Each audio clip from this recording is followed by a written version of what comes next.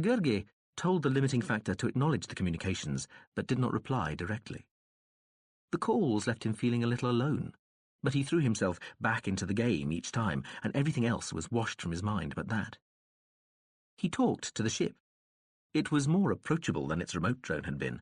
As Werthel had said, it was likeable, but not in any way brilliant, except at Azad.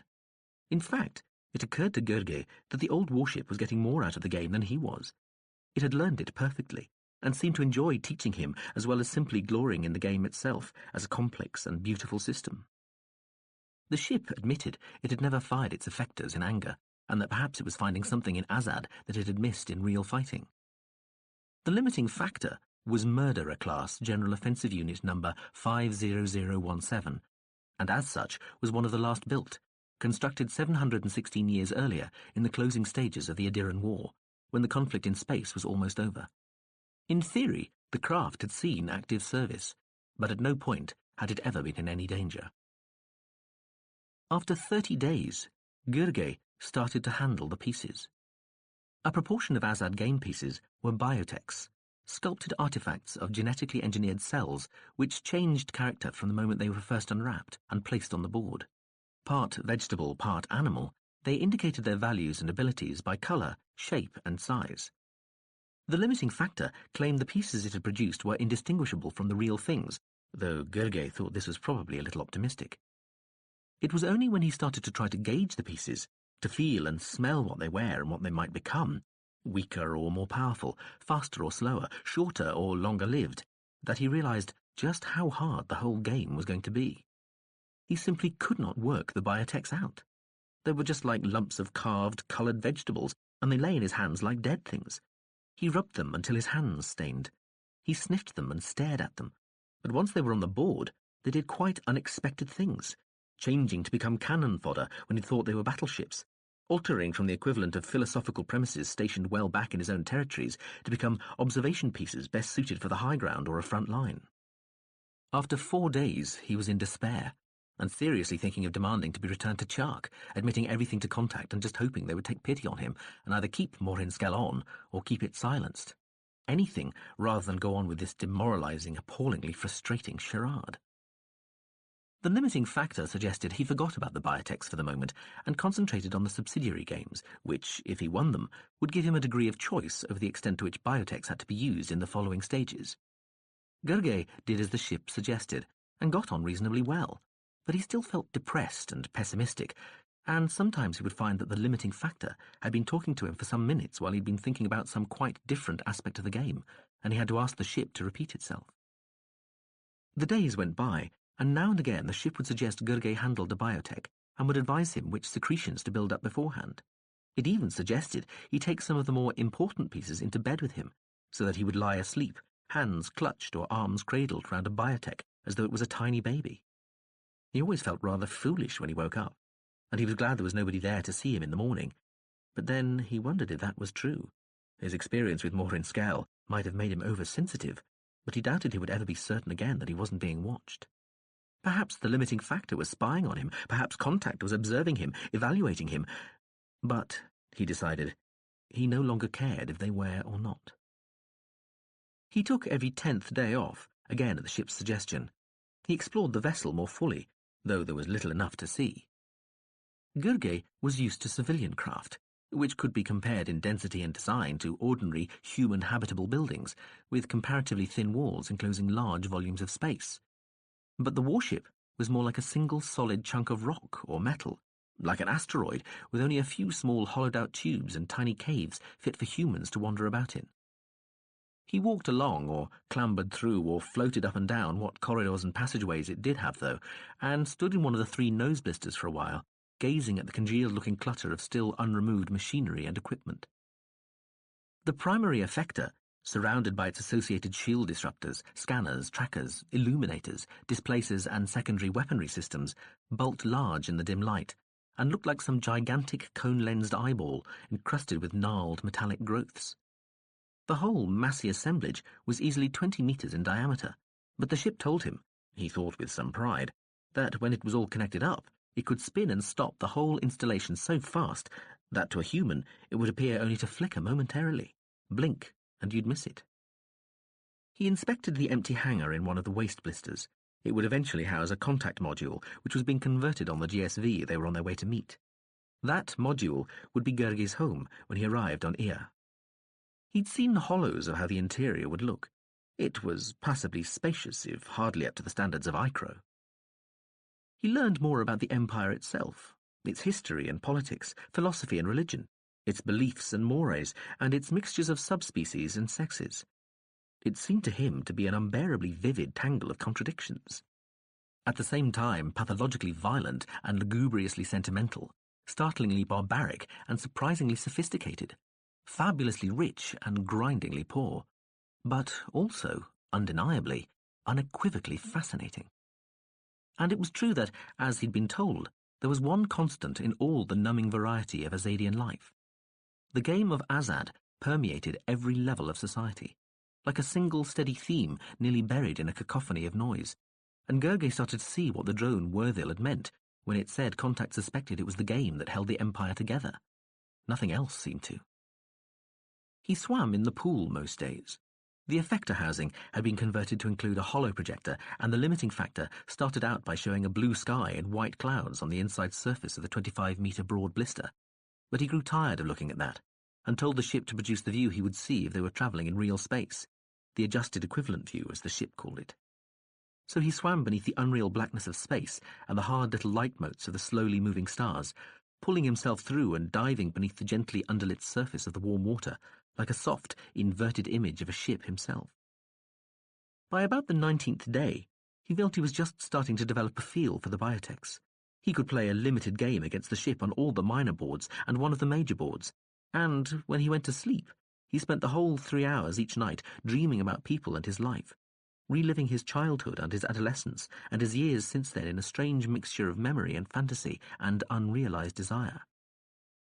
He always meant to write to, or record something for, Chambliss or Ye or any of the other people back at Chark who'd sent messages, but the time never seemed quite right, and the longer he delayed, the harder the task became. Gradually, people stopped sending to him, which made Gergie feel guilty and relieved at once. 101 days after leaving Chark, and well over 2,000 light-years from the orbital, the limiting factor made its rendezvous with the River-class superlifter Kiss My Ass. The tandemed craft, now enclosed within one ellipsoid field, began to increase their speed to match that of the GSV. This was going to take a few hours, apparently, so Gergie went to bed as normal. The limiting factor woke him halfway into his sleep. It switched his cabin screen on. "What's happening?" Gergie said sleepily, just starting to worry. The screen, which made up one wall of the cabin, was in-hollowed, so that it acted like a window. Before he had switched it off and gone to sleep, it had shown the rear end of the superlifter against the starfield. Now, it showed a landscape, a slowly moving panorama of lakes and hills, streams and forests, all seen from directly overhead. An aircraft flew slowly over the view like a lazy insect. "I thought you might like to see this," the ship said. "Where's that?" Gergie asked, rubbing his eyes. He didn't understand. He'd thought the whole idea of meeting the superlifter was so that the GSV, which they were due to meet soon, didn't have to slow down. The superlifter was supposed to haul them along even faster so they could catch up with the giant craft. Instead, they must have stopped over an orbital or a planet or something even bigger. "We have now rendezvoused with the GSV Little Rascal," the ship told him. "Have we? Where is it?" Gergie said, swinging his feet out of bed. "You're looking at its topside rear park." The view, which must have been magnified earlier, retreated, and Gergie realized that he was looking down at a huge craft, over which the limiting factor was moving slowly. The park seemed to be roughly square. He couldn't guess how many kilometers to a side. In the hazy distance forward, there was the hint of immense, regular canyons, ribs on that vast surface stepping down to further levels. The whole sweep of air and ground and water was lit from directly above, and he realized that he couldn't even see the limiting factor's shadow. He asked a few questions, still staring at the screen. Although it was only 4 kilometers in height, the plate-class General Systems vehicle Little Rascal was fully 53 in length and 22 across the beam. The topside rear park covered an area of 400 square kilometers, and the craft's overall length from end to end of its outermost field, was a little over 90 kilometres. It was ship construction rather than accommodation biased, so there were only 250 million people on it. In the 500 days it took the little rascal to cross from the main galaxy to the region of the clouds, Gurgey gradually learned the game of Azad, and even found sufficient spare time to meet and casually befriend a few people. These were contact people. Half of them formed the crew of the GSV itself. There not so much to run the craft, any one of its triumvirate of minds was quite capable of doing that, as to manage their own human society on board, and to witness, to study the never-ending torrent of data delivered on new discoveries by distant contact units and other GSVs. To learn and be the culture's human representatives among the systems of stars and the systems of sentient societies Contact was there to discover, investigate, and, occasionally, change. The other half was composed of the crews of smaller craft. Some were there for recreation and refit stops. Others were hitching a ride, just as Gurgey and the Limiting Factor were. Some left en route to survey more of the clusters and clumps of stars which existed between the galaxy and the clouds, while other people were waiting for their vessels to be built. The ships and smaller systems vehicles they would one day crew existing only as another number on a list of craft to be built on board at some point in the future. The little rascal was what Contact termed a throughput GSV. It acted as a kind of marshalling point for humans and material, picking people up and assembling them into crews for the units, LSVs, MSVs, and smaller classes of GSVs which it constructed. Other types of large GSVs were accommodation biased and effectively self-sufficient in human crews for their offspring craft. Gurgey spent some days in the park on top of the vessel, walking through it or flying over it in one of the real-winged, propeller-driven aircraft which were the fashion on the GSV at the time. He even became a proficient enough flyer to enter himself in a race, during which several thousand of the flimsy planes flew figures of 8 over the top of the vehicle, through one of the cavernous access ways that ran the length of the craft, out the other end and underneath. The Limiting Factor, housed in one of the main bays just off away, encouraged him in this, saying it provided Gurgey with much-needed relaxation. Gurgey accepted none of the offers to play people at games, but did take up a trickle from the flood of invitations to parties, events, and other gatherings. He spent some days and nights off the Limiting Factor, and the old warship was, in turn, host to a select number of young female guests. Most of the time, though, Gurgey spent alone inside the ship, poring over tables of figures and the records of past games, rubbing the biotechs in his hands and striding over the 3 great boards, gaze flickering over the lay of land and pieces, his mind racing, searching for patterns and opportunities, strengths and weaknesses. He spent 20 days or so taking a crash course in Iachic, the imperial language. He had originally envisaged speaking Moraine as usual and using an interpreter, but he suspected there were subtle links between the language and the game, and for that reason alone learned the tongue. The ship told him later it would have been desirable anyway. The culture was trying to keep even the intricacies of its language secret from the Empire of Azad. Not long after he'd arrived, he'd been sent a drone, a machine even smaller than Morin Skell. It was circular in plan and composed of separate revolving sections, rotating rings around a stationary core. It said it was a library drone with diplomatic training, and it was called Trebel Flir Imsaho Ephandra Lorgin Estral. Gurgey said hello and made sure his terminal was switched on. As soon as the machine had gone again, he sent a message to Chambliss Amalgnay, along with a recording of his meeting with the tiny drone. Chambliss signalled back later that the device appeared to be what it claimed, one of a fairly new model of library drone. Not the old-timer they might have expected, but probably harmless enough. Chambliss had never heard of an offensive version of that type. The old drone closed with some gavant gossip. Ye Maristinu was talking about leaving Chark to pursue her landscaping career elsewhere. She'd developed an interest in things called volcanoes. Had Gurgey heard of those? Haflis was changing sex again. Professor Boruelal sent her regards but no more messages until he wrote back. Morin Skell still thankfully absent. Hub was piqued it appeared to have lost the ghastly machine. Technically the wretch was still within the orbital mine's jurisdiction, and it would have to account for it somehow at the next inventory and census. For a few days after that first meeting with Flir Imsaho, Gurgey wondered what it was that he found disturbing about the tiny library drone.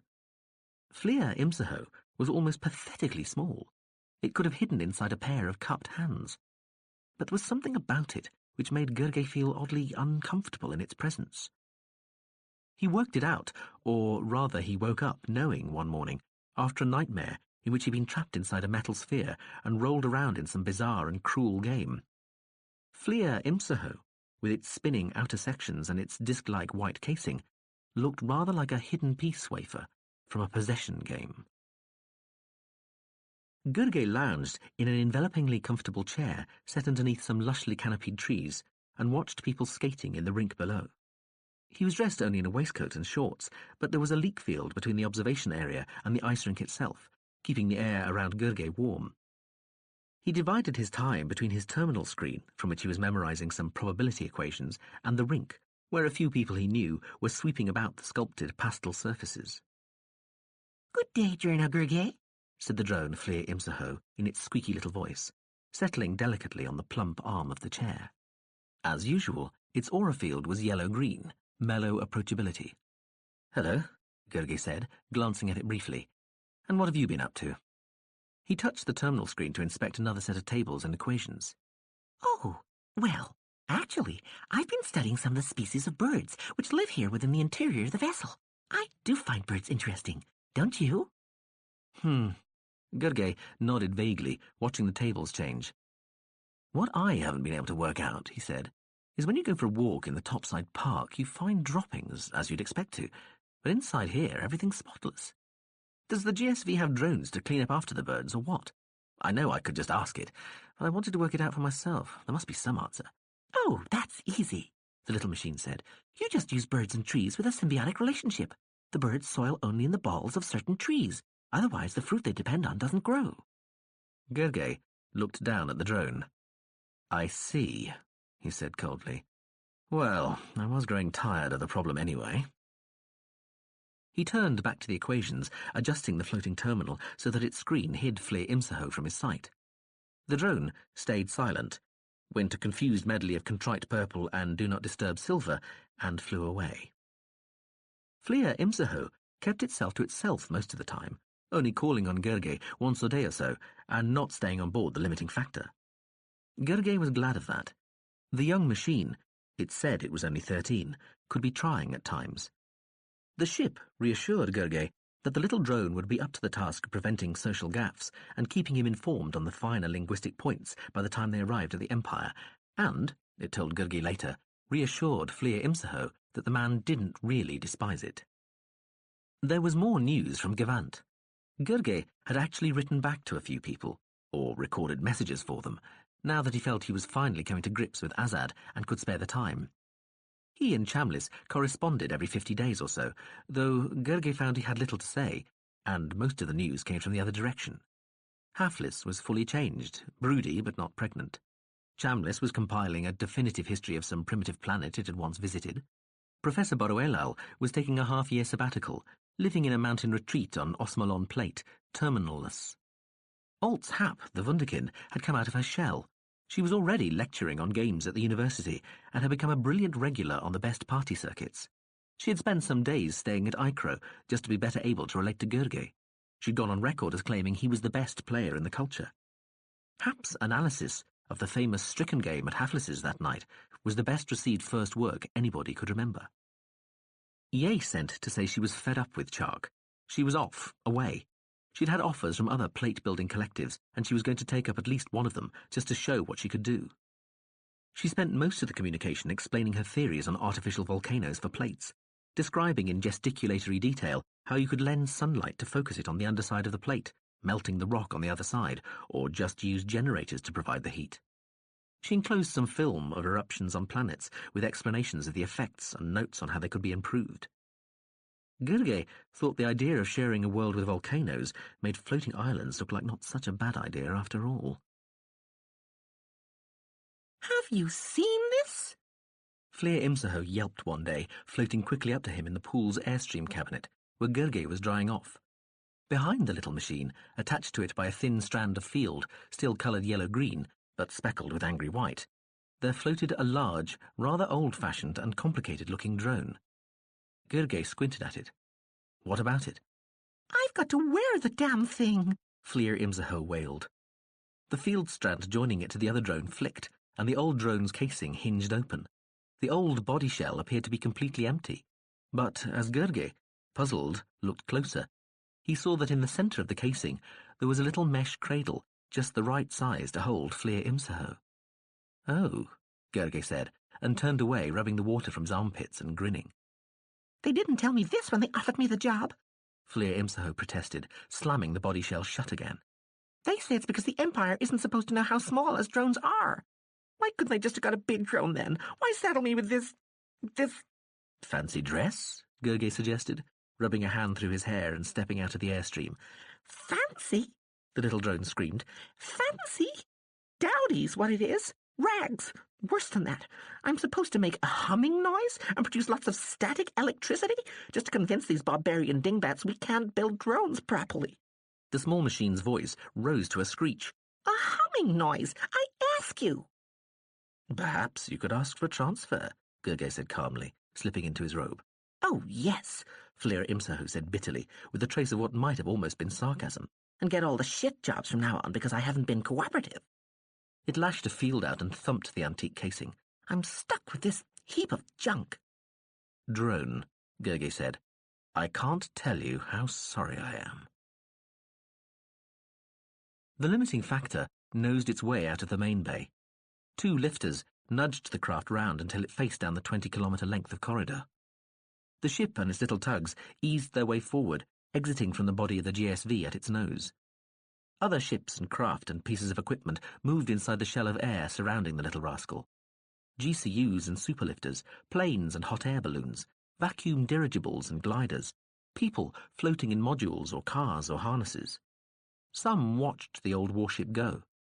The lifter tugs dropped away. The ship went by, passing level upon level of bay doors, blank hull, hanging gardens, and whole jumbled arrays of opened accommodation sections, where people walked or danced or sat eating or just gazing out, watching the fuss of airborne activity, or played sports and games. Some waved. Gurge watched on the lounge screen and even recognized a few people he'd known, flying past in an aircraft, shouting goodbye. Officially, he was going on a solo cruising holiday before travelling to the Pardathalisian Games. He had already dropped hints he might forego the tournament. Some of the theoretical and news journals had been interested enough in his sudden departure from Chark and the equally abrupt cessation of his publications to have representatives on the little rascal interview him. In a strategy he'd already agreed with Contact, he'd given the impression he was growing bored with games in general, and that the journey, and his entry into the great tournament, were attempts to restore his flagging interest. People seemed to have fallen for this. The ship cleared the top of the GSV, rising beside the cloud-speckled topside park. It rose on into the thinner air above, met with the superlifter prime mover, and together they gradually dropped back and to the side of the GSV's inner atmospheric envelope. They went slowly through the many layers of fields, the bump field, the insulating, the sensory, the signalling and receptor, the energy and traction, the hull field, the outer sensory, and finally the horizon, until they were free in hyperspace once more. After a few hours of deceleration to speeds the limiting factor's engines could cope with, the disarmed warship was on its own, and the prime mover was powering away again, chasing its GSV. "So, you'd be well advised to stay celibate. They'll find it difficult enough taking a male seriously, even if you do look bizarre to them. But if you try to form any sexual relationships, they'd almost certainly take it as a gross insult." "Any more good news, Drone?" "Don't say anything about sexual alterations either. They do know about drug glands, even if they don't know about their precise effects, but they don't know about most of the major physical improvements. I mean, you can mention blister-free callousing and that sort of thing. That isn't important. But even the gross replumbing involved in your own genital design would cause something of a furor if they found out about it." "Really?" Gurge said. He was sitting in the limiting factor's main lounge. Flir Imsaho and the ship were giving him a briefing on what he could and couldn't say and do in the Empire. They were a few days' travel from the frontier. "Yes, they'd be jealous," the tiny drone said in its high, slightly grating voice. "And probably quite disgusted, too." "Especially jealous, though," the ship said through its remote drone, making a sighing noise. "Well, yes," Flir Imsaho said, "but definitely "The thing to remember, Gurge," the ship interrupted quickly, "is that their society is based on ownership. Everything that you see and touch, Everything you come into contact with will belong to somebody or to an institution. It will be theirs. They will own it. In the same way, everyone you meet will be conscious of both their position in society and their relationship to others around them. It is especially important to remember that the ownership of humans is possible too, not in terms of actual slavery, which they are proud to have abolished, but in the sense that according to which sex and class one belongs to, one may be partially owned by another or others by having to sell one's labor or talents to somebody with the means to buy them. In the case of males, they give themselves most totally when they become soldiers. The personnel in their armed forces are like slaves, with little personal freedom, and under threat of death if they disobey. Females sell their bodies, usually entering into the legal contract of marriage to intermediates, who then pay them for their sexual favors by, "Oh, ship, come on." He laughed. He had done his own research into the Empire, reading its own histories and watching its explanatory recordings. The ship's view of the Empire's customs and institutions sounded biased and unfair and terribly culture-prim. Fleer Imsaho and the ship remote made a show of looking at each other.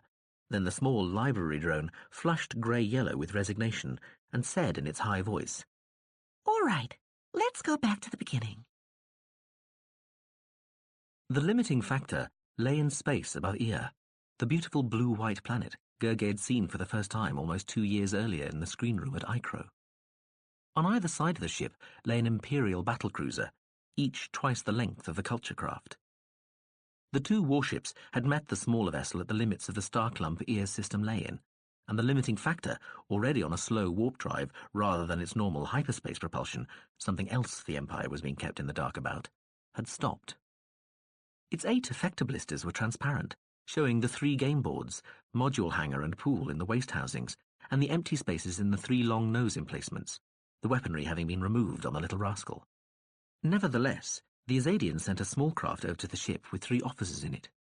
2 stayed with Gerge, while the 3rd checked each of the blisters in turn, then took a general look round the entire ship. Those or other officers stayed on board for the 5 days it took to get to Ia itself.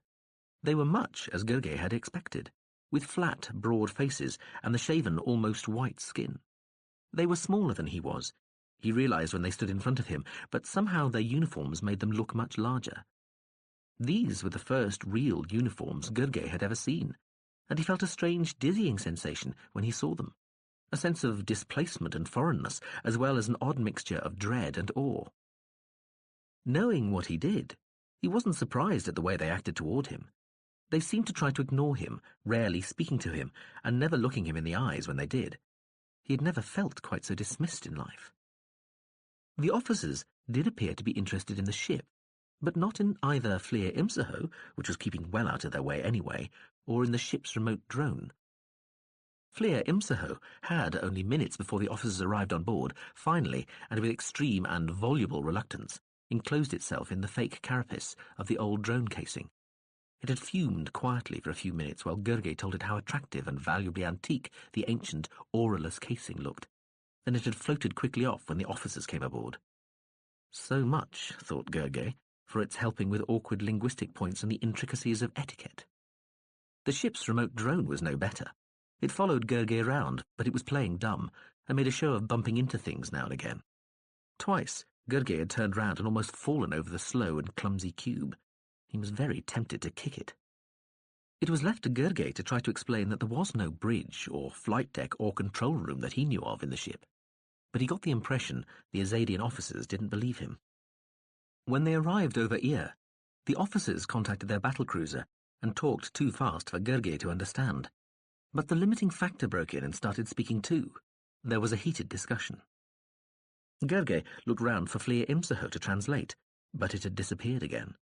He listened to the jabbering exchange for some minutes with increasing frustration. He decided to let them argue it out and turned to go and sit down. He stumbled over the remote drone which was floating near the floor just behind him. He fell into rather than sat on the couch. The officers looked round at him briefly, and he felt himself blush. The remote drone drifted hesitantly away before he could aim a foot at it. So much, he thought, for Fleer Imsaho.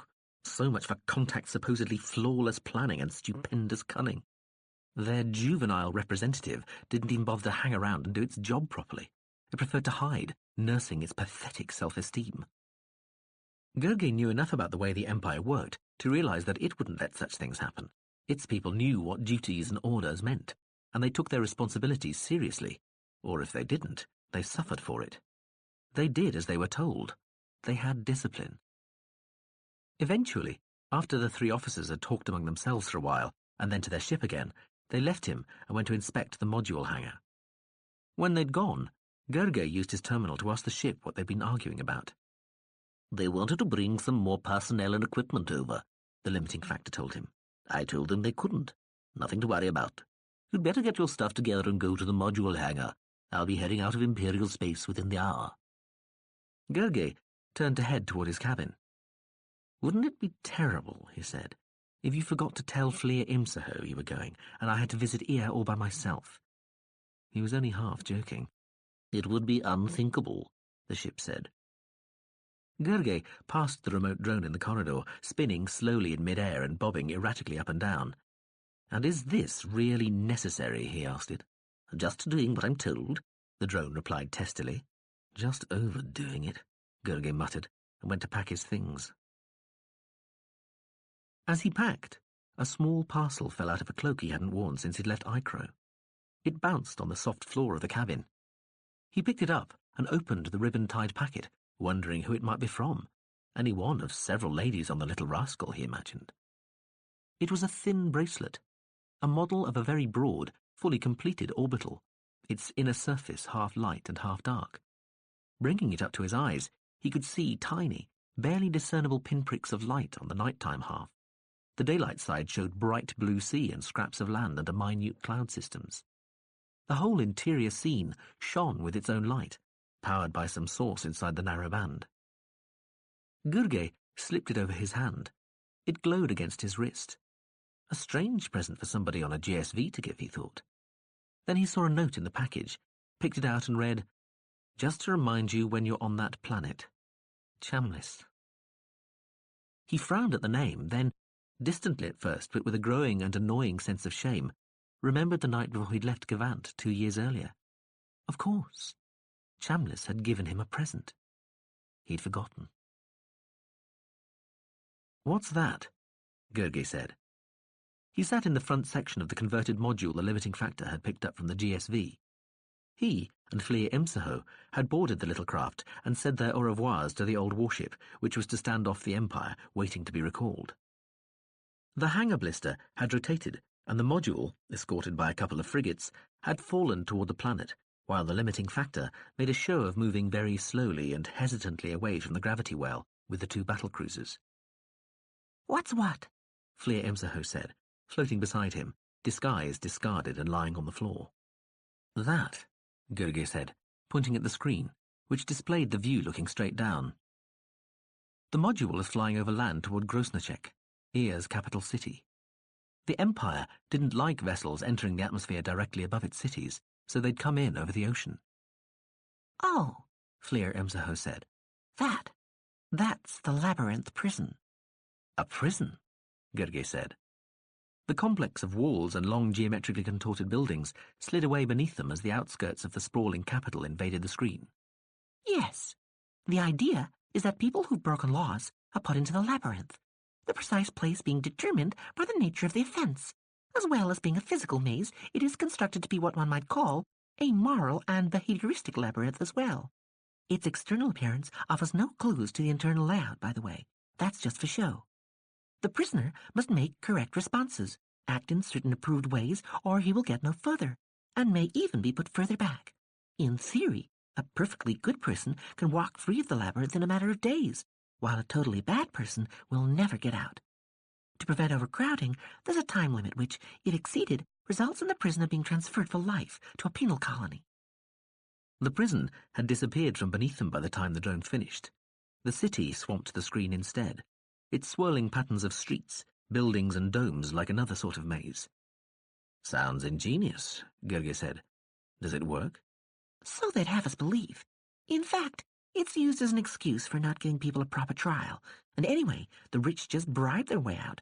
So yes, as far as the rulers are concerned, it works." The module and the 2 frigates touched down at a huge shuttle port on the banks of a broad, muddy, much-bridged river, still some distance from the centre of the city, but surrounded by medium-rise buildings and low geodesic domes. Gergely walked out of the craft with Flir Imsaho, in its fake antique guise humming loudly and crackling with static, at his side. He found himself standing on a huge square of synthetic grass which had been unrolled up to the rear of the module. Standing on the grass were perhaps 40 or 50 Azadians in various styles of uniform and clothing. Gergely, who'd been trying hard to work out how to recognize the various sexes, reckoned they were mostly of the intermediate or apex sex, with only a smattering of males and females. Beyond them stood several lines of identically uniformed males carrying weapons. Behind them, another group played rather strident and brash-sounding music. "The guys with the guns are the honor guard," Flir Imsaho said through its disguise. "Don't be alarmed." "I'm not," Gergely said. He knew this was how things were done in the Empire. Formally, with official welcoming parties composed of imperial bureaucrats, security guards, officials from the games organizations, associated wives and concubines, and people representing news agencies. One of the apices strode forward toward him. "This one is addressed as Sir in Iachic," Flir Imsaho whispered. "What?" Gergely said. He could hardly hear the machine's voice over the humming noise it was making.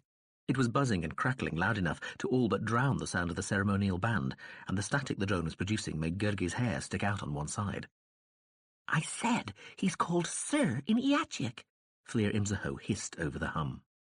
"Don't touch him, but when he holds up one hand, you hold up two and say your bit.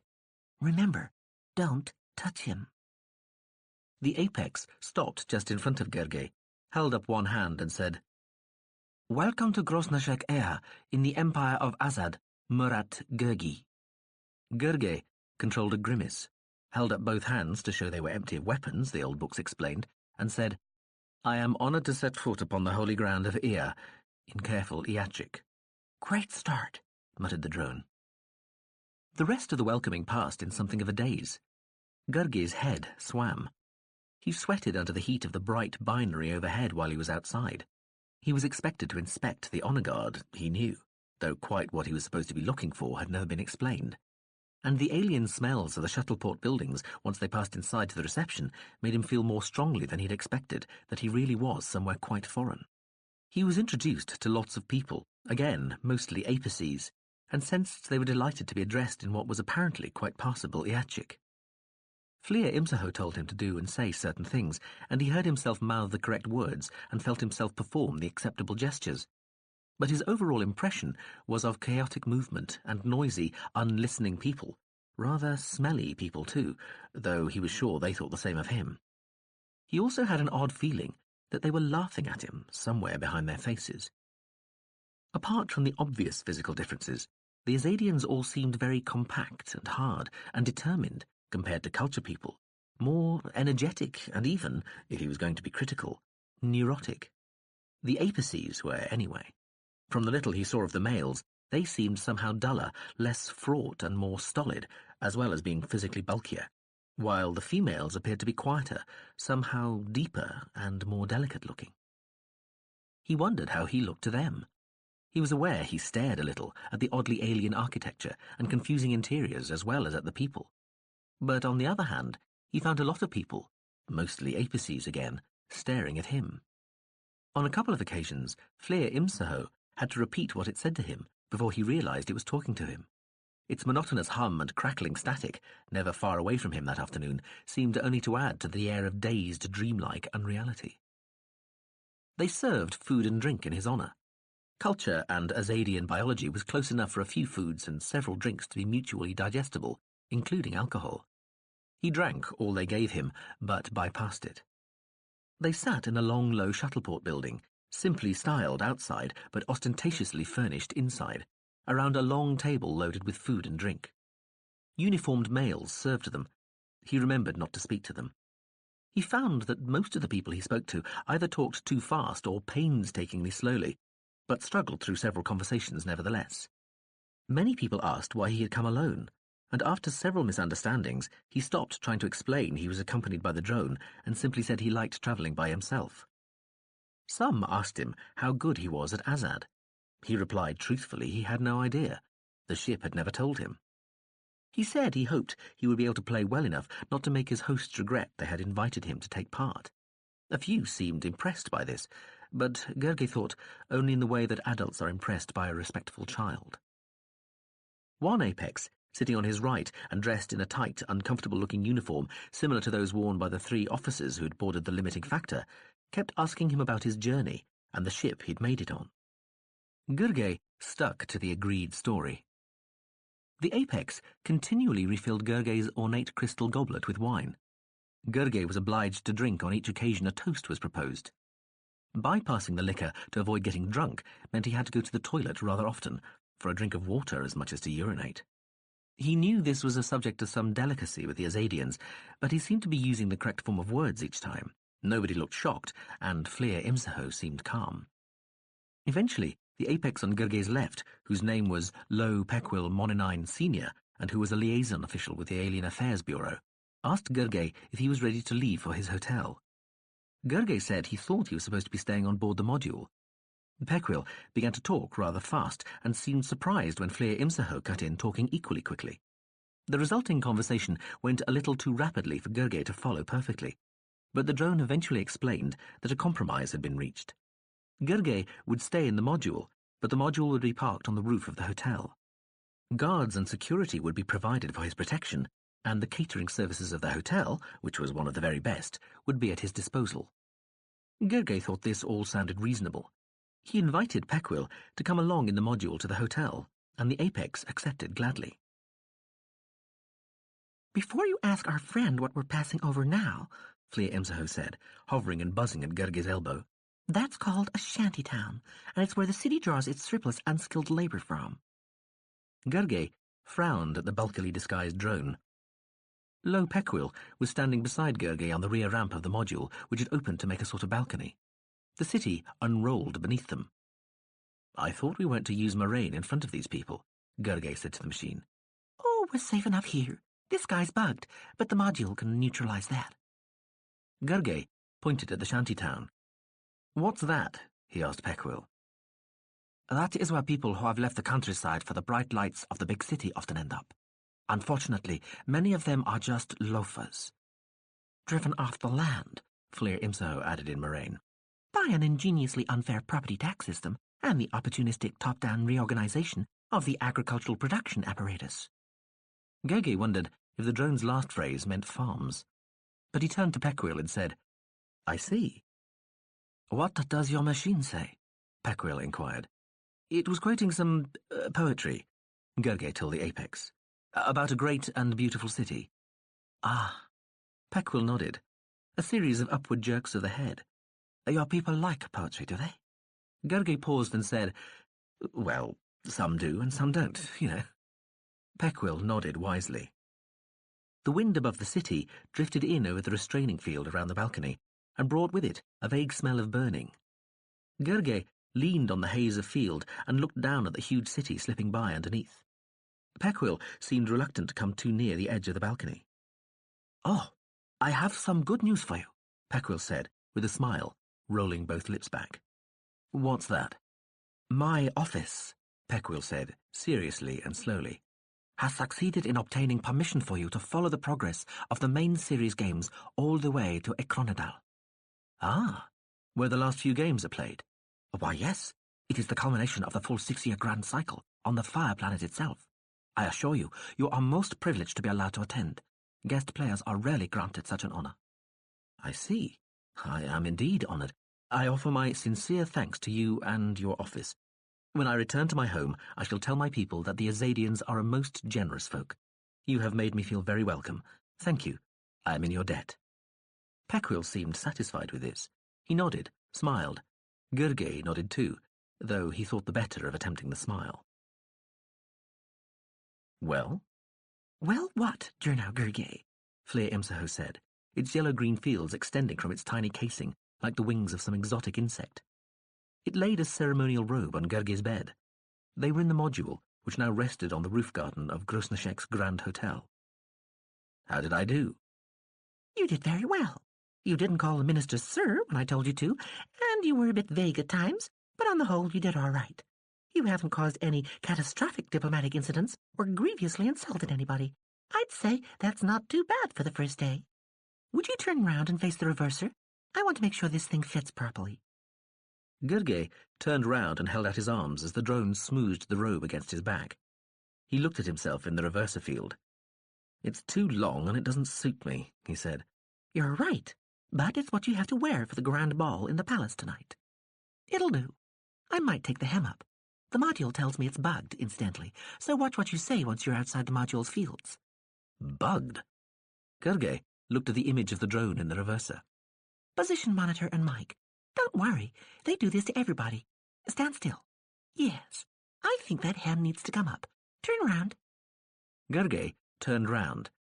"You like ordering me around, don't you, machine?" he said to the tiny drone. Don't be silly. Right. Try it on. Gurgey put the robe on, looked at his image in the reverser. "What's this blank patch on the shoulder for?" That's where your insignia would go if you had one. Gurgey fingered the bare area on the heavily embroidered robe. "Couldn't we have made one up? It looked a bit bare." I suppose we could, Flair Imsaho said, tugging at the robe to adjust it. You have to be careful doing that sort of thing, though. Our Azadian friends are always rather nonplussed by a lack of a flag or a symbol, and the culture rep here, you'll meet him tonight if he remembers to turn up, thought it was a pity there was no culture anthem for bands to play when our people came here. So he whistled them the first song that came into his head, and they've been playing that at receptions and ceremonies for the last 8 years. "I thought I recognized one of the tunes they played," Gurgey admitted. The drone pushed his arms up and made some more adjustments. Yes, but the first song that came into the guy's head was Lick Me Out. Have you heard the lyrics? "Ah," Gurgey grinned. "That song.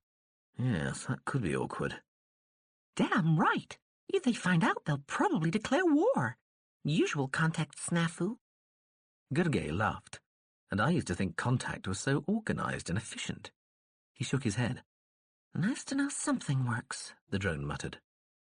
"Well, you've kept this whole empire secret 7 decades. That's work too." "More luck than skill," Flair Imsaho said.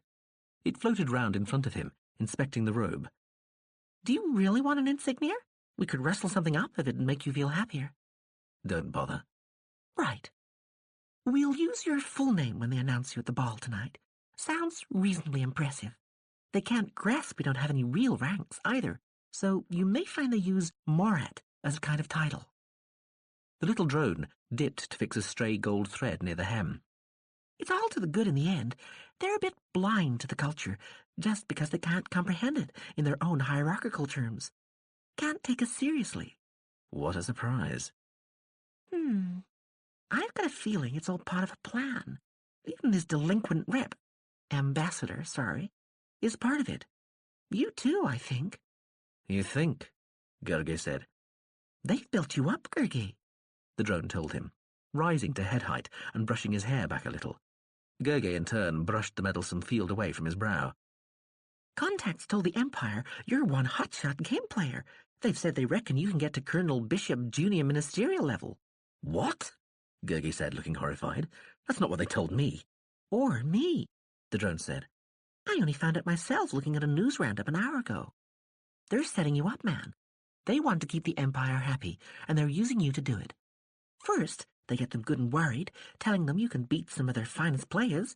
Then, when, as is probably going to happen, you get knocked out in the first round, they thereby reassure the Empire the culture's just a joke. We get things wrong. We're easily humiliated." Gurgey looked levelly at the drone, eyes narrowed. "First round, you think, do you?" he said calmly. "Oh, I'm sorry." The little drone wavered back a little in the air, looking embarrassed. "Are you offended? I was just assuming. Well, I've watched you play.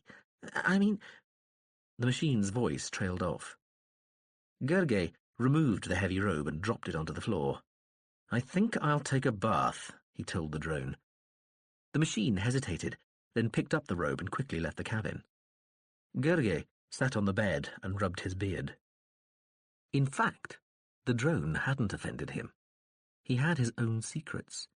He was sure he could do better in the game than Contact expected. For the last 100 days on the limiting factor, he knew he hadn't been extending himself. While he hadn't been trying to lose or make any deliberate mistakes, he also hadn't been concentrating as much as he intended to in the coming games. He wasn't sure himself why he was pulling his punches in this way, but somehow it seemed important not to let contact know everything, to keep something back. It was a small victory against them, a little game, a gesture on a lesser board, a blow against the elements and the gods. The great palace of Grosnacek lay by the broad and murky river which had given the city its name. That night there was a grand ball for the more important people who would be playing the game of Azad over the next half-year. They were taken there in a ground car, along broad tree-lined boulevards lit by tall floodlights. Gurge sat in the back of the vehicle with Peckwill, who'd been in the car when it arrived at the hotel. A uniformed male drove the car, apparently in sole control of the machine. Gurge tried not to think about crashes. Flir Imsaho sat on the floor in its bulky disguise, humming quietly and attracting small fibres from the limousine's furry floor covering. The palace wasn't as immense as Gurge had expected, though still impressive enough. It was ornately decorated and brightly illuminated, and from each of its many spires and towers, long, richly decorated banners waved sinuously, slow, brilliant waves of heraldry against the orange-black sky. The ball itself was for over 1,000 people, about half of them game players. The rest were mostly partners of the players, or officials, priests, officers and bureaucrats who were sufficiently content with their present position and who had earned the security of tenure, which meant they could not be displaced, no matter how well their underlings might do in the games, not to want to compete.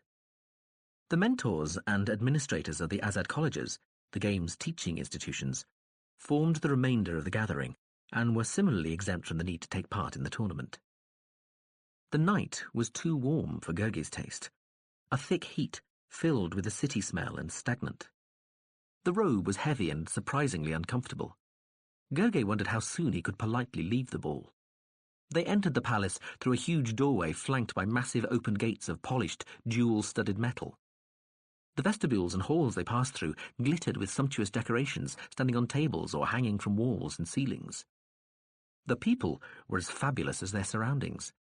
The females, of whom there seemed to be a great number, were ablaze with jewellery and extravagantly ornamented dresses.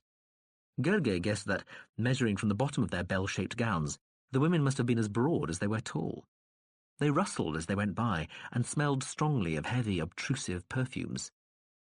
Many of the people he passed glanced or looked or actually stopped and stared at Gurge and the floating, humming, crackling Flir Imsaho.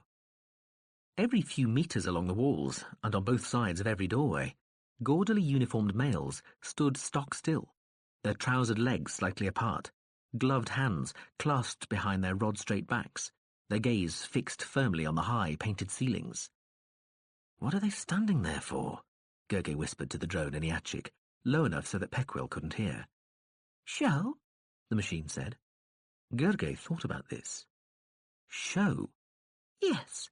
To show that the Emperor is rich and important enough to have hundreds of flunkies standing around doing nothing. Doesn't everybody know that already? The drone didn't answer for a moment. Then it sighed. You haven't really cracked the psychology of wealth and power yet, have you, Journal Gurge? Gurge walked on, smiling on the side of his face Flir Imsaho couldn't see. The APCs they passed were all dressed in the same heavy robes Gurge was wearing, ornate without being ostentatious. What struck Gurge most strongly, though, was that the whole place and everybody in it seemed to be stuck in another age. He could see nothing in the palace or worn by the people that could not have been produced at least 1,000 years earlier. He'd watched recordings of ancient imperial ceremonies when he'd done his own research into the society and thought he had a reasonable grasp of ancient dress and forms. It struck him as strange that despite the Empire's obvious, if limited technological sophistication, its formal side remained so entrenched in the past. Ancient customs, fashions and architectural forms were all common in the culture too, but they were used freely, even haphazardly, as only parts of a whole range of styles, not adhered to rigidly and consistently, to the exclusion of all else. Just wait here, you'll be announced, the drone said, tugging at Gurge's sleeve, so that he stopped beside the smiling low Peckwill, at a doorway leading down a huge flight of broad steps into the main ballroom. Peckwill handed a card to a uniformed apex standing at the top of the steps, whose amplified voice rang round the vast hall. The Honourable Law Pequil Mononine, AAB, Level 2 Main, Empire Medal, Order of Merit and Bar, with Chalk Gavant Shah Gurnau Morat Gurgi Dam Haziz. They walked down the grand staircase. The scene below them was an order of magnitude brighter and more impressive than any social event Gurge had ever witnessed. The culture simply didn't do things on such a scale. The ballroom looked like a vast and glittering pool into which somebody had thrown 1,000 fabulous flowers and then stirred. That announcer murdered my name, Gurge said to the drone. He glanced at Pequil. But why does our friend look so unhappy? I think because the senior in his name was missed out, Fleer Imsaho said. Is that important? Gurge, in this society everything is important, the drone said, then added glumly, at least you both got announced. Hello there, a voice shouted as they got to the bottom of the stairs. A tall male-looking person pushed between a couple of Azadians to get beside Gurge. He wore garish flowing robes. He had a beard, bunned brown hair, bright staring green eyes, and he looked as though he might come from the culture. He stuck one long-fingered and many-ringed hand out, took Gurge's hand, and clasped it. Shehoba Hamza, pleased to meet you. I used to know your name too until that delinquent at the top of the stairs got his tongue around it. Gurge, isn't it? Oh, Pequil, you here too, eh? He pushed a glass into Pequil's hands. Here, you drink this muck, don't you? Hi, drone. Hey, Gurge. He put his arm around Gurge's shoulders. You want a proper drink, yeah? Janau Morat Gurge, Pequil began, looking awkward. Let me introduce, but Jehovah Hamza was already steering Gurge away through the crowds at the bottom of the staircase. How's things anyway, Pequil? He shouted over his shoulder at the dazed-looking Apex. Okay, yeah, good. Talk to you later. Just taking this other exile for a little drink. A pale-looking Pequil waved back weakly. Fleer Imsaho hesitated, then stayed with the Azadian. Shehoba Hamza turned back to Gurge, removed his arm from the other man's shoulders, and, in a less strident voice, said, Boring, bladder, old Pequil. Hope you don't mind being dragged away. I'll cope with the remorse, Gurge said, looking the other culture man up and down. I take it you're the ambassador? The same, Za said and belched. This way. He nodded, guiding Gurge through the crowds. I spotted some Griff bottles behind one of the drink tables, and I want to dock with a couple before the Emp and his cronies snaffle the lot. They passed a low stage where a band played loudly. Crazy place, isn't it? Za shouted at Gurge as they headed for the rear of the hall. Gurge wondered exactly what the other man was referring to. Here he is, Za said, coming to a stop by a long line of tables. Behind the tables, liveried males served drinks and food to the guests. Above them, on a huge arched wall, a dark tapestry sewn with diamonds and gold thread depicted an ancient space battle. Za gave a whistle and leaned over to whisper to the tall, stern-looking male who approached. Gurge saw a piece of paper being exchanged. Then Za slapped his hand over Gurge's wrist and breezed away from the tables, hauling Gurge over to a large circular couch set round the bottom of a fluted pillar of marble inlaid with precious metals. Wait till you taste this stuff, Za said, leaning toward Gurge and winking. Shehobaham Za was a little lighter in colour than Gurge, but still much darker than the average Azadian. It was notoriously difficult to judge the age of culture people, but Gurge guessed the man was a decade or so younger than he. You do drink, Za said, looking suddenly alarmed. I've been bypassing the stuff, Gurge told him. Za shook his head emphatically. Don't do that with Griff, he said, patting Gurge's hand. Would be tragic. Ought to be a treasonable offence, in fact. Gland crystal fugue state instead. Brilliant combination. Blows your neurons at your ass. Griff is stunning stuff. Comes from Ikranadal, you know, shipped over for the games. Only make it during the oxygen season. Stuff we're getting should be 2 great years old. Costs a fortune. Open more legs than a cosmetic laser. Anyway. Za sat back, clasping his hands and looking seriously at Gurge. What do you think of the Empire? Isn't it wonderful? Isn't it? I mean, vicious but sexy, right? He jumped forward as a male servant carrying a tray with a couple of small stoppered jugs came up to them. Aha! He took the tray with its jugs in exchange for another scrap of paper. He unstoppered both jugs and handed one to Gurge. He raised his jug to his lips, closed his eyes, and breathed deeply. He muttered something under his breath that sounded like a chant. Finally, he drank, keeping his eyes tightly closed. When he opened his eyes, Gergely was sitting with one elbow on his knee, his chin in his hand, looking quizzically at him. "Did they recruit you like this?" he said. "Or is it an effect the Empire has?" Tsar laughed throatily, gazing up to the ceiling where a vast painting showed ancient sea ships fighting some millennia-old engagement. "Both," Tsar said, still chuckling. He nodded at Gergely's jug, an amused but, so it seemed to Gergely, more intelligent look on his face now, a look which made Gergely revise his estimation of the other man's age upward by several decades. "You gonna drink that stuff?" Tsar said. "I just spent an unskilled worker's yearly wage getting it for you." Gergely looked into the other man's bright green eyes for a moment, then raised the jug to his lips. "To the unskilled workers, Mr. Tsar," he said, and drank. Tsar laughed uproariously again, head back. "I think we're going to get along just fine, gameplay Gergely." The griff was sweet, scented, subtle and smoky. Tsar drained his own jug, holding the thin spout over his opened mouth to savour the last few drops. He looked at Gergely and smacked his lips. "Slips down like liquid silk," he said. He put the jug on the floor. "So, you're going to play the great game, eh, Journo Gergely?" "That's what I'm here for." Gergely sipped a little more of the heady liquor. "Let me give you some advice," Tsar said, briefly touching his arm. "Don't bet on anything. And watch the women, or men, or both, or whatever you're into. You could get into some very nasty situations if you aren't careful. But if you mean to stay celibate, you might find some of them, women especially, just can't wait to see what's between your legs, and they take that sort of stuff ridiculously seriously. You want any body games? Tell me. I've got contacts. I can set it up nice and discreet. Utter discretion and complete secrecy, totally guaranteed. Ask anybody." He laughed, then touched Gergely's arm again and looked serious. "I'm serious," he said. "I can fix you up." "I'll bear that in mind," Gergely said, drinking. "Thanks for the warning." "My pleasure. No problem. I've been here 9 years now. Envoy before me only lasted 20 days. Got chucked out for consorting with a minister's wife."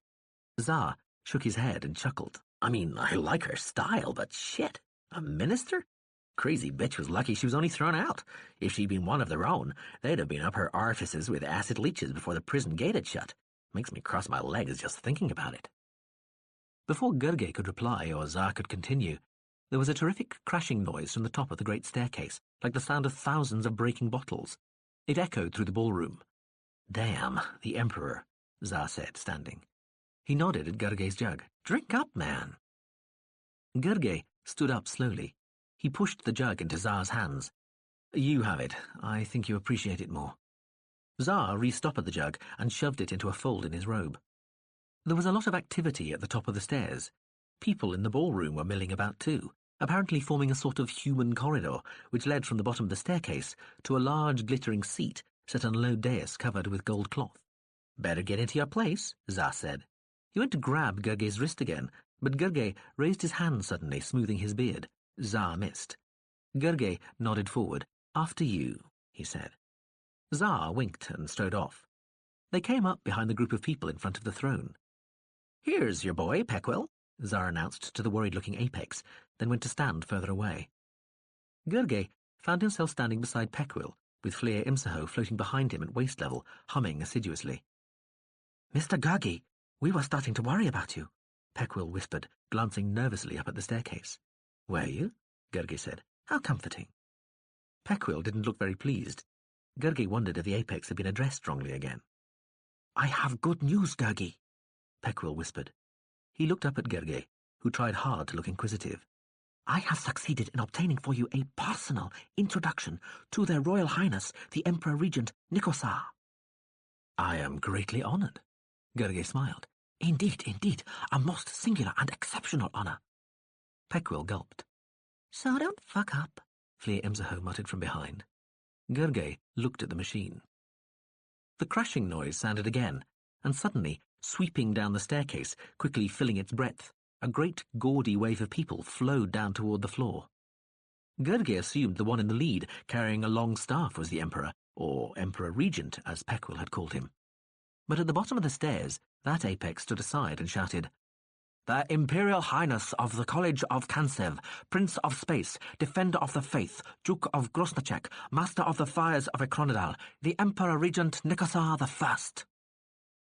The Emperor was dressed all in black, a medium-sized, serious-looking apex, quite unornamented. He was surrounded by fabulously dressed Azadians of all sexes, including comparatively conservatively uniformed male and apex guards, toting big swords and small guns. Preceding the Emperor was a variety of large animals, 4- and 6-legged, variously coloured and muzzled, and held on the end of emerald and ruby-chained leads by fat, almost naked males, whose oiled skins glowed like frosted gold in the ballroom lights. The Emperor stopped and talked to some people, who knelt when he approached, further down the line on the far side. Then he crossed with his entourage to the side Gurgey was on. The ballroom was almost totally silent. Gurgey could hear the throaty breathing of several of the tamed carnivores. Peckwill was sweating. A pulse beat quickly in the hollow of his cheek. Nikosar came closer. Gurgey thought the Emperor looked, if anything, a little less impressively hard and determined than the average Azadian. He was slightly stooped, and even when he was talking to somebody only a couple of meters away, Gurgey could only hear the guest's side of the conversation. Nikosar looked a little younger than Gurgey had expected. Despite having been advised about his personal introduction by Peckwill, Gurgey nevertheless felt mildly surprised when the black-clothed apex stopped in front of him. "Nil," Fleer Imsaho hissed. Gurgey knelt on one knee. The silence seemed to deepen. "Oh, shit," the humming machine muttered. Peckwill moaned. The Emperor looked down at Gurgey, then gave a small smile. "Sarwani, you must be a foreign guest. We wish you a good game." Gurgey realized what he'd done wrong and went down on the other knee too, but the Emperor gave a small wave with one ringed hand and said, No, we admire originality. You shall greet us on one knee in future." "Thank you, Your Highness," Gurgey said, with a small bow. The Emperor nodded and turned to walk further up the line. Peckwill gave a quivering sigh. The Emperor reached the throne on the dais, and music started. People suddenly started talking, and the twin lines of people broke up. Everybody chatted and gesticulated at once. Peckwill looked as though he was about to collapse. He seemed to be speechless. Fleer Imsaho floated up to Gurgey. "Please," it said, "don't ever do something like that again." Gurgey ignored the machine. "At least you could talk, huh?" Peckwill said suddenly, taking a glass from a tray with a shaking hand. "At least he could talk, eh, machine?" He was talking almost too fast for Gurgey to follow. He sank the drink. "Most people freeze. I think I might have. Many people do. What does one knee matter, eh? What does that matter?" Peckwill looked round for the male with a drinks tray, then gazed at the throne, where the Emperor was sitting, talking to some of his retinue. "What a majestic presence," Peckwill said. "Why is he Emperor Regent?" Gurgey asked the sweating apex. "Their Royal Highness had to take up the royal chain after the Emperor Molsha sadly died 2 years ago. As second-best player during the last games, our worshipped Nikosar was elevated to the throne, but I have no doubt they will remain there."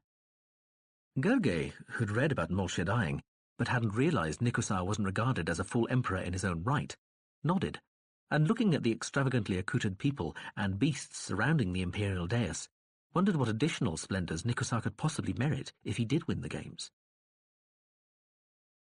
"I'd offer to dance with you, but they don't approve of men dancing together," Jehoaham Zah said, coming up to where Gurgey stood by a pillar. Zah took a plate of paper-wrapped sweetmeats from a small table and held it out to Gurgey, who shook his head. Zah popped a couple of the little pastries into his mouth, while Gurgey watched the elaborate patterned dances surge in eddies of flesh and coloured cloth across the ballroom floor. Fleer Imsaho floated nearby. There were some bits of paper sticking to its static-charged casing. "Don't worry," Gurgey told Zah. "I shan't feel insulted." "Good. Enjoying yourself?"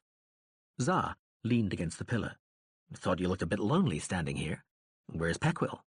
"He's talking to some Imperial officials, trying to arrange a private audience." "Well, he'll be lucky," snorted Zah. "What do you think of our wonderful Emperor, anyway?"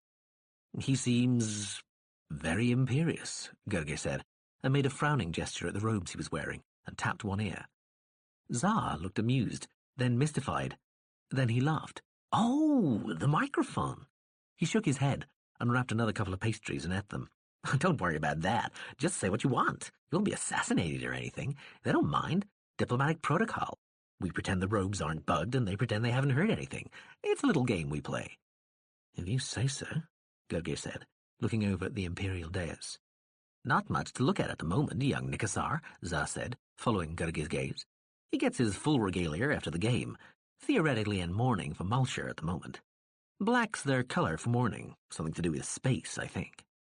He looked at the Emperor for a while. Odd setup, don't you think? All that power belonging to one person. Seems a rather potentially unstable way to run a society, Gurgir agreed. Of course it's all relative, isn't it? Really, you know, that old guy the M's talking to at the moment probably has more real power than Nikasar himself. Really? Gurgir looked at Za. Yes, that's Hammon, rector of Kansev College, Nikasar's mentor. You don't mean he tells the Emperor what to do? Not officially, but... Za belched. Nikasar was brought up in the college, spent 60 years, child and apex, learning the game from Hammon. Hammon raised him, groomed him, taught him all he knew about the game and everything else. So, when old Malshir gets his one-way ticket to the land of Nod, not before time, and Nikasar takes over, who's the first person he's going to turn to for advice? I see. Gurgir nodded. He was starting to regret not having studied more on Azad the political system rather than just Azad the game. I thought the colleges just taught people how to play. That's all they do in theory, but in fact they're more like surrogate noble families.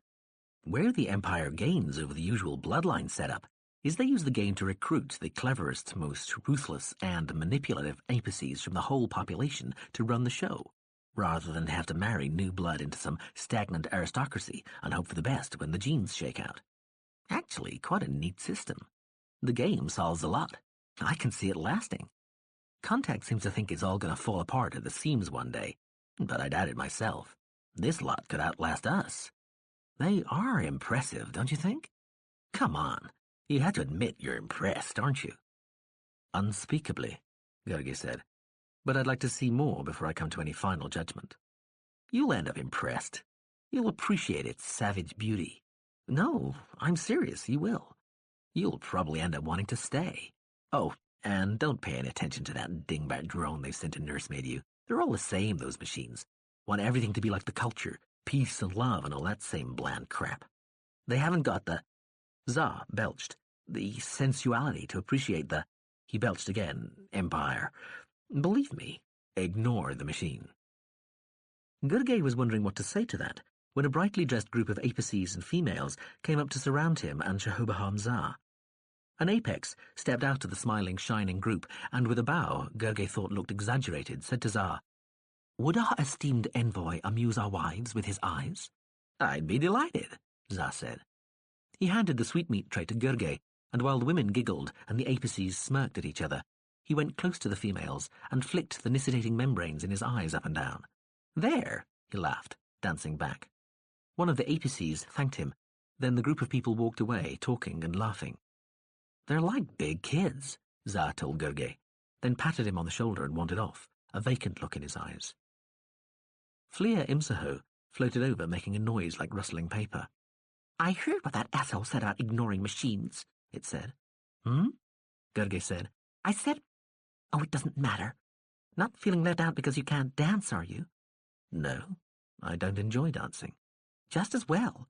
It would be socially demeaning for anybody here even to touch you."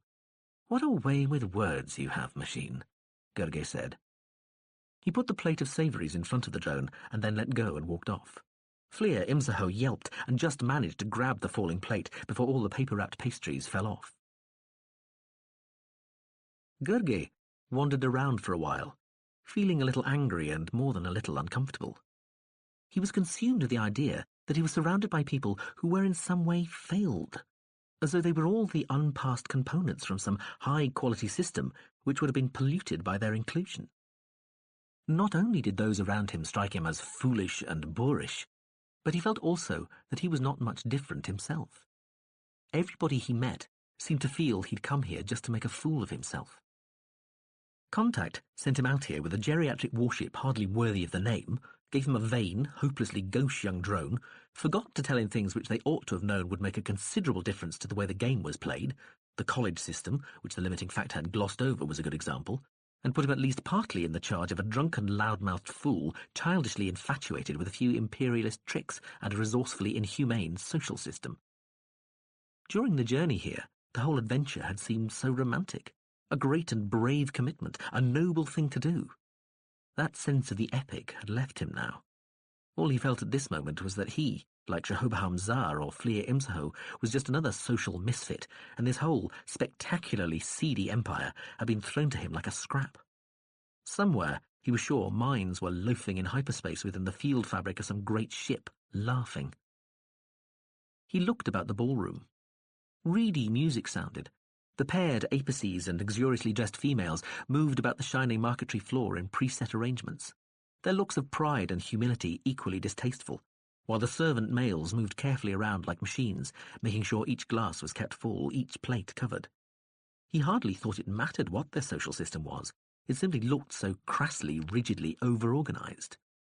"Ah, Gurgi," Pekuil said. He came through the space between a large potted plant and a marble pillar, holding a young-looking female by one elbow.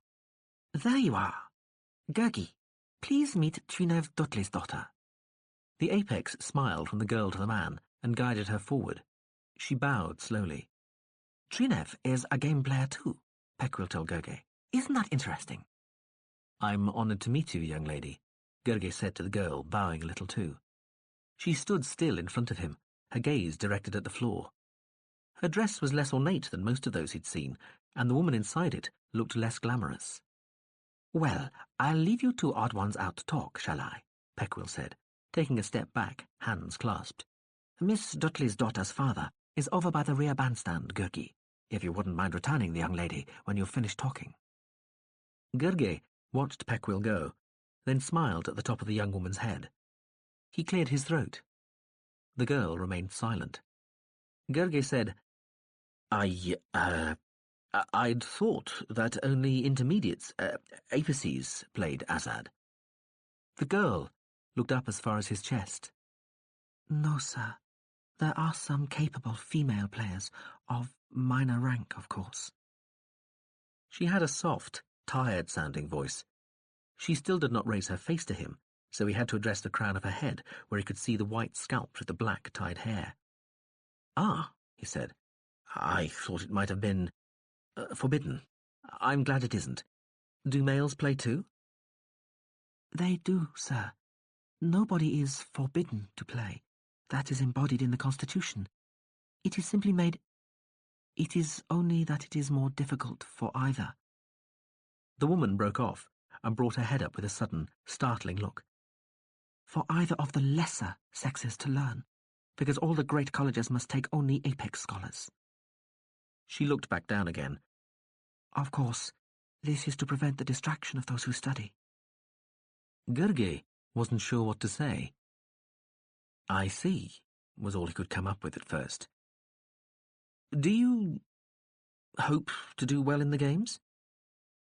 "If I can do well, if I can reach the second game in the main series, then I hope to be able to join the civil service and travel." "Well, I hope you succeed." "Thank you. Unfortunately, it is not very likely. The first game, as you know, is played by groups of 10, and to be the only woman playing 9 apices is to be regarded as a nuisance. One is usually put out of the game first to clear the field." I was warned something similar might happen to me," Gurgi said, smiling at the woman's head, and wishing she would look up at him again. "Oh, no." The woman did look up then, and Gurgi found the directness of her flat-faced gaze oddly disconcerting. "They won't do that to you. It wouldn't be polite. They don't know how weak or strong you are. She looked down again. "They know that I am, so it is no disrespect to remove me from the board so that they may get on with the game."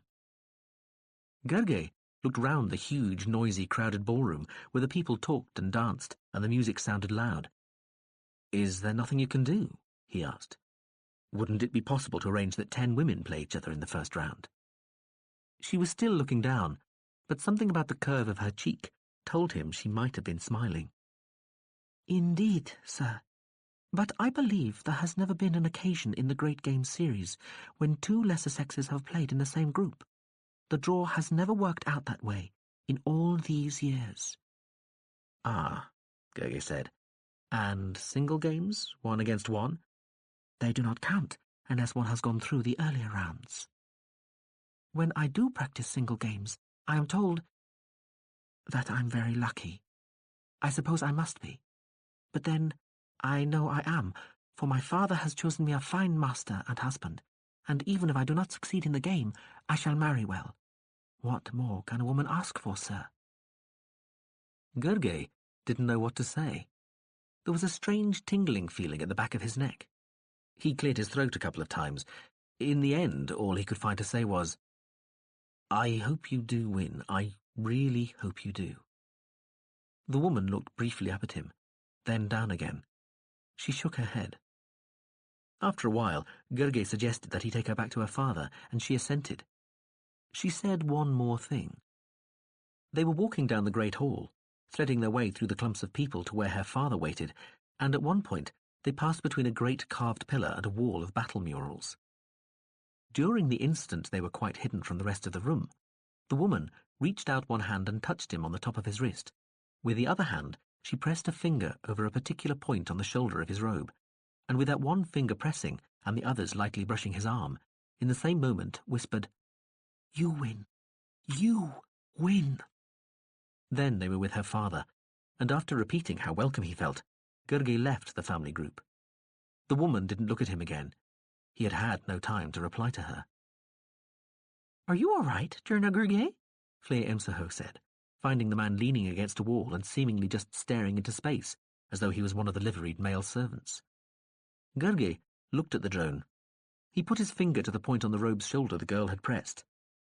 "Is this where the bug is on this thing?" "Yes," the machine said. "That's right. Did Jehovah Hamzar tell you?" I thought so," Gurgay said.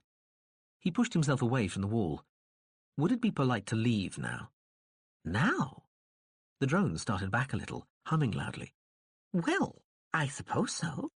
Are you sure you're all right?" "Never felt better. Let's go." Gurgay walked away. "You seem agitated. Are you really all right? Aren't you enjoying yourself? What did Zah give you to drink? Are you nervous about the game? Has Zah said something? Is it because nobody will touch you?" Gurgay walked through the people, ignoring the humming, crackling drone at his shoulder. As they left the great ballroom, he realized that apart from remembering that she was called somebody's daughter, he had forgotten the woman's name. Gurgay was due to play his first game of Azad 2 days after the ball. He spent the time working out a few set-piece maneuvers with the limiting factor. He could have used the module's brain, but the old warship had a more interesting game style. The fact that the limiting factor was several decades away by real space light meant there was a significant delay involved. The ship itself always replied instantly to a move, but the effect was still of playing an extraordinarily quick and gifted player. Gurgay didn't take up any more invitations to formal functions. He told Peckwill his digestive system was taking time to adjust to the Empire's rich food, and that appeared to be an acceptable excuse. He even refused the chance to go on a sightseeing trip of the capital. He saw nobody during those days except Fleer Imsaho, which spent most of its time in its disguise, sitting on the hotel parapet, humming quietly and watching birds, which it attracted with crumbs scattered on the roof garden lawn. Now and again, Gurgay would walk out onto the grassed roof and stand looking out over the city. The streets and the sky were both full of traffic. Grosnacek was like a great, flattened, spiky animal, awash with lights at night and hazy with its own heaped breath during the day. It spoke with a great garbled choir of voices, an encompassing background roar of engines and machines that never ceased, and the sporadic tearing sounds of passing aircraft. The continual wails, whoops, warbles, and screams of sirens and alarms were strewn across the fabric of the city like shrapnel holes. Architecturally, Gurgay thought, the place was a hopeless mix of styles, and far too big. Some buildings soared, some sprawled, but each seemed to have been designed without any regard to any other, and the whole effect, which might have been interestingly varied, was in fact gruesome. He kept thinking of the little rascal, holding 10 times as many people as the city in a smaller area, and far more elegantly, even though most of the craft's volume was taken up with shipbuilding space, engines, and other equipment. Grosnacek had all the planning of a bird dropping, Gerge thought, and the city was its own maze. When the day came for the game to start, he woke feeling elated, as though he'd just won a game rather than being about to embark on the first real, serious match of his life. He ate very little for breakfast and dressed slowly in the ceremonial garments the game required. Rather ridiculous gathered-up clothes with soft slippers and hose beneath a bulky jacket with rolled gartered sleeves. At least, as a novice, Gerge's robes were relatively unornamented and restrained in colour. Peckwill arrived to take him to the game in an official ground car. The Apex chattered during the journey, enthusing about some recent conquest the Empire had made in a distant region of space, a glorious victory.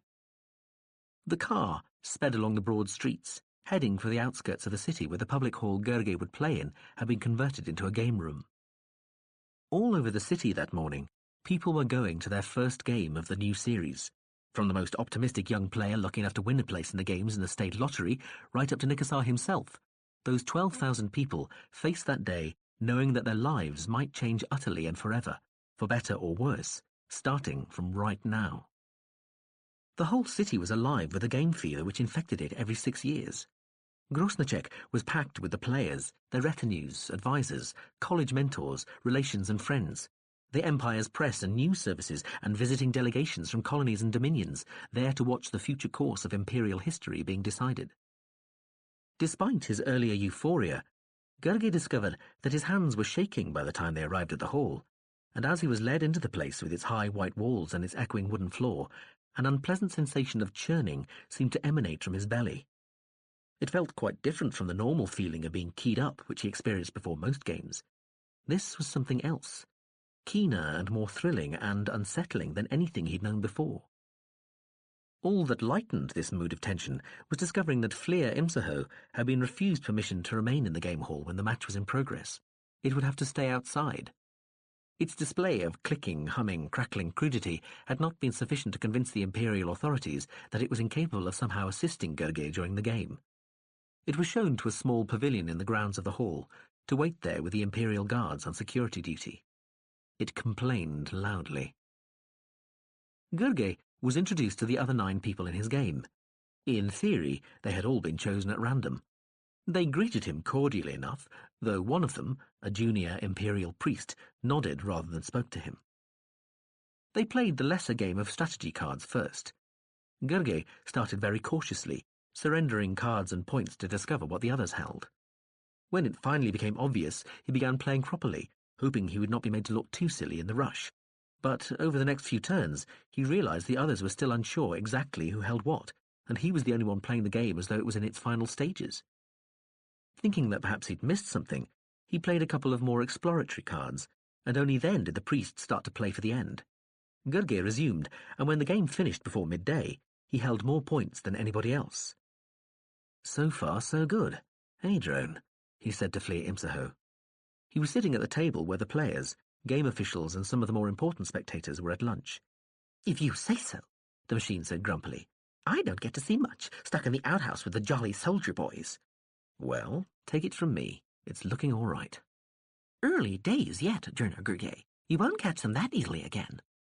I knew I could rely on your support. In the afternoon, they played on a couple of the smaller boards in a series of single games to decide order of precedence. Gerge knew he was good at both these games and easily beat the others. Only the priest seemed upset by this. There was another break for dinner, during which Peckwill arrived unofficially on his way home from the office. He expressed his pleased surprise at how well Gerge was doing, and even patted him on the arm before he left. The early evening session was a formality.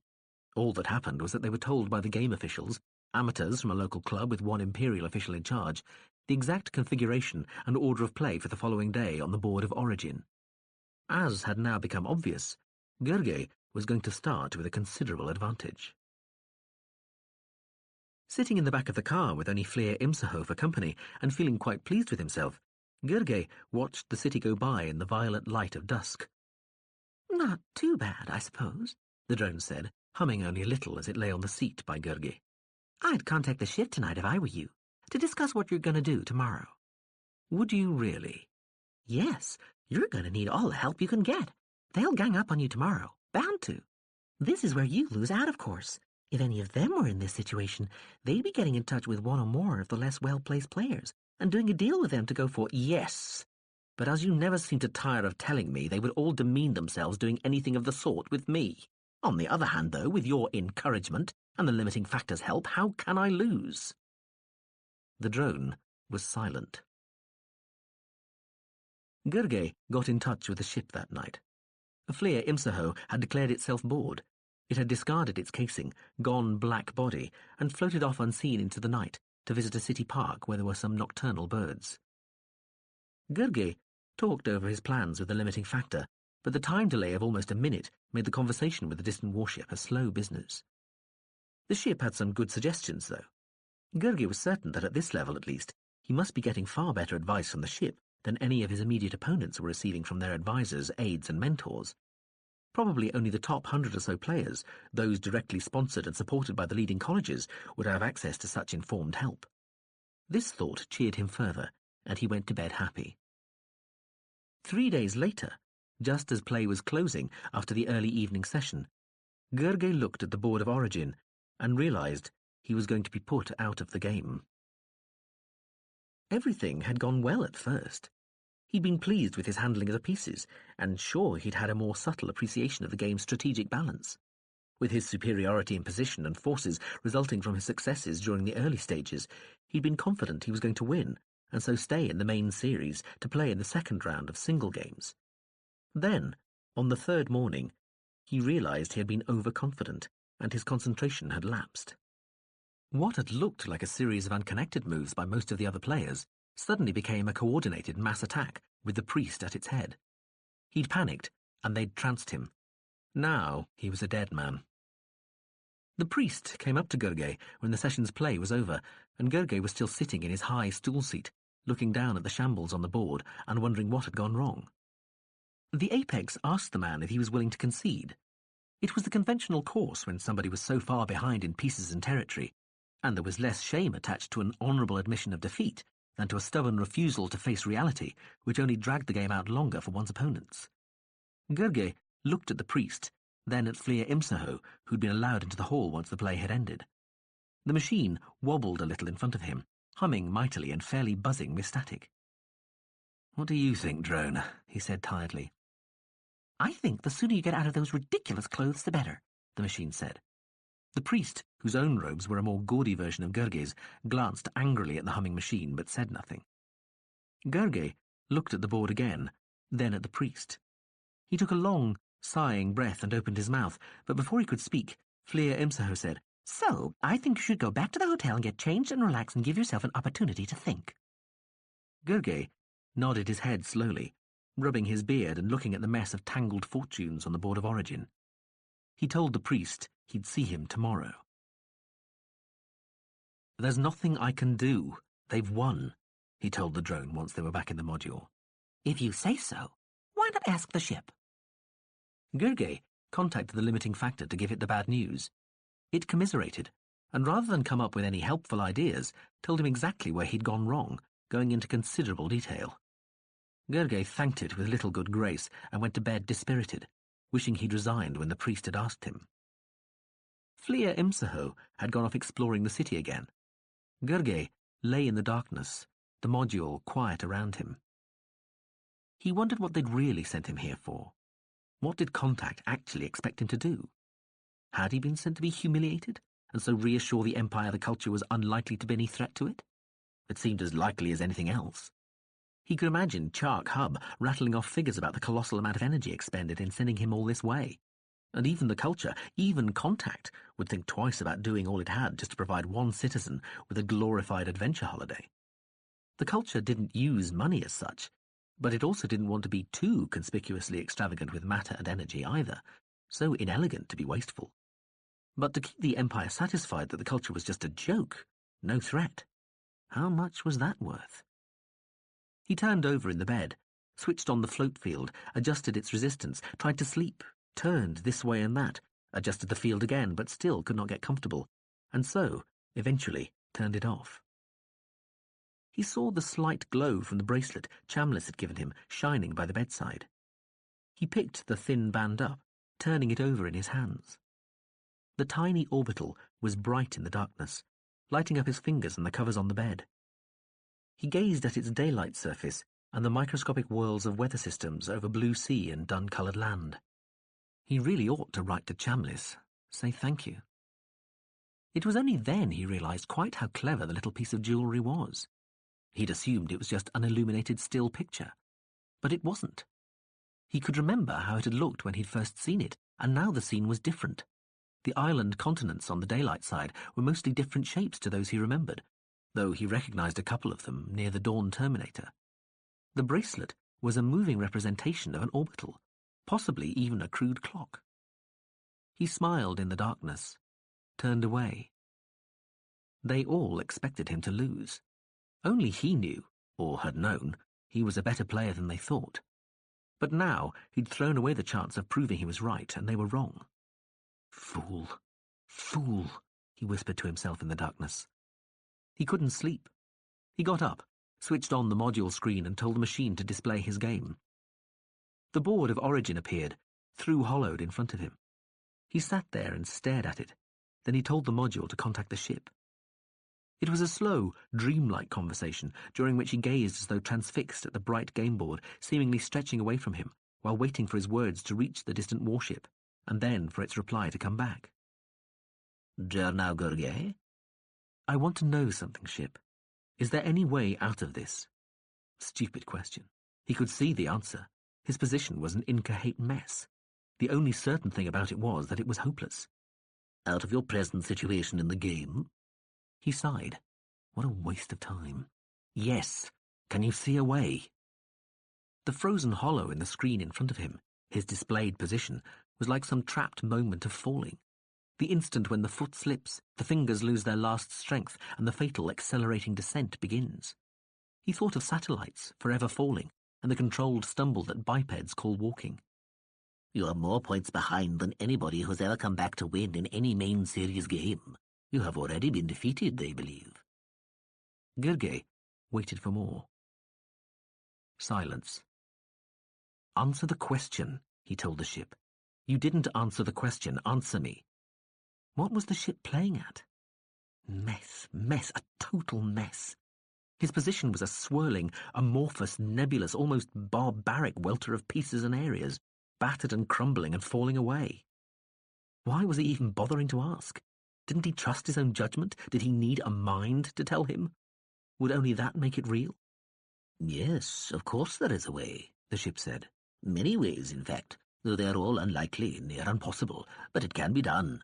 There isn't nearly enough time to— Good night, ship, he said as the signal continued. Explain any of them in detail, but I think I can give you a general idea what to do. Though, of course, just because it has to be such a synoptic appraisal, such a— Sorry, ship. Good night. Gurgay turned the channel off. It clicked once. After a little while, the closing chime announced the ship had signed off too. Gurgay looked at the hollow image of the board again, then closed his eyes. By morning, he still had no idea what he was going to do. He hadn't slept at all that night, just sat in front of the screen, staring at its displayed panorama of the game until the view was seemingly etched into his brain, and his eyes hurt with the strain. Later, he'd eaten lightly and watched some of the broadcast entertainments the Empire fed the population with. It was a suitably mindless diversion. Peckwill arrived smiling, and said how well Gurgay had done to stay in contention at all, and how, personally, Peckwill was sure that Gurgay would do well in the second series games for those knocked out of the main series, if he wished to take part.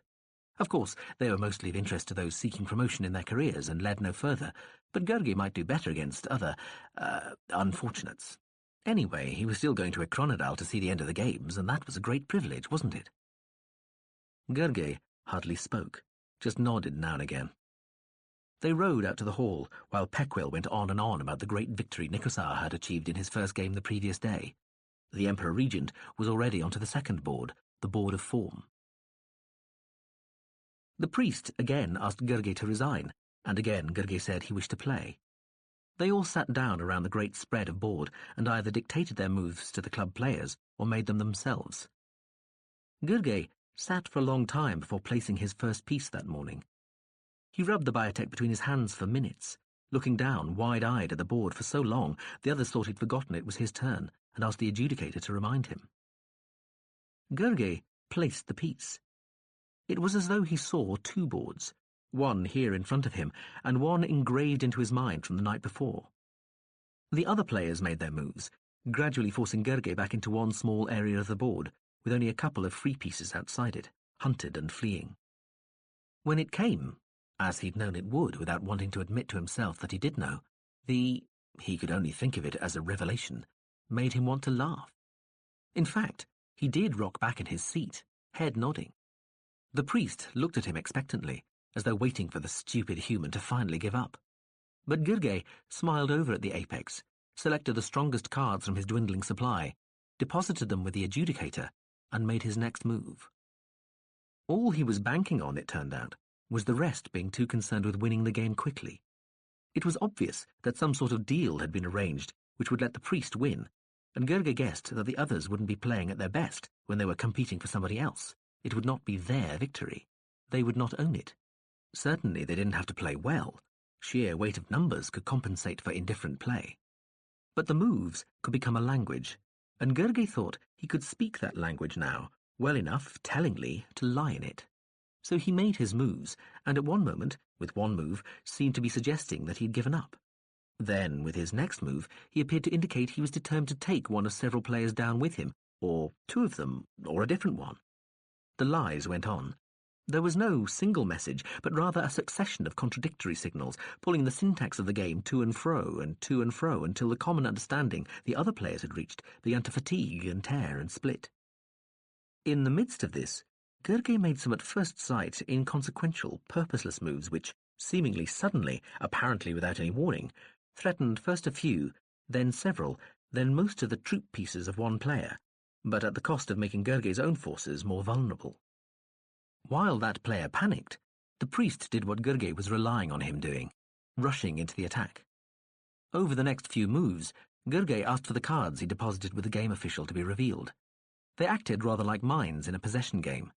The priest's forces were variously destroyed, demoralized, random move blinded, hopelessly weakened or turned over to Gurgey or, in only a few cases, to some of the other players. The priest was left with almost nothing, forces scattering over the board like dead leaves. In the confusion, Gurgey watched the others, devoid of their leader, squabble over the scraps of power. One got into serious trouble.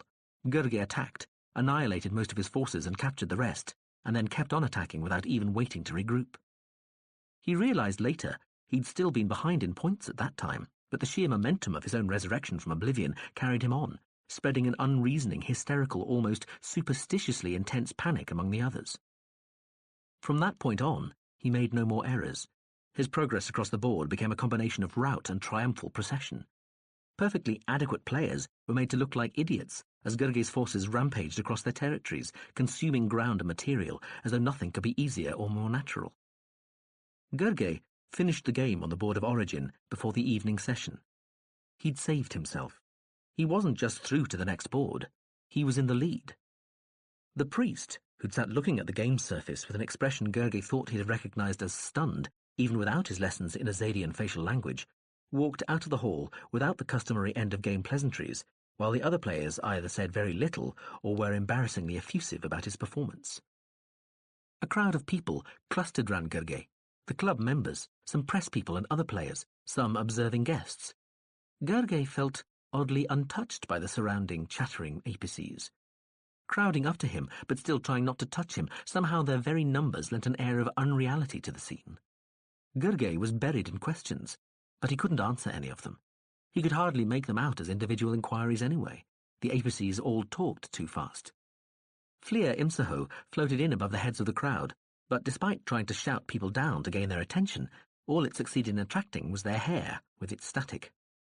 Gurgey saw one apex trying to push the machine out of his way and receive an obviously unexpected and painful electric shock. Peckwill shoved his way through the crowd and bustled up to Gurgey, but instead of coming to rescue the man, he told him he'd brought another 20 reporters with him. He touched Gurgey without seeming to think about it, turning him to face some cameras. More questions followed, but Gurgey ignored them. He had to ask Peckwill several times if he could leave before the apex had a path cleared to the door and the waiting car. Mr. Guggy, let me add my congratulations, Peckwell said in the car. I heard while I was in the office and came straight away. A famous victory. Thank you, Gurgey said, slowly calming himself. He sat in the car's plushly upholstered seat, looking out at the sunlit city. The car was air-conditioned, unlike the game hall, but it was only now Gurgey found himself sweating. He shivered. Me too, Flair Imsaho said. You raised your game just in time. Thank you, Drone. You were lucky as hell too, mind you. I trust you'll let me arrange a proper press conference, Mr. Gurgey, Peckwell said eagerly. I'm sure you're going to be quite famous after this, no matter what happens during the rest of the match. Heavens, you'll be sharing leaders with the Emperor himself tonight. No thanks, Gurgey said. Don't arrange anything. He couldn't think that he'd have anything useful to tell people. What was there to say? He'd won the game. He'd every chance of taking the match itself. He was anyway a little uncomfortable at the thought of his image and voice being broadcast all over the Empire, and his story, undoubtedly sensationalized, being told and retold and distorted by these people. Oh, but you must, Peckwell protested. Everybody will want to see you. You don't seem to realize what you've done. Even if you lose the match, you've established a new record. Nobody has ever come back from being so far behind. It was quite brilliant. All the same, Gurgey said, suddenly feeling very tired. I don't want to be distracted. I have to concentrate. I have to rest. Well, Peckwell said, looking crestfallen, I see your point. But I warn you, you're making a mistake. People will want to hear what you've got to say, and our press always gives the people what they want, no matter what the difficulties. They'll just make it up. You'll be better off saying something yourself. Gurgey shook his head, looked out at the traffic on the boulevard. If people want to lie about me, that's a matter for their consciences. At least I don't have to talk to them. I really could not care less what they say. Peckwell looked at Gurgey with an expression of astonishment, but said nothing. Flair Imsaho made a chuckling noise over its constant hum. Gurgey talked it over with the ship. The limiting factor said that the game could probably have been won more elegantly, but what Gurgey had done did represent one end of the spectrum of unlikely possibilities it had been going to sketch out the previous night. It congratulated him. He had played better than it had thought possible. It also asked him why he hadn't listened after it had told him it could see a way out. All I wanted to know was that there was a way out. Again the delay, the weight of time while his beamed words lanced beneath the matter-dimpled surface that was real space. But I could have helped you, said the ship. I thought it was a bad sign when you'd refused my aid. I began to think you had given up in your mind, if not on the board. I didn't want help, ship. He played with the orbital bracelet, wondering absently if it betrayed any particular world, and if so, which. I wanted hope. I see, the ship said eventually. I wouldn't accept it, the drone said. You wouldn't accept what? Gurgey asked, looking up from a hollow-displayed board. Zar's invitation. The tiny machine floated closer. It had discarded its bulky disguise now they were back inside the module. Gurgey looked coldly at it. I didn't notice it was addressed to you, too. Shahobaham Zar had sent a message congratulating Gurgey and inviting him out for an evening's entertainment. Well, it wasn't, but I'm supposed to monitor everything. Are you really? Gurgey turned back to the hollow spread before him. Well, you can stay here and monitor whatever you like while I go out on the town with Shahobaham Zar tonight. You'll regret it, the drone told him. You've been very sensible staying in and not getting involved, but you'll suffer for it if you do start gallivanting. Gallivanting? Gurgey stared at the drone, realizing only then how difficult it was to look something up and down when it was just a few centimeters high.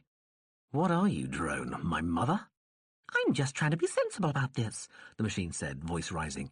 You're in a strange society. You're not the most worldly wise of people, and Zar certainly isn't my idea of you, opinionated box of junk, Gurgey said loudly, rising and switching off the hollow screen.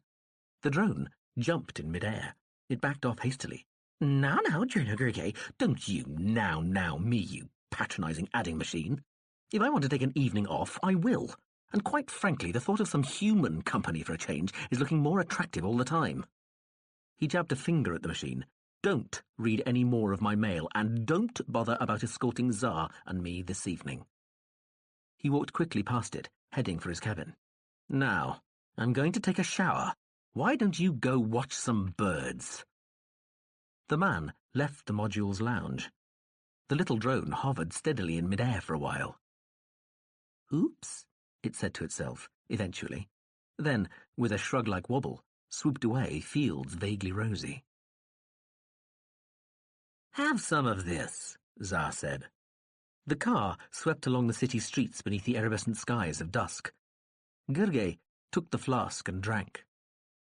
Not quite Griff, Za told him, but it does the job. He took the flask back while Gurgey coughed a little. Did you let that Griff get to you at the ball? No, Gurgey admitted. I bypassed it, wanted a clear head. Ah, heck, Za said, looking downcast. You mean I could have had more? He shrugged, brightened, tapped Gurgey on the elbow. Hey, I never said congratulations on winning the game. Thanks. That showed him. Wow, did you give them a shock? Za shook his head in admiration.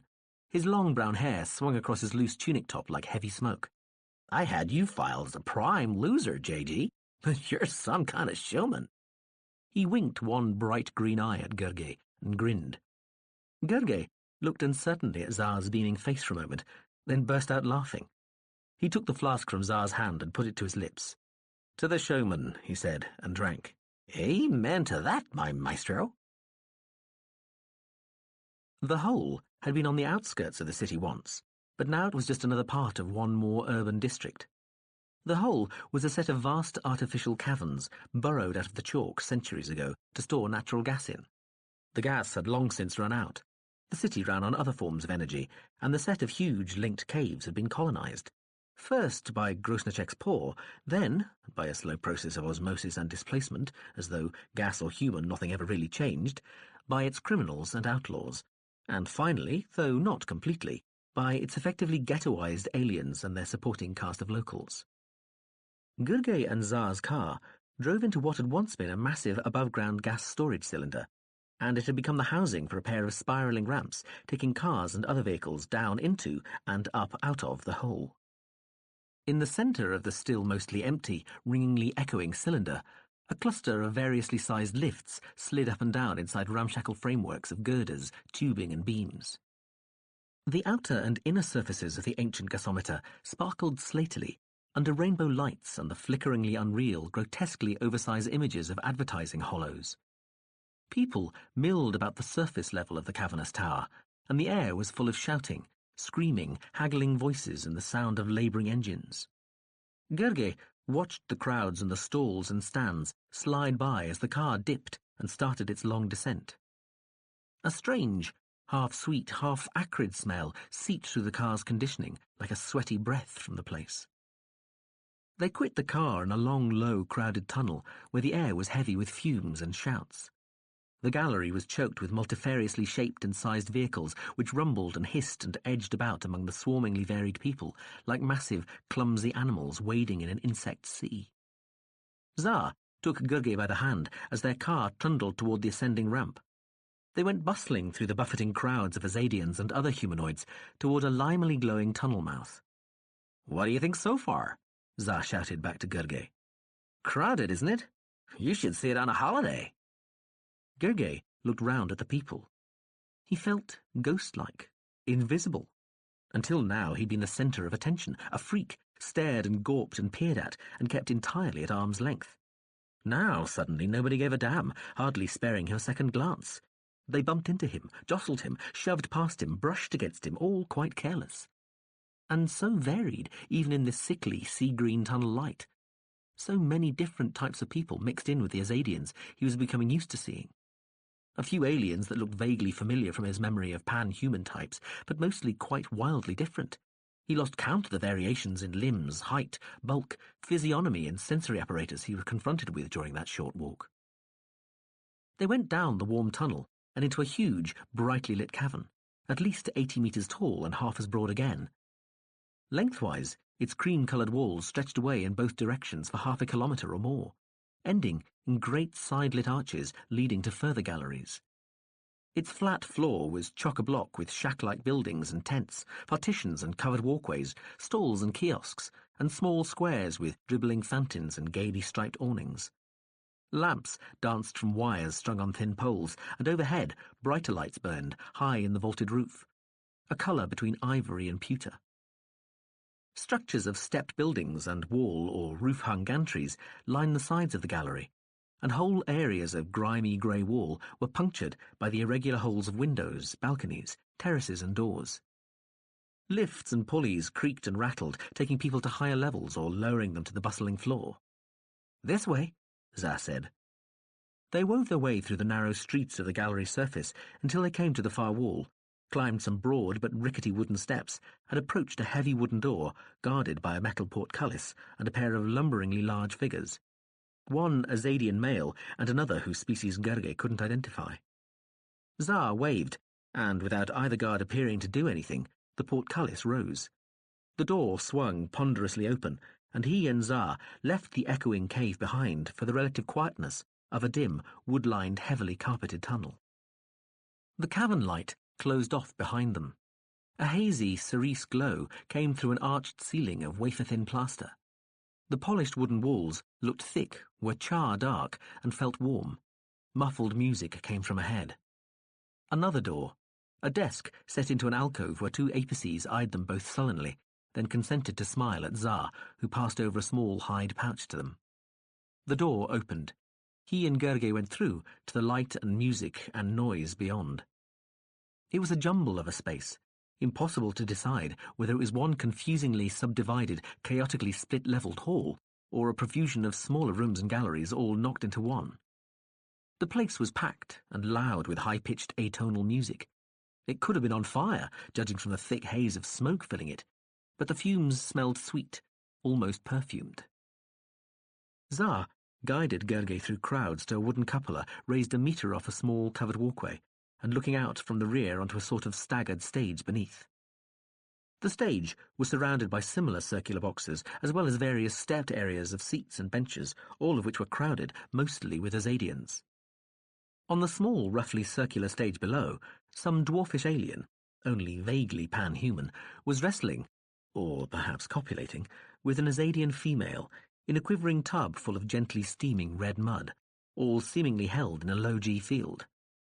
The spectators shouted and clapped and threw drinks. "Oh, good," Za said, sitting down. "The fun started." "Are they fucking or fighting?" Gerge said, leaning over the rail and peering down at the struggling, heaving bodies of the alien and the female. Za shrugged. "Does it matter?" A waitress, an Azadian female wearing only a little cloth around her waist, took Za's drink order. The woman's puff-balled hair appeared to be on fire, surrounded by a flickering hologram of yellow-blue flames. Gerge turned away from the stage. The audience behind him yelled appreciatively as the woman threw the alien off and jumped on top of him, throwing him under the steaming mud. "You come here often?" he asked Za. The tall male laughed loudly. "No." The great green eyes flashed. "But I leave quite a lot." "This way you relax?" Za shook his head emphatically. "Absolutely not. Common misconception that fun is relaxing. If it is, you're not doing it right. That's what the hole's for. Fun. Fun and games. Cools down a bit during the day, but it can get pretty wild, too. The drink festivals are usually the worst. Shouldn't be any trouble tonight, though. Fairly quiet." The crowd shrieked. The woman was holding the dwarfish alien's face under the mud. It struggled desperately. Gerge turned round to watch. The alien's movements weakened slowly as the naked, mud-slicked woman forced its head into the bubbling red liquid. Gerge glanced at Za. So they were fighting. Za shrugged again. "We may never know." He looked down too, as the woman forced the now limp alien's body further into the ochre mud. "Has she killed it?" Gerge asked. He had to raise his voice as the crowd screamed, stamping feet and beating fists on tables. "Nah," Shoham Za said, shaking his head. "The little guy is a Nyurkle." Za nodded down as the woman used one hand to keep the alien's head submerged and raised the other in triumph in the air, glaring bright-eyed at the baying audience. "See that little black thing sticking up?" Gerge looked. There was a little black bulb poking up through the surface of the red mud. "Yes, that's his dick." Gerge looked suspiciously at the other man. How exactly is that going to help him? The Unyurkle can breathe through their dicks, Za said.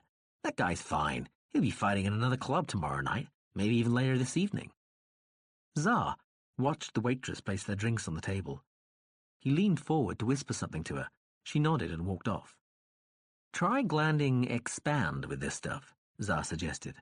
Gerge nodded. They both drank. Wonder why the cultures never gene-affixed that, Za said, staring into his glass. What? Being able to breathe through your dick?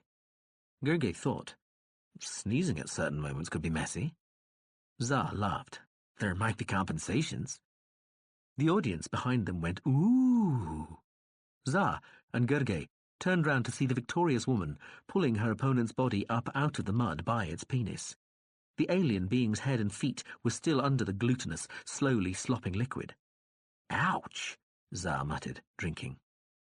Somebody in the crowd tossed the woman a dagger. She caught it, stooped, and sliced off the alien genitals.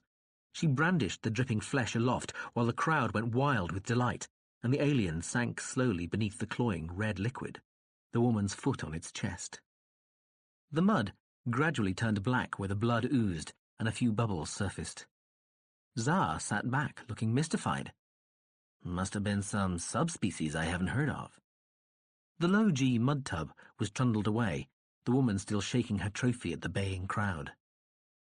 Shehobaham Za rose to meet a party of 4 dramatically beautiful and stunningly dressed Azadian females who were approaching the cupola. Gerge had glanded the body drug Za had suggested and was just beginning to feel the effects of both that and the liquor. The women looked, he thought, quite the equals of any he'd seen the night of the welcoming ball, and much more friendly. The acts went on. Sex acts, mostly. Acts which outside the whole, Gerge was told by Za and 2 of the Azadian females, Inclate and Atsen, sitting on either side of him, would mean death for both participants, death by radiation or death by chemicals. Gerge didn't pay too much attention. This was his night out, and the staged obscenities were the least important part of it. He was away from the game. That was what mattered. Living by another set of rules. He knew why Za had had the women come to the table, and it amused him. He felt no particular desire for the 2 exquisite creatures he sat between. Certainly nothing uncontrollable, but they made good company. Za was no fool, and the 2 charming females, Gerge knew they would have been males or even apices had Za discovered Gerge's preferences lay in that direction, were both intelligent and witty. They knew a little about the culture, had heard rumours about the sexual alterations culture people possessed, and made discreetly roguish jokes about Gerge's proclivities and abilities compared to their own, and to both the other Azadian genders. They were flattering, enticing and friendly.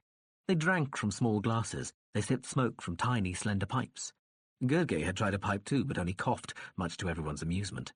And they both had long, sinuously curling blue-black hair, silkily membraned with near invisibly fine platinum nets, and beaded with minute, glinting AG studs, which made their hair move in slow motion and gave each graceful movement of their delicately structured heads a dizzyingly unreal quality. Inclate's slim dress was the ever-shifting colour of oil on water, speckled with jewels which twinkled like stars. Atsen's was a video dress, glowing fuzzy red with its own concealed power. A choker round her neck acted as a small television monitor, displaying a hazy, distorted image of the view around her. Gerge to one side, the stage behind, one of Za's ladies on the other side, the other directly across the table. Gerge showed her the orbital bracelet, but she was not especially impressed.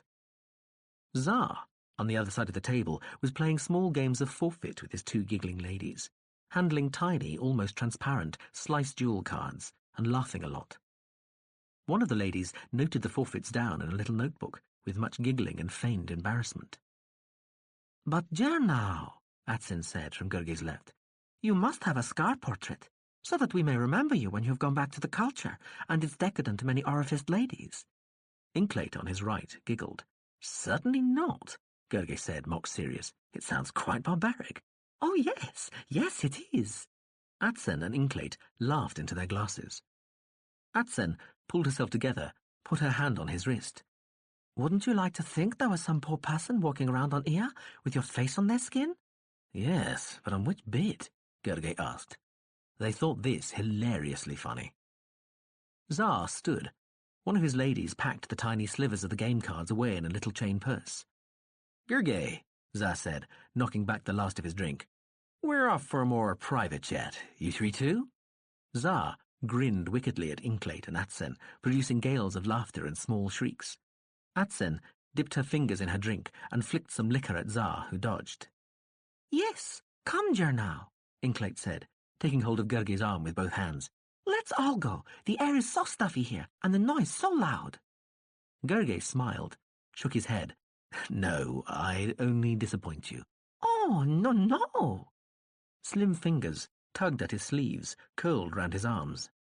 The politely mocking argument went on for some minutes, while Za stood grinning, ladies draped on either side looking on, and Inklate and Atsen tried their hardest either to physically lift Gergay to his feet or, by pouting protestations, persuade him to move.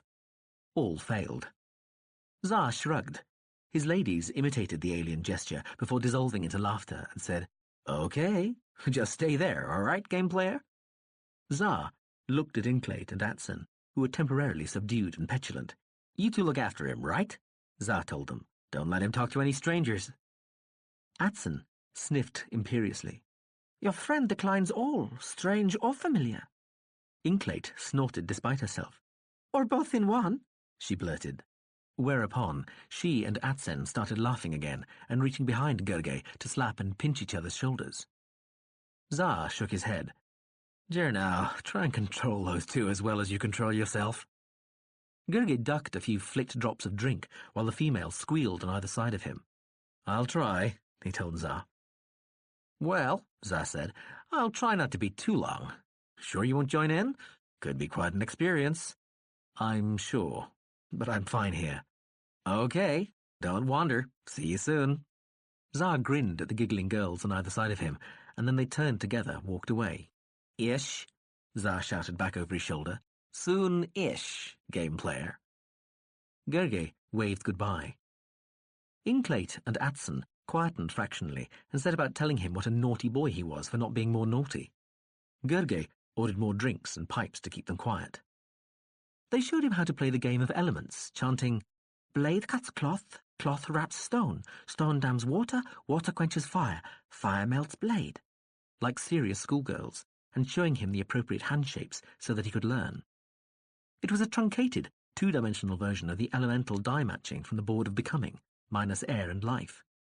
Gergay found it amusing that even in the hole he could not escape the influence of Azad. He played the simple game because the ladies wanted to, and he took care not to win too many hands. Something, he realized, he'd never done before in his life. Still puzzling over this anomaly, he went to the toilets, of which there were 4 different types. He used the aliens, but took some time to find the right piece of equipment. He was still chortling over this when he came out to find Inklate standing outside the sphincter-like doorway. She looked worried. The oil film dress rippled dully. "What's wrong?" he asked her. "Atsen," she said, kneading her little hands together. "Her ex-master came, took her away. He wants to have her again, or it will be a 10th year since they are one, and she will be free." She looked up at Gergay, small face contorted, distressed. The blue-black hair washed round her face like a slow and liquid shadow. "I know Shoza said you must not move, but will you? This is not your concern, but she's my friend." "What can I do?" Gergay said. "Come, we two may distract him. I think I know why he's taken her. I shall not endanger you, now." She took his hand. They half walked, half ran down twisting wooden corridors, past many rooms and doors.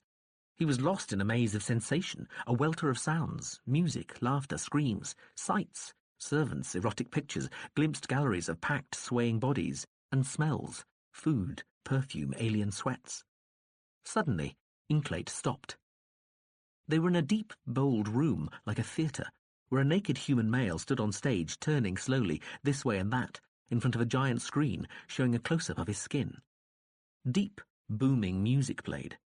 Inklate stood looking round the packed auditorium, still holding Gergay's hand. Gergay glanced at the man on stage. The lights were bright, sunlight spectred. The slightly plump, pale-skinned male had several enormous, multicoloured bruises, like huge prints on his body. Those on his back and chest were largest and showed Azadian faces. The mixture of blacks, Blues, purples, greens, yellows, and reds combined to form portraits of uncanny accuracy and subtlety, which the flexings of the man's muscles seemed to make live, exactly as though those faces took on new expressions with each moment. Gurgey looked and felt his breath draw in. "There!" Inklate shouted over the pulsing music and tugged at his hand. They set off through the crowding people toward where Atsen stood near the front of the stage. She was being held by an apex who was pointing at the man on the stage and shouting at her, shaking her. Atsen's head was down, her shoulders quivered as if she was crying. The video dress was turned off, it hung on her, grey and drab and lifeless. The apex hit Atsen across the head. The slow black hair twisted languidly and shouted at her again. She fell to her knees. The beaded hair followed her as if she was sinking slowly under water. Nobody around the couple took any notice. Inklate strode toward them, pulling Gurgey after her. The apex saw them coming, tried to drag Atsen away. Inklate started to shout at the apex. She held up Gurgey's hand as they pushed people aside and drew closer. The apex looked suddenly fearful. He stumbled away, dragging Atsen with him to an exit beneath the raised stage.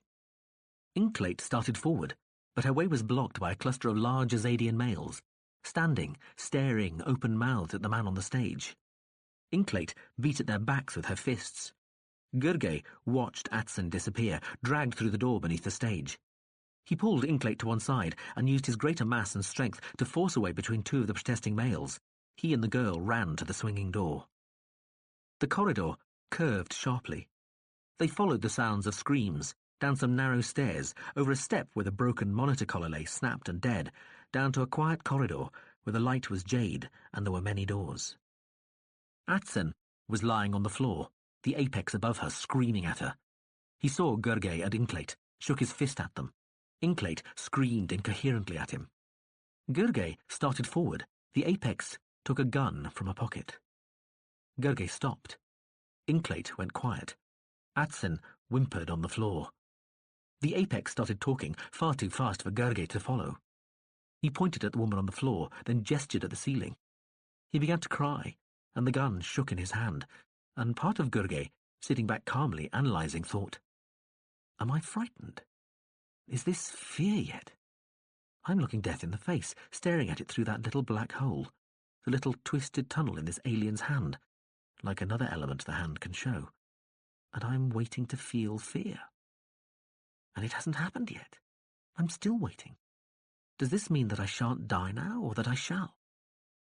Life or death in a finger's twitch, a single nerve pulse, just one, perhaps not fully willed decision by some jealous, irrelevant, one-credit sickhead, 100 millennia from home."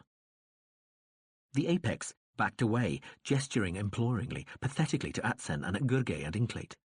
He came forward and kicked Atsen once in the back with no great force, making her cry out, then turned and ran, shouting incoherently and throwing the gun down to the floor. Gurgey ran after him, vaulting over Atsen. The apex disappeared down a dark spiral staircase at the far end of the curved passage. Gurgey started to follow, then stopped. The sound of clattering footsteps died away. He went back to the jade-lit corridor. A door was open. Soft citrine light spilled out. There was a short hall, a bathroom off, then the room. It was small and mirrored everywhere, even the soft floor rippled with unsteady reflections the colour of honey. He walked in at the centre of a vanishing army of reflected Gurgeys. Atsen sat on a translucent bed, forlorn in her wrecked grey dress, head down and sobbing, while Inklate, kneeling by her, arm round the crying woman's shoulders, whispered gently. Their images proliferated about the shining walls of the room. He hesitated, glanced back at the door. Atsen looked up at him, tears streaming. "Oh, General!" She held out one shaking hand. He squatted by the bedside, his arm round her as she quivered, while both women cried. He stroked Atsen's back. She put her head on his shoulder, and her lips were warm and strange on his neck. Inklate left the bed, padded to the door and closed it, then joined the man and the woman, dropping the oil-film dress to the mirror floor in a glistening pool of iridescence. Shahobaham Zar arrived a minute later, kicking the door in, walking smartly into the middle of the mirrored room so that an infinitude of Zars repeated and repeated their way across that cheating space, and glared round, ignoring the three people on the bed. Inklate and Atsen froze, hands at Gerge's clothing ties and buttons. Gerge was momentarily shocked, then tried to assume an urbane expression. Tsar looked at the wall behind Gerge, who followed his gaze. He found himself looking at his own reflection, face dark, hair mussed, clothes half undone. Tsar leapt across the bed, kicking into the image. The wall shattered in a chorus of screams. The mirror glass cascaded to reveal a dark and shallow room behind, and a small machine on a tripod pointing into the mirror room. Inklate and Atsen sprang off the bed and raced out. Inklate grabbed her dress on the way. Tsar took the tiny camera off its tripod and looked at it. Record only, thank goodness, no transmitter. He stuffed the machine into a pocket, then turned and grinned at Gerge. Put it back in the holster, game player. We gotta run. They ran. Down the jade passage toward the same spiral steps Atsen's abductor had taken. Tsar stooped as he ran, scooping up the gun the apex had dropped and Gerge had forgotten about. It was inspected, tried and discarded within a couple of seconds.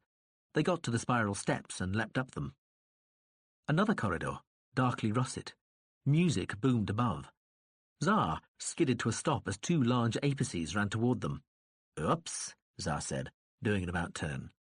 He shoved Gerge back to the stairs and they ran up again, coming out in a dark space full of the beating, pulsing music. Light blazed to one side. Footsteps hammered up the stairs. Tsar turned and kicked down into the stairwell with one foot, producing an explosive yelp at a sudden clatter. A thin, blue beam freckled the darkness, lancing from the stairwell and bursting yellow flame and orange sparks somewhere overhead. Tsar dodged away. Fucking artillery, indeed. He nodded past Gerge toward the light. Exit stage center, maestro. They ran out onto the stage, flooded with sunlight brilliance. A bulky male in the center of the stage turned resentfully as they thundered out from the wings. The audience yelled abuse. Then the expression on the near-naked bruise artiste's face switched from vexation to stunned surprise. Gerge almost fell. He did stop, dead still, to gaze again at his own face. It was printed, twice life-size, in a bloody rainbow of contusions on the torso of the dumbstruck performer. Gerge stared, expression mirroring the amazement on the tubby artiste's face. No time for art now, Jernau. Tsar pulled him away, dragged him to the front of the stage and threw him off. He dived after him. They landed on top of a group of protesting Azadian males, tumbling them to the ground. Tsar hauled Gerge to his feet, then nearly fell again as a blow struck the back of his head. He turned and lashed out with one foot, fending off another punch with one arm. Gerge felt himself twirled round. He found himself facing a large, angry male with blood on his face. The man drew his arm back, made a fist of his hand, so that Gerge thought stone from the Game of Elements. The man seemed to move very slowly. Gerge had time to think what to do. He brought his knee up into the male's groin and heel-palmed his face. He shook the falling man's grip free, ducked a blow from another male, and saw Tsar elbow yet another Azadian in the face. Then they were sprinting away again. Tsar roared and waved his hands as he ran for an exit. Gerge fought a strange urge to laugh at this, but the tactic seemed to work. People parted for them like water round the bows of a boat. They sat in a small open-ceilinged bar, deep in the maze-like clutter of the main gallery, under a solid sky of chalky pearl. Shahobaham Tsar was dismantling the camera he'd discovered behind the false mirror, teasing its delicate components apart with a humming toothpick-sized instrument. Gerge dabbed at a graze on his cheek, incurred when Tsar had thrown him from the stage. Nah, my fault, game player. I should have known. Inklate's brother's in security and Atsen's got an expensive habit. Nice kids, but a bad combination, and not exactly what I asked for. Damn lucky for your ass, one of my sweeties dropped a sliced jewel card and wouldn't play anything else without it. Ah, well, half a fuck's better than none at all. He prized another piece out of the camera body. There was a crackle and a little flash. And what time do you call this? Do you know how long I've been waiting for you? You've got a game to play tomorrow, you know. Just look at the state of your clothes. And where did you pick up that graze? What have you been— Machine, Gerge yawned, throwing his jacket down onto a seat in the lounge. Go fuck yourself. The following morning, Flair Imsaho wasn't talking to him. It joined him in the module lounge, just as the call came through that Peckwill had arrived with the car. But when Gerge said hello, it ignored him, and travelled down in the hotel elevator, studiously humming and crackling even louder than usual. It was similarly uncommunicative in the car. Gerge decided he could live with this. Gergi, you have hurt yourself. Peckwill looked with concern at the graze over Gerge's cheek. Yes, Gerge smiled, stroking his beard. I cut myself shaving. It was attrition time on the board of form. Gerge was up against the other 9 players from the start, until it became too obvious that that was happening. He'd used the advantage accrued on the previous board to set up a small, dense and almost impregnable enclave. He just sat in there for 2 days, letting the other players beat up against it. Done properly, this would have broken him, but his opponents were trying not to look too concerted in their actions, so attacked a few at a time. They were anyway each fearful of weakening themselves overmuch in case they were pounced upon by the others. By the end of those 2 days, a couple of the news agencies were saying it was unfair and discourteous to the stranger to gang up on him.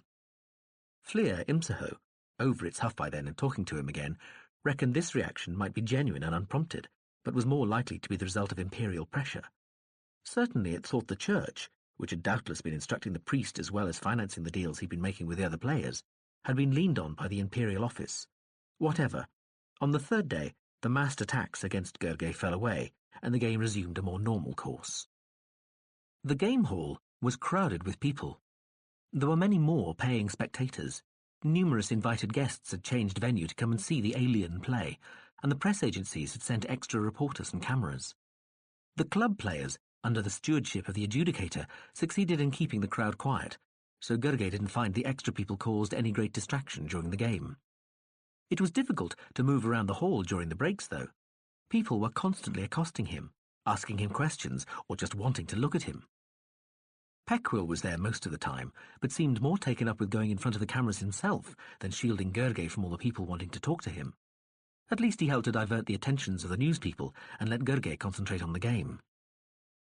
Over the next couple of days, Gerge noticed a subtle change in the way the priest was playing, and, to a lesser degree, in the game style of another 2 players. Gerge had taken 3 players right out of the game. Another 3 had been taken by the priest, without much of a fight. The remaining 2 APCs had established their own small enclaves on the board and were taking comparatively little part in the wider game. Gerge was playing well, if not at quite the pitch he had when he'd won on the board of origin. He ought to be defeating the priest and the other 2 fairly easily. He was indeed gradually prevailing, but very slowly. The priest was playing better than he had before, especially at the beginning of each session, which made Gerge think that the Apex was getting some high-grade help during the breaks. The same applied to the other 2 players, though they were presumably being less extensively briefed. When the end came, though, on the 5th day of the game, it was sudden, and the priest's play simply collapsed. The other 2 players resigned. More adulation followed, and the news agencies began to run editorials worrying that somebody from outside could do so well. Some of the more sensational releases even carried stories that the alien from the culture was using some sort of supernatural sense or illegal technical device. They'd found out Fleer Imsaho's name and mentioned it as the possible source of Gerge's illicit skill. "They're calling me a computer," the drone wailed. "And they're calling me a cheat," Gerge said thoughtfully. "Life is cruel, as they keep saying here." "Here, they are correct." The last game on the board of Becoming, the one Gerge felt most at home on, was a romp. The priest had filed a special objective plan with the adjudicator before the game commenced, something he was entitled to do as the player with the 2nd largest number of points. He was effectively playing for 2nd place. Although he would be out of the main series, he would have a chance to re-enter it if he won his next 2 games in the 2nd series. Gerge suspected this was a ruse and played very cautiously at first, waiting for either the mass attack or some cunning individual set piece. But the others seemed to be playing almost aimlessly, and even the priest seemed to be making the sort of slightly mechanical moves he'd been making in the first game. When Gerge made a few light, exploratory attacks, he found little opposition. He divided his forces in half and went on a full-scale raid into the territory of the priest just for the sheer hell of it. The priest panicked and hardly made one good move after that. By the end of the session, he was in danger of being wiped out. After the break, Gerge was attacked by all the others, while the priest struggled, pinned against one edge of the board. Gerge took the hint. He gave the priest room to maneuver and let him attack 2 of the weaker players to regain his position on the board. The game finished with Gerge established over most of the board and the others either eradicated or confined to small, strategically irrelevant areas. Gerge had no particular interest in fighting the game out to the bitter end, and anyway guessed that if he tried to do so, the others would form a united opposition, no matter how obvious it was they were working together. Gerge was being offered victory, but he would suffer if he tried to be greedy or vindictive. The status quo was agreed. The game ended. The priest came second on points. Just. Peckwill congratulated him again outside the hall. He'd reached the second round of the main series. He was one of only 1,200 first winners, and twice that number of qualifiers. He would now play against one person in the second round. Again, the Apex begged Gerge to give a news conference, and again, Gerge refused. "But you must! What are you trying to do? If you don't say something soon, you'll turn them against you. This enigmatic stuff won't do forever, you know. You're the underdog at the moment. Don't lose that." "Peckwill," Gerge said, fully aware he was insulting the Apex by addressing him so, "I have no intention of speaking to anybody about my game, and what they choose to say or think about me is irrelevant. I am here to play the game and nothing else."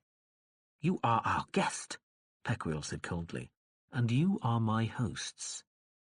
Gerge turned and walked away from the official, and the ride back in the car was completed in silence, save for Fleer Imsaho's humming, which occasionally sounded to Gerge as if it barely concealed a chuckling laugh.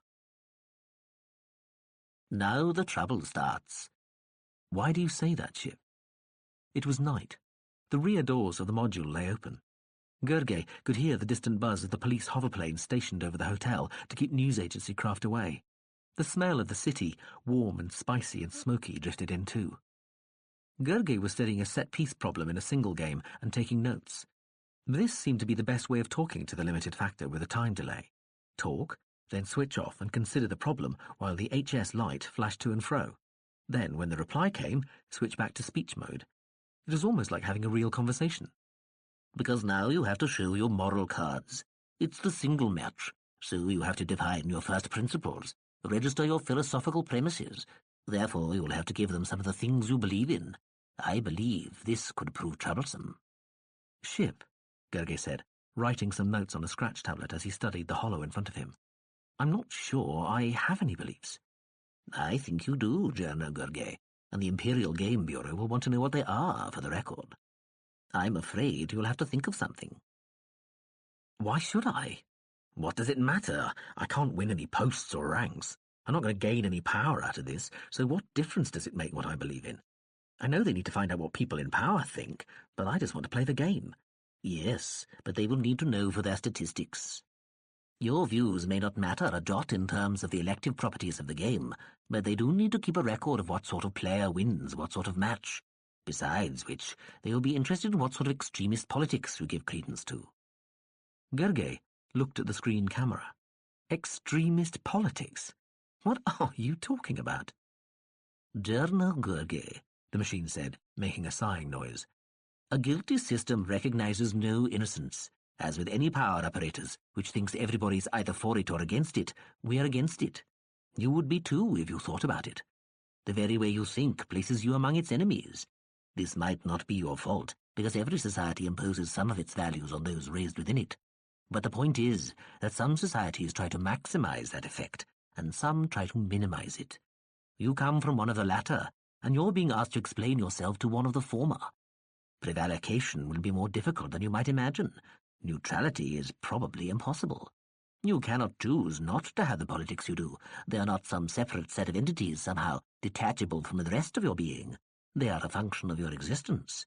I know that, and they know that. You had better accept it." Gerge thought about this. "Can I lie?" "I shall take it you mean, would you be advised to register false premises, rather than are you capable of telling untruths?" Gerge shook his head. "This would probably be the wisest course, though you may find it difficult to come up with something acceptable to them, which you didn't find morally repugnant yourself." Gerge looked back to the hollow display. "Oh, you'd be surprised," he muttered. "Anyway, if I'm lying about it, how can I find it repugnant?" "An interesting point, if one assumes that one is not morally opposed to lying in the first place, especially when it is largely, or significantly, what we term self-interested, rather than disinterested or compassionate lying. Then Gurgay stopped listening and studied the hollow. He really must look up some of his opponent's previous games, once he knew who it would be. He heard the ship stop talking. "Tell you what, Ship," he said. "Why don't you think about it? You seem more engrossed in the whole idea than I do, and I'm busy enough anyway, so why don't you work out a compromise between truth and expediency we'll all be happy with, I'll agree to whatever you suggest, probably." "Very well, Turner Gurgay. I'll be happy to do that." Gurgay bade the ship good night. He completed his study of the single game problem, then switched the screen off. He stood and stretched, yawning. He strolled out of the module into the orange-brown darkness of the hotel roof garden. He almost bumped into a large, uniformed male. The guard saluted, a gesture Gurgay never did know how to reply to, and handed him a piece of paper. Gurgay took it and thanked him. The guard went back to his station at the top of the roof stairs. Gurgay walked back into the module, trying to read the note. "Fleer Imsaho?" he called, uncertain whether the little machine was still around or not.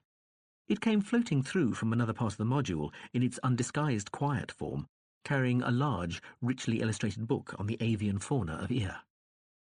"Yes?" "What does this say?" Gurgay flourished the note.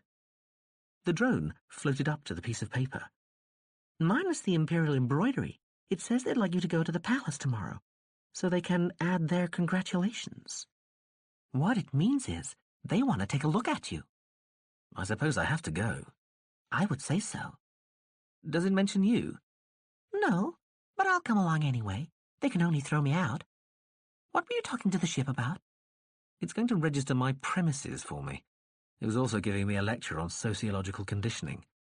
"It means well," said the drone. "It just doesn't want to leave such a delicate task to someone like you." "Just going out, were you, drone?" Gurgay said, switching on the screen again and sitting down to watch it. He brought up the Game Players channel on the Imperial waveband and flicked through to the draw for the single matches in the second round. Still no decision.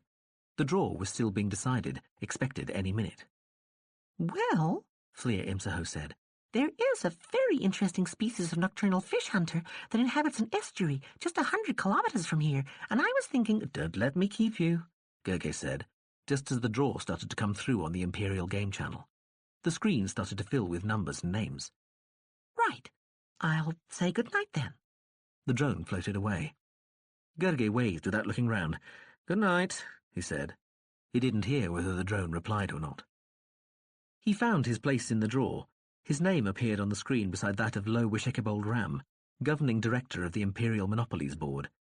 He was ranked as Level 5 Main, which meant he was one of the 60 best game players in the Empire.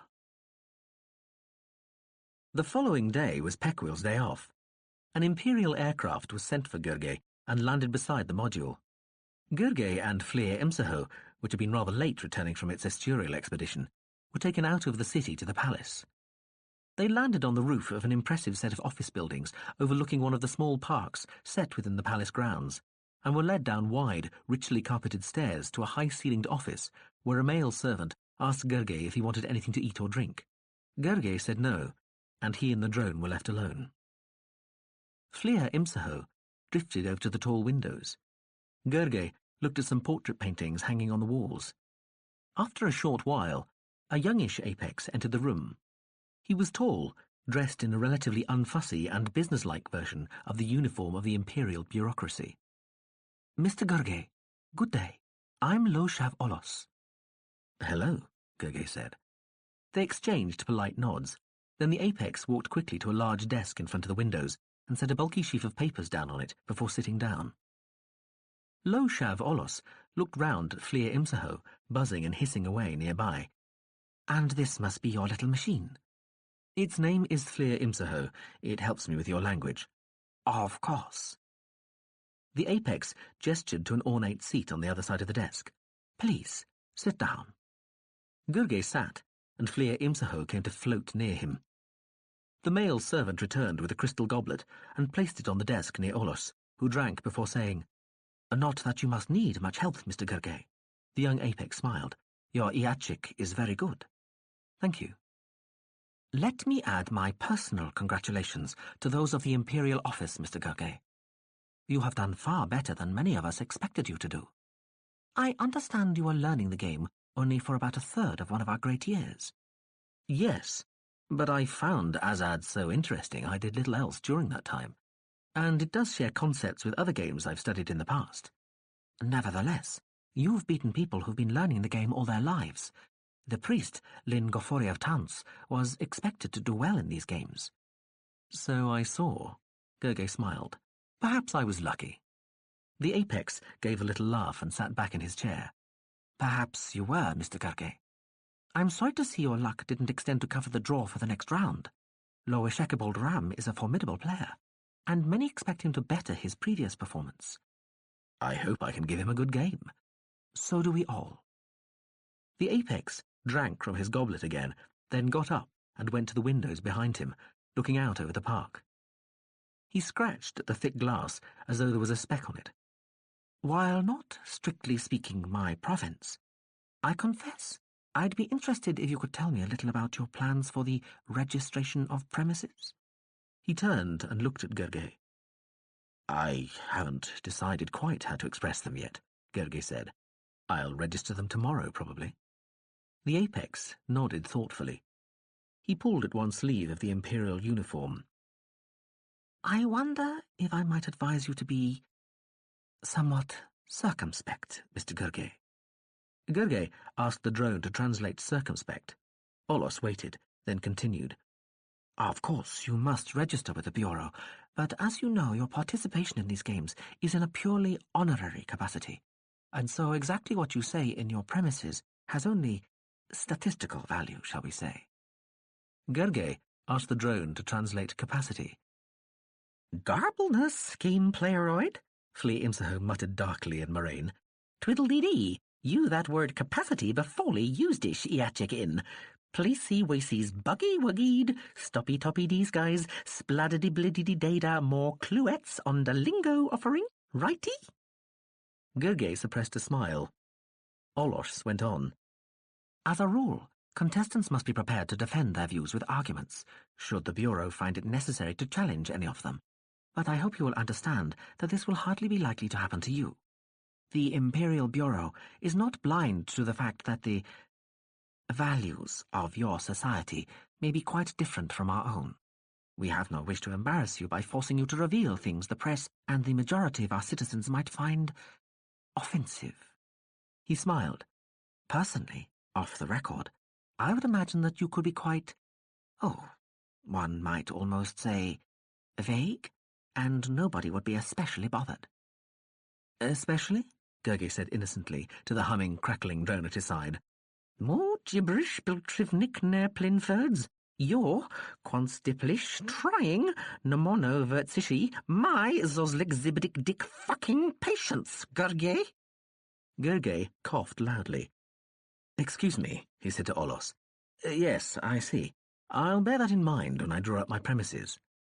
I'm glad, Mr. Gerge, Olos said, coming back to his chair and sitting again. What I've said is my personal view, of course, and I have no links with the Imperial Bureau. This office is quite independent of that body. Nevertheless, one of the great strengths of the Empire is its cohesion, its unity, and I doubt that I could be very wide of the mark in judging what the attitude of another Imperial department might be. Loshev Olos smiled indulgently. We really do all pull together. I understand, Gerge said. I'm sure you do. Tell me, are you looking forward to your trip to Ekronadal? Very much so, especially as the honour is extended so rarely to guest players. Indeed. Olos looked amused. Few guests are ever allowed onto the Fire Planet. It is a holy place, as well as being itself a symbol of the everlasting nature of the Empire and the game. My gratitude extends beyond the limits of my capacity to express it, Gerge purred, with a hint of a bow. Flea Imsaho made a spluttering noise. Olos smiled broadly. I feel quite certain that having established yourself as being so proficient, indeed gifted, at our game, you will prove yourself to be more than worthy of your place in the game castle on Ekronadal. Now, the Apex said, glancing at his desk screen, I see it is time for me to attend yet another, doubtless insufferably tedious meeting of the Trade Council.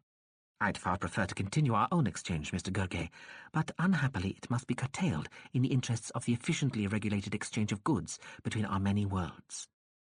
I fully understand, Gerge said, standing at the same time as the apex. I'm pleased to have met you, Mr. Gerge. Olos smiled. And I you. Let me wish you luck in your game against Lower Shekebold Ram, the apex said, as he walked to the door with Gerge. I'm afraid you'll need it.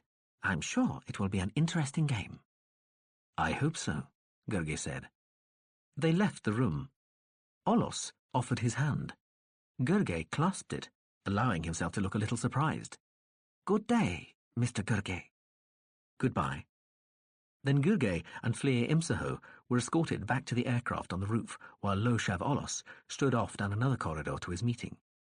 You asshole, Gerge, the drone said in Moraine as soon as they were back in the module.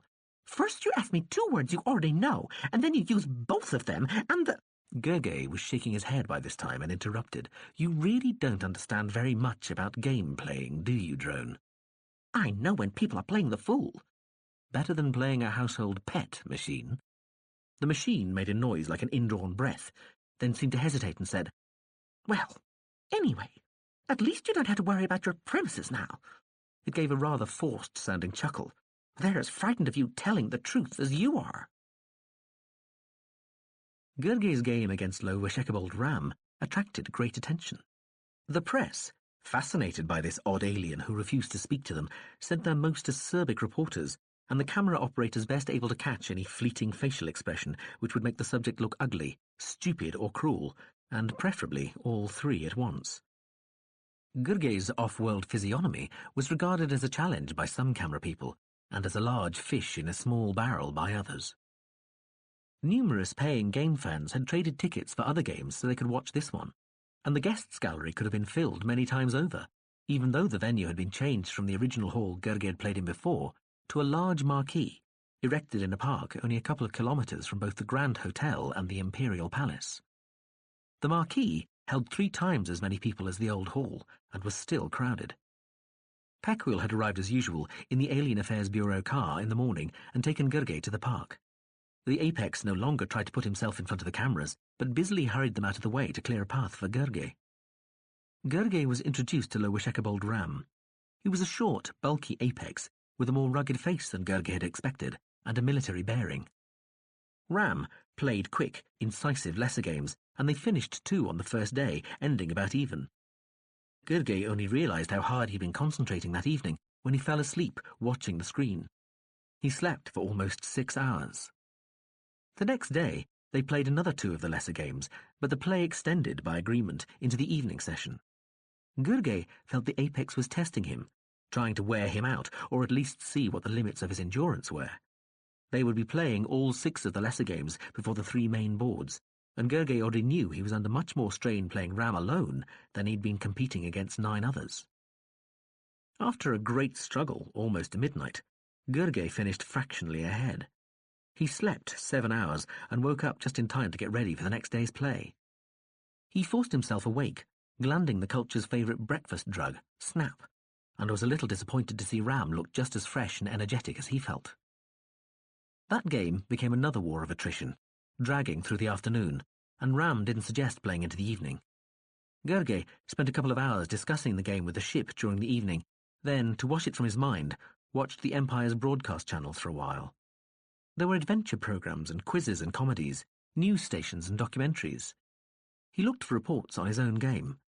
He was mentioned, but the day's rather dull play didn't merit much space. He could see that the agencies were becoming less and less well disposed to him, and he wondered if they now regretted standing up for him when he'd been ganged up on during the first match.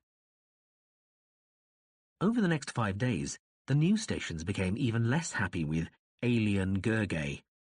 Iachik was phonetically less subtle than Moraine, so his name was always going to be spelled incorrectly. He finished the lesser games about level with Ram, then beat him on the board of origin after being well down at one stage, and lost on the board of form only by the most slender of margins. The news agencies at once decided that Gerge was a menace to the Empire and the common good, and began a campaign to have him thrown off Ea. They claimed he was in telepathic touch with the limiting factor, or with the robot called Fleer Imsaho, that he used all manner of disgusting drugs which were kept in the vice den and drug emporium he lived in on the roof of the Grand Hotel. Then, as though just discovering the fact, that he could make the drugs inside his own body, which was true, using glands ripped out of little children in appalling and fatal operations, which was not. The effect of these drugs seemed to be to turn him into either a supercomputer or an alien sex maniac, even both in some reports. One agency discovered Gergely's premises, which the ship had drawn up and registered with the Games Bureau. These were held to be typically shifty and mealy-mouthed culture double-talk, a recipe for anarchy and revolution. The agencies adopted hushed and reverent tones as they appealed loyally to the Emperor to do something about the culture, and blamed the Admiralty for having known about this gang of slimy perverts for decades without, apparently, showing them who was boss, or just crushing them completely. One daring agency even went so far as to claim the Admiralty wasn't totally certain where the culture's home planet was. They offered up prayers that Lo Wishekebold Ram would wipe the alien Gerge off the board of becoming as decisively as the Navy would one day dispose of the corrupt and socialistic culture. They urged Ram to use the physical option if he had to. That would show what the namby-pamby alien was made of, perhaps literally. "Is all this serious?" Gerge said, turning amused from the screen to the drone. "Deadly serious," Fleer Imsaho told him. Gerge laughed and shook his head. He thought the common people must be remarkably stupid if they believed all this nonsense. After 4 days of the game on the board of becoming, Gerge was poised to win. He saw Ram talking worriedly with some of his advisors afterward, and half expected the Apex to offer his resignation then, after the afternoon session. But Ram decided to fight on. They agreed to forego the evening session and resume the next morning. The big tent ruffled slightly in a warm breeze as Fleer Imsaho joined Gerge at the exit. Peckwill supervised the way being cleared through the crowds outside to where the car was waiting. The crowd was composed mostly of people who just wanted to see the alien, though there were a few demonstrating noisily against Gerge, and an even smaller number who were cheering him. Ram and his advisors left the tent first. "I think I see Shahab Hamza in the crowd," the drone said as they waited at the exit. Ram's entourage was still cluttering the far end of the ribbon of path, held clear by the 2 lines of policemen. Gerge glanced at the machine, then down the line of arm-linked police. He was still tensed from the game, bloodstream suffused with multifarious chemicals. As happened every now and again, everything he saw around him seemed to be part of the game. The way people stood like pieces, grouped according to who could take or affect whom. The way the pattern on the marquee was like a simple grid area on the board, and the poles like planted power sources waiting to replenish some exhausted minor piece and supporting a crux point in the game. The way the people and the police stood like the suddenly closed jaws of some nightmarish pincer movement. All was the game. Everything was seen in its light, translated into the combative imagery of its language, evaluated in the context its structure imposed upon the mind. "Tsar," Gerge said. He looked in the direction the drone's field was pointing, but couldn't see the man. The last of Ram's group cleared the pavement where the official cars waited. Peckwill gestured for Gerge to proceed. They walked between the lines of uniformed males. Cameras pointed, questions were shouted. Some ragged chanting began, and Gerge saw a banner waving over the heads of the crowd. "Go home, alien." "Seems I'm not too popular," he said. "You aren't," Fleer Imsaho told him. In 2 steps, Gerge realized in a distant, game-sense way, even as he was speaking and the drone was replying, he was going to be adjacent to— it took one more step to analyze the problem— something bad, something jarring and discordant. There was something different, wrong about the 3 group he was about to pass on his left, like unplaced ghost pieces hiding in forest territory. He had no idea exactly what was wrong with the group, but he knew immediately, as the protagonizing structures of the game sense claimed precedence in his thoughts, that he wasn't going to risk putting a piece in there. Another half step, to realize that the piece he didn't want to risk was himself. He saw the 3 group start to move and split up. He turned and ducked automatically. It was the obvious replying move of a threatened piece with too much momentum to stop or bound back from such an attacking force. There were several loud bangs. The 3 group of people burst toward him through the arms of 2 policemen, like a composite piece suddenly fragmenting. He converted his ducking motion into a dive and roll, which he realized with some delight was the almost perfect physical equivalent to a trip piece tying up a light attacker. He felt a pair of legs thud into his side, not hard. Then there was a weight on top of him and more loud noises. Something else fell on top of his legs. It was like waking up. He'd been attacked. There had been flashes, explosions, people launching themselves at him. He struggled under the warm animal weight on top of him, the one he'd tripped up. People were shouting. Police moved quickly. He saw Peckwill lying on the ground. Zar was there too, standing looking rather confused. Somebody was screaming. No sign of Fleer Imsaho. Something warm was seeping into the hose he wore on his legs. He struggled out from under the body lying on top of him, suddenly revolted by the thought that the person, apex or male he couldn't tell, might be dead. Shahobaham Zar and a policeman helped him up. There was a lot of shouting still. People were moving or being moved back, clearing a space around whatever had happened. Bodies lay on the ground, some covered in bright red-orange blood. Gurge got dizzily to his feet. "All right, game player?" Zar asked, grinning. "Yes, I think so," Gurge nodded. There was blood on his legs, but it was the wrong colour to be his. Fleer Imsaho descended from the sky. "General Gurge, are you all right?" "Yes." Gurge looked around. "What happened?" he asked Shahobaham Zar. "Did you see what happened?" The police had drawn their guns and were clustered around the area. The people were moving away. The press cameras were being forced back by shouting police. 5 policemen were pinning somebody down on the grass. 2 APCs in civilian clothes lay on the path. The one Gurge had tripped was covered in blood. A policeman stood over each body. Another 2 were tending to Peckwill. "Those 3 attacked you," Zar said, eyes flicking around as he nodded at the 2 bodies and the figure under the pile of police. Gurge could hear somebody sobbing loudly in what was left of the crowd. Reporters were still shouting questions. Zar guided Gurge over to where Peckwill lay, while Fleer Imsaho fussed and hummed overhead. Peckwill lay on his back, eyes open, blinking, while a policeman cut away the blood-soaked sleeve of his uniform jacket. "Old Peckwill here got in the way of a bullet," Zar said. "You all right, Peckwill?" he shouted jovially. Peckwill smiled weakly and nodded. "Meanwhile," Zar said, putting his arm round Gurge's shoulders and looking round all the time, gaze darting everywhere, "your brave and resourceful drone here exceeded the speed of sound to get about 20 meters out of the way upward." "I was merely gaining height, the better to ascertain what—" "You dropped," Zar told Gurge, still without looking at him, and rolled. "I thought they'd got you, actually. I managed to knock one of these bards on the head, and I think the police burned the other one." Zar's gaze settled momentarily on the knot of people beyond the cordon of police, where the sobbing was coming from. "Somebody in the crowd got hit too. The bullets meant for you." Gurge looked down at one of the dead APCs. His head lay at right angles to his body, across his shoulder. It would have looked wrong on almost any humanoid. "Yeah, that's the one I hit," Zar said, glancing briefly at the apex. "Bit too hard, I think."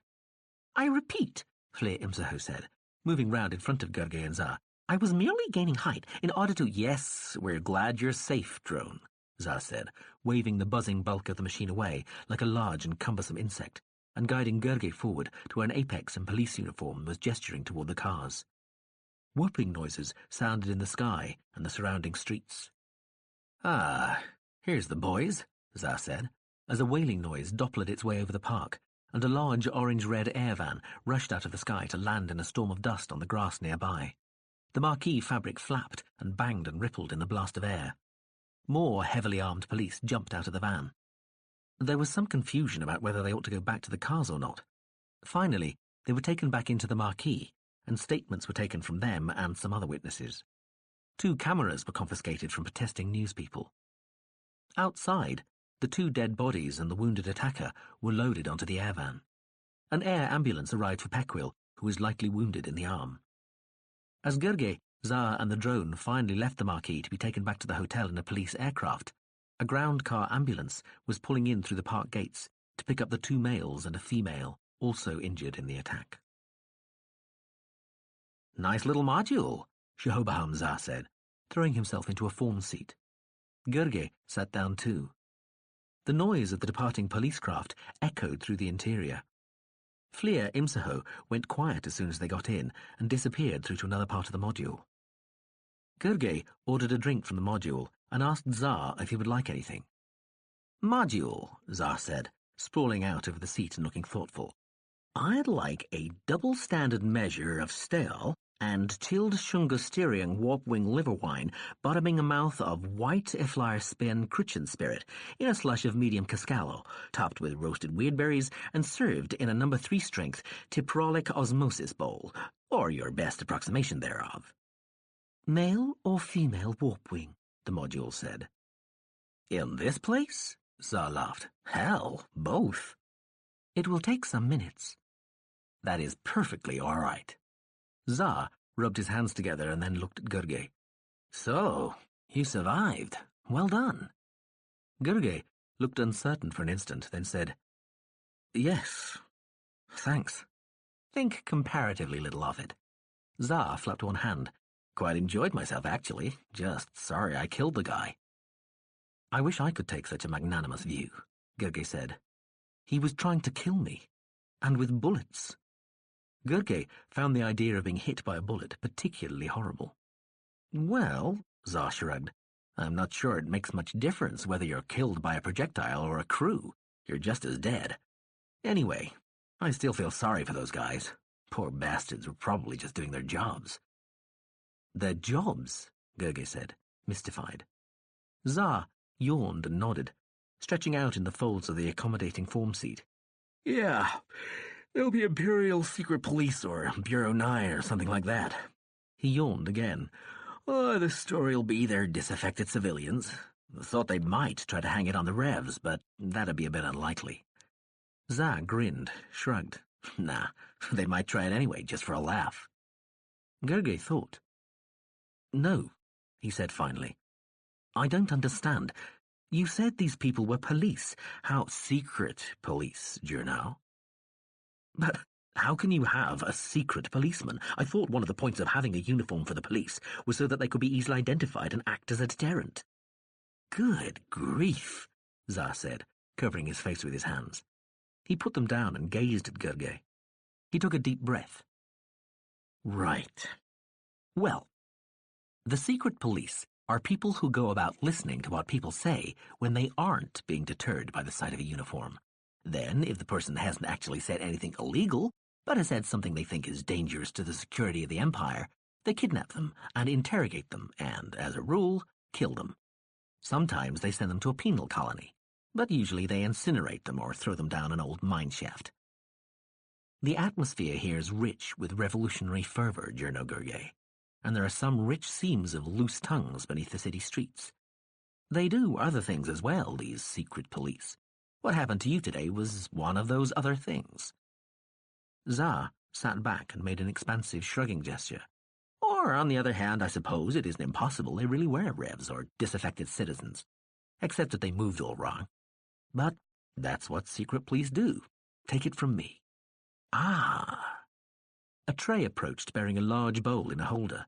Vapour rose dramatically from the frothing, multicoloured surface of the liquid. Za took the bowl. To the Empire, he shouted, and drained it in one go. He slammed the bowl back onto the tray. Ah! He exclaimed, sniffing and coughing and wiping his eyes with the sleeves of his tunic. He blinked at Gurge. Sorry if I'm being slow, Gurge said, but if these people were Imperial police, mustn't they have been acting on orders? What's going on? Does the Empire want me dead because I'm winning the game against Ram? Za said, coughing a little. You're learning, Jurna Gurge. Shit, I thought a game player would have a bit more natural deviousness about him. You're a babe among the carnivores out here.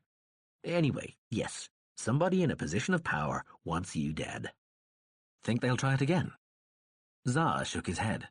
Too obvious. They'd have to be pretty desperate to try something like that again. In the short term, at least. I think they'll wait and see what happens in your next 10 game.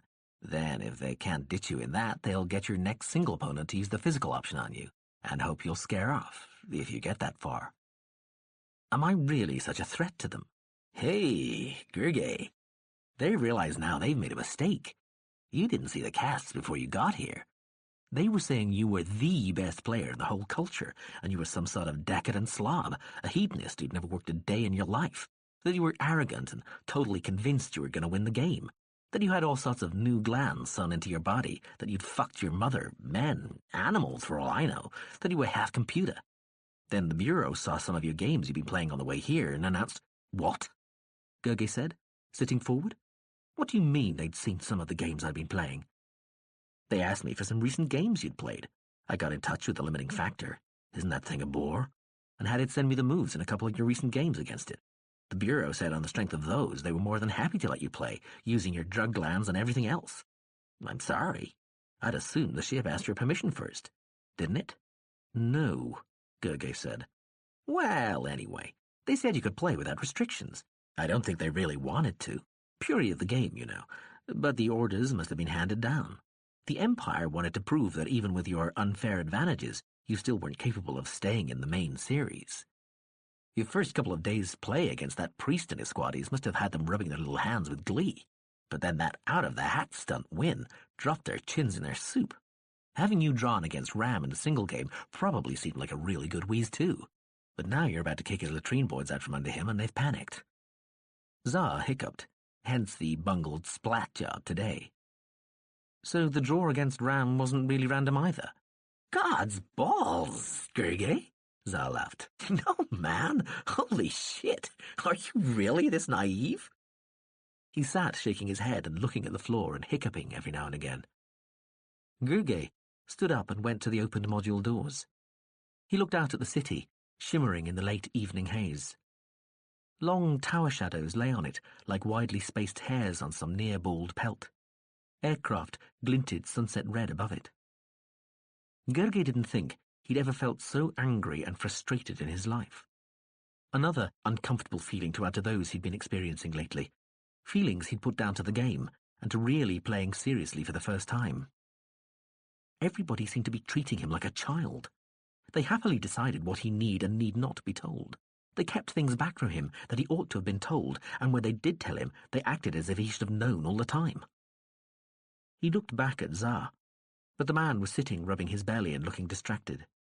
He belched loudly, then smiled happily and shouted, "Hey, module, put up channel 10. Yeah, on the screen. Yo!"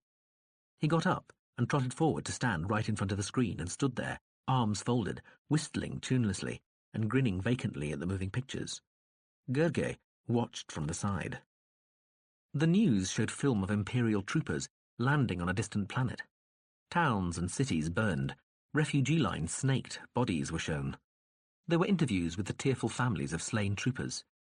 The just-invaded locals, hairy quadrupeds with prehensile lips, were shown lying down, tied up in the mud or on their knees before a portrait of Nikasar. One was shorn, so the people back home could see what they looked like under all that fur. Their lips had become prized trophies. The following story was about Nikasar demolishing his opponent in the single game. The Emperor was shown walking from one part of the board to another, signing some documents in an office, then, from a distance, standing on the board again while a commentator enthused over the way he'd played. The attack on Gergely was next. He was amazed when he saw the incident on film. It was over in an instant.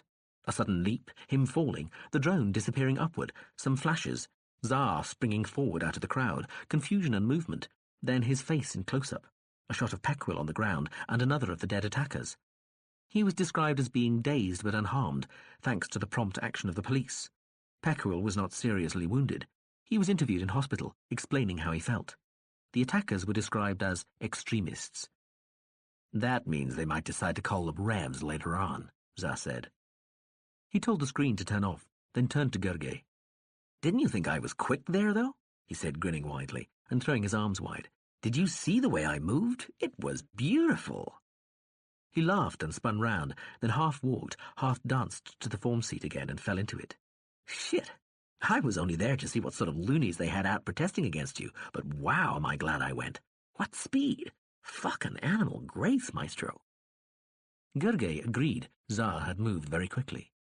"Let's see it again, module," Za shouted. The module screen obliged, and Jehobaham Za laughed and giggled as he watched the few seconds of action. He replayed it a few more times in slow motion, clapping his hands, then called for another drink. The frothing bowl came quicker this time, the module's synthesizers having wisely kept the previous coding. Gergely sat down again, seeing that Za wasn't thinking of leaving just yet. Gergely ordered some snacks. Za snorted in derision when offered food and crunched the roasted weird berries that came with his foaming cocktail.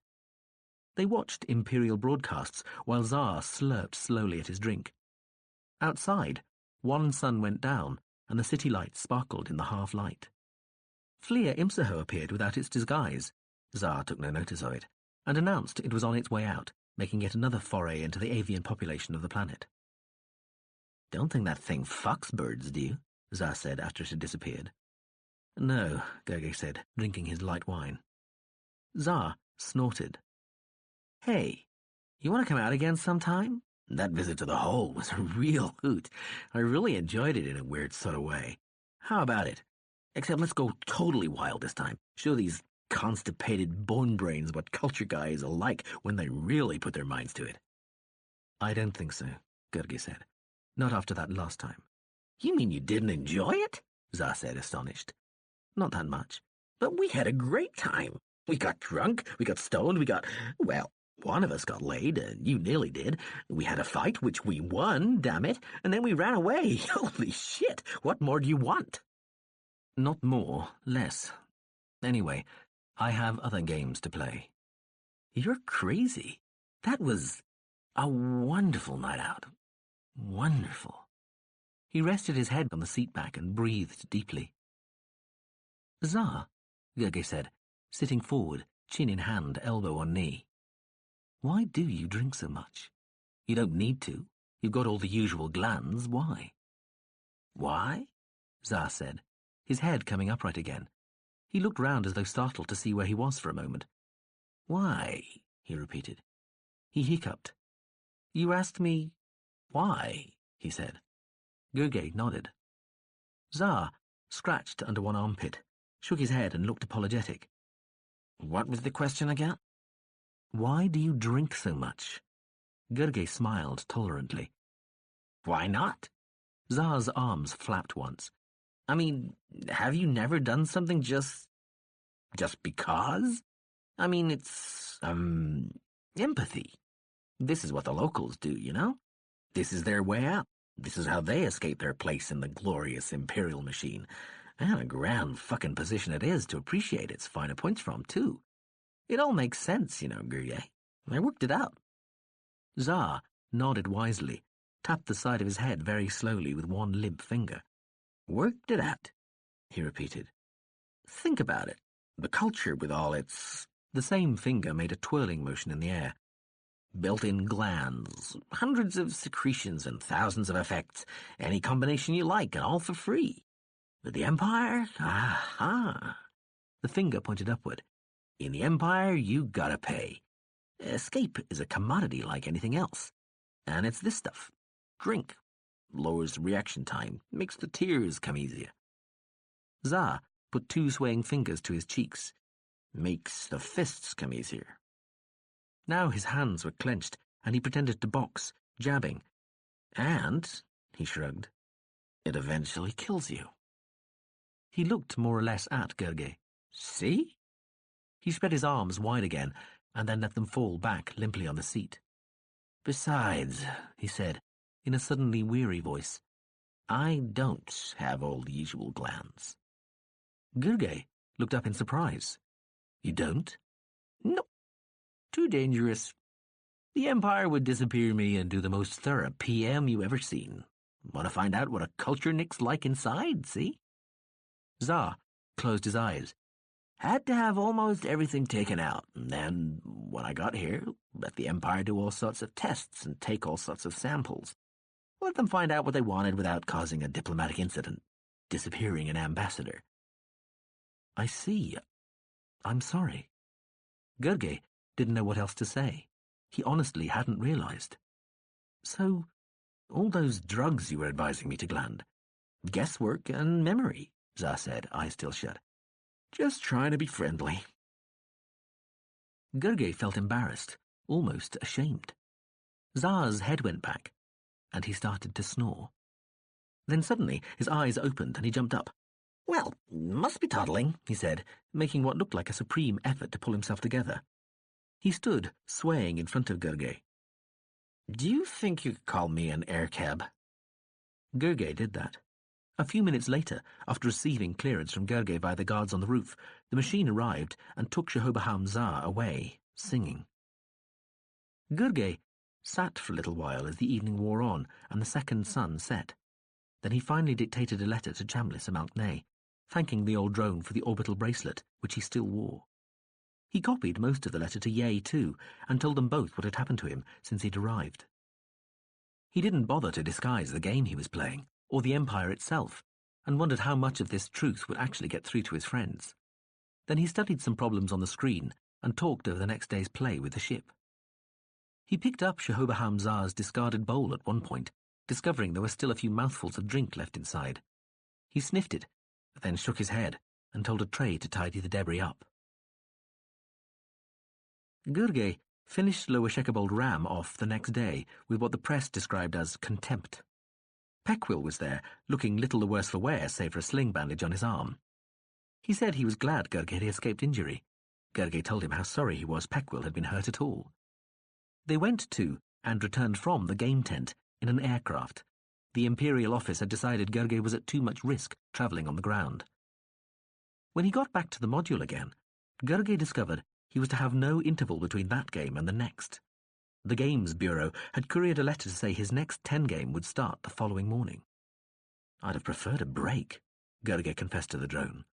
He was having a float shower, hanging in the middle of the AG chamber while the water sprayed from various directions and was sucked away through tiny holes all over the semi-spherical interior. Membrane plugs prevented the water from going into his nose, but speaking was still a little spluttery. "No doubt you would," Fleer Imsaho said in its squeaky voice. "But they're trying to wear you out. And of course, it also means you'll be playing against some of the best players, the ones who've also managed to finish their games quickly." "That had occurred to me," Gurgé said. He could only just see the drone through the spray and steam. He wondered what would happen if somehow the machine hadn't been made quite perfectly and some water got into it. He turned lazily head over heels in the shifting currents of air and water.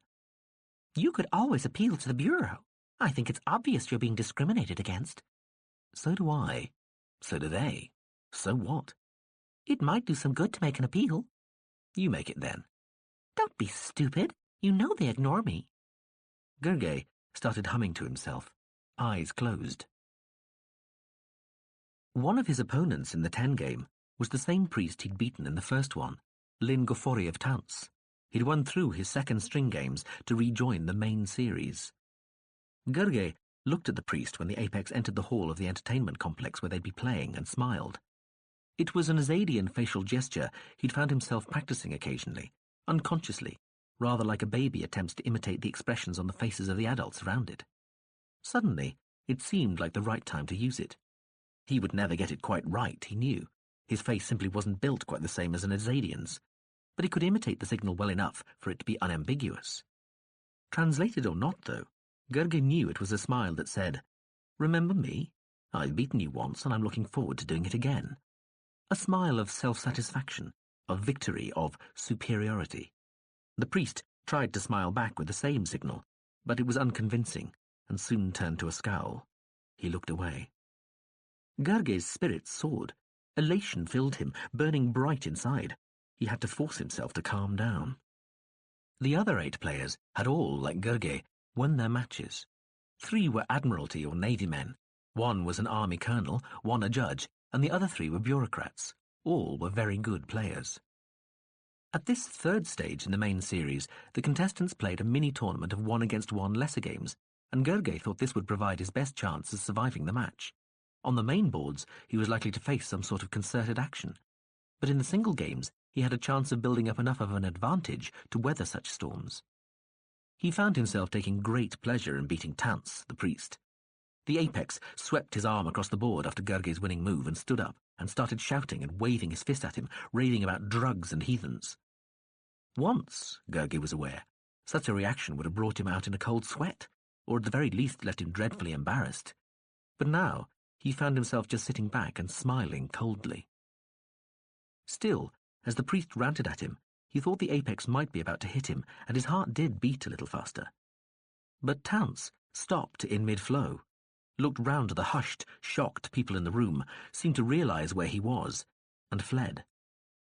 Gurgé let out a breath, relaxed his face. The Imperial adjudicator came over and apologized on the priest's behalf. Fleer Imsaho was still popularly thought to be providing some sort of in-game aid to Gurgay.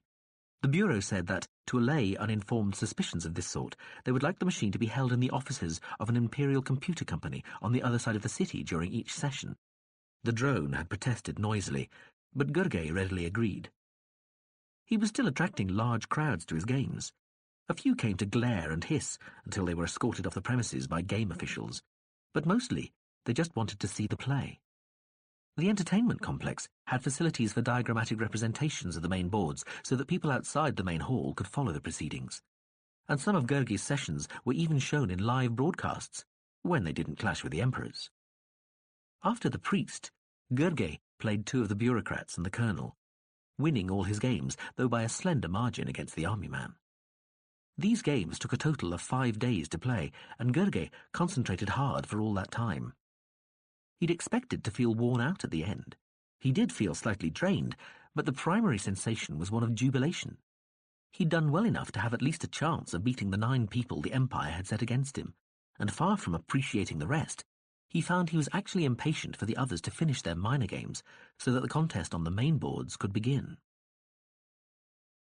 It's all very well for you, but I'm being kept in a monitoring chamber all day.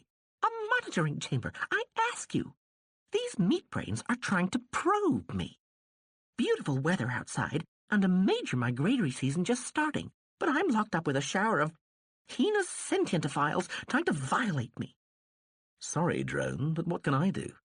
You know they're just looking for an excuse to throw me out.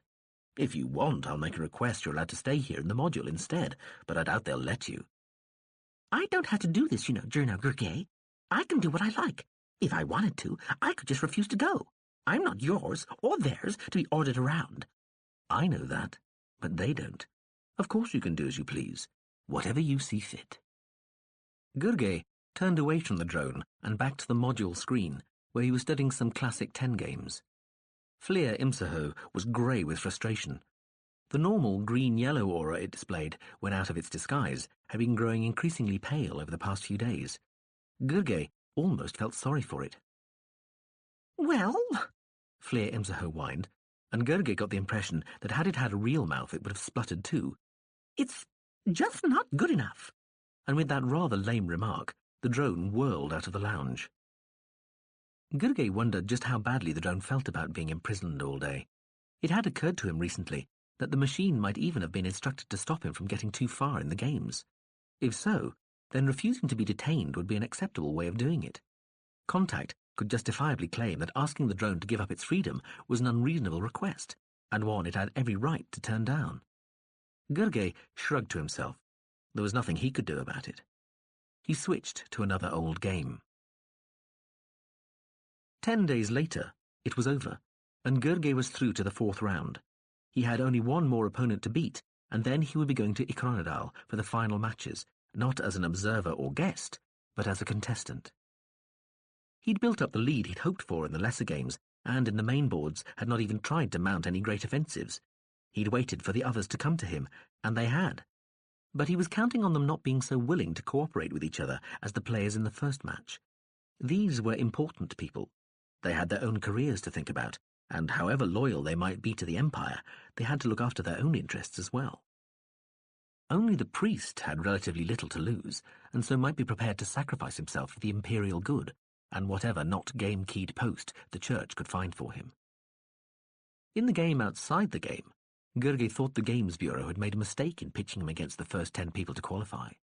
It appeared to make sense because it gave him no respite, but as it turned out, he didn't need any, and the tactic meant that his opponents were from different branches of the imperial tree, and thus harder to tempt with departmental inducements, as well as being less likely to know each other's game styles. He'd also discovered something called inter-service rivalry. He'd found records of some old games that didn't seem to make sense until the ship described this odd phenomenon, and made special efforts to get the Admiralty men and the Colonel at each other's throats. They'd needed little prompting. It was a workmanlike match, uninspiring but functional, and he simply played better than any of the others. His winning margin wasn't great, but it was a win. One of the fleet vice-admirals came second. Tance, the priest, finished last. Again, the Bureau's supposedly random scheduling gave him as little time as possible between matches, but Gurgay was secretly pleased at this. It meant he could keep the same high pitch of concentration going from day to day, and it gave him no time to worry or stop too long to think. Somewhere, at the back of his mind, a part of him was sitting back as stunned and amazed as anybody else was at how well he was doing. If that part ever came forward, ever took centre stage and was allowed to say, "Now wait a minute here," he suspected his nerve would fail, the spell would break, and the walk that was a fall would become a plunge into defeat. As the adage said, falling never killed anybody. It was when you stopped. Anyway, he was awash with a bittersweet flood of new and enhanced emotions. The terror of risk and possible defeat, the sheer exultation of the gamble that paid off and the campaign which triumphed. The horror of suddenly seeing a weakness in his position which could lose him the game. The surge of relief when nobody else noticed and there was time to plug the gap. The pulse of furious, gloating glee when he saw such a weakness in another's game, and the sheer, unbridled joy of victory. And outside, the additional satisfaction of knowing that he was doing so much better than anybody had expected. All their predictions, the cultures, the empires, the ships, the drones, had been wrong. Apparently strong fortifications which had fallen to him. Even his own expectations had been exceeded, and if he worried at all, he worried that some subconscious mechanism would now let him relax a little, having proved so much, come so far, defeated so many. He didn't want that. He wanted to keep going. He was enjoying all this. He wanted to find the measure of himself through this infinitely exploitable, indefinitely demanding game, and he didn't want some weak, frightened part of himself to let him down. He didn't want the Empire to use some unfair way of getting rid of him either. But even that was only half worry. Let them try to kill him. He had a reckless feeling of invincibility now. Just don't let them try to disqualify him on some technicality. That would hurt. But there was another way they might try to stop him. He knew that in the single game they would be likely to use the physical option. It was how they'd think. This culture man would not accept the bet. He'd be too frightened. Even if he did accept and fought on, the terror of knowing what might happen to him would paralyze him, devour and defeat him from inside. He talked it over with the ship. The limiting factor had consulted with the little rascal then, tens of millennia distant in the greater cloud, and felt able to guarantee his survival. The old warship would stay outside the Empire, but power up to a maximum velocity, minimum radius holding circle as soon as the game started. If Gurge was forced to bet against a physical option and lost, the ship would drive in at full speed for Ia. It was certain it could evade any Imperial craft on the way, get to Ia within a few hours, and use its heavy-duty displacer to snap Gurge and Flir Imsaho off the place without even slowing down.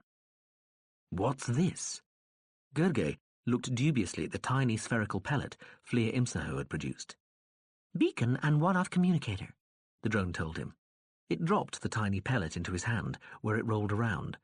You put it under your tongue. It'll implant. You'll never know it's there. The ship homes in on that as it comes in, if it can't find you any other way. When you feel a series of sharp pains under your tongue, 4 stabs in 2 seconds, you've got 2 seconds to assume a fetal position before everything within a 3/4 meter radius of that pellet gets slung aboard the ship. So, get your head between your knees and don't swing your arms about. Gurge looked at the pellet. It was about 2 millimeters across. Are you serious, drone? Profoundly. That ship will probably be on sprint boost. It could be dragging past here at anything up to 120 kilolights. At that speed, even its heavy-duty displacer will only be within range for about 1/5 of a millisecond, so we're going to need all the help we can get. This is a very dubious situation you're putting me and yourself in, Gurge. I want you to know I'm not very happy about it. Don't worry, drone. I'll make sure they don't include you in the physical bet. No, I mean the possibility of being displaced. It's risky. I wasn't told about this. Displacement fields in hyperspace are singularities, subject to the uncertainty principle. Yeah, you might end up getting zapped into another dimension or something. Or smeared over the wrong bit of this one, more to the point. And how often does that happen?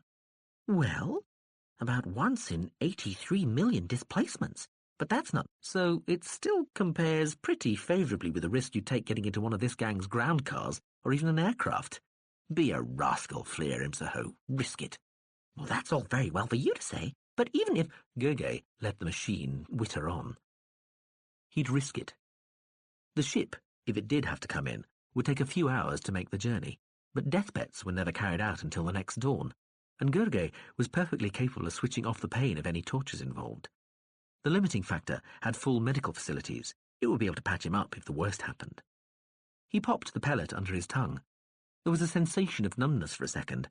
Then it was gone, as though dissolved. He could just feel it with his finger under the floor of his mouth. He woke on the morning of the first day's play with an almost sexual thrill of anticipation. Another venue. This time, it was a conference centre near the shuttle port he'd first arrived at. There he faced Loprinest Bemoya, a judge in the Supreme Court of Ea, and one of the most impressive apices Gurgey had yet seen. He was tall, silver-haired, and he moved with a grace Gurgey found oddly, even disturbingly familiar, without at first being able to explain why. Then he realized the elderly judge walked like somebody from the culture. There was a slow ease about the apex's movements, which lately Gurgey had stopped taking for granted and so, for the first time in a way, seen. Bemoya sat very still between moves in the lesser games, staring at the board continually and only ever moving to shift a piece. His card-playing was equally studied and deliberate, and Gurgey found himself reacting in the opposite manner, becoming nervous and fidgety. He fought back against this with body drugs, deliberately calming himself, and over the 7 full days the lesser games lasted, gradually got to grips with the steady, considered pace of the apex's style. The judge finished a little ahead after the games were totaled up. There had been no mention of bets of any sort.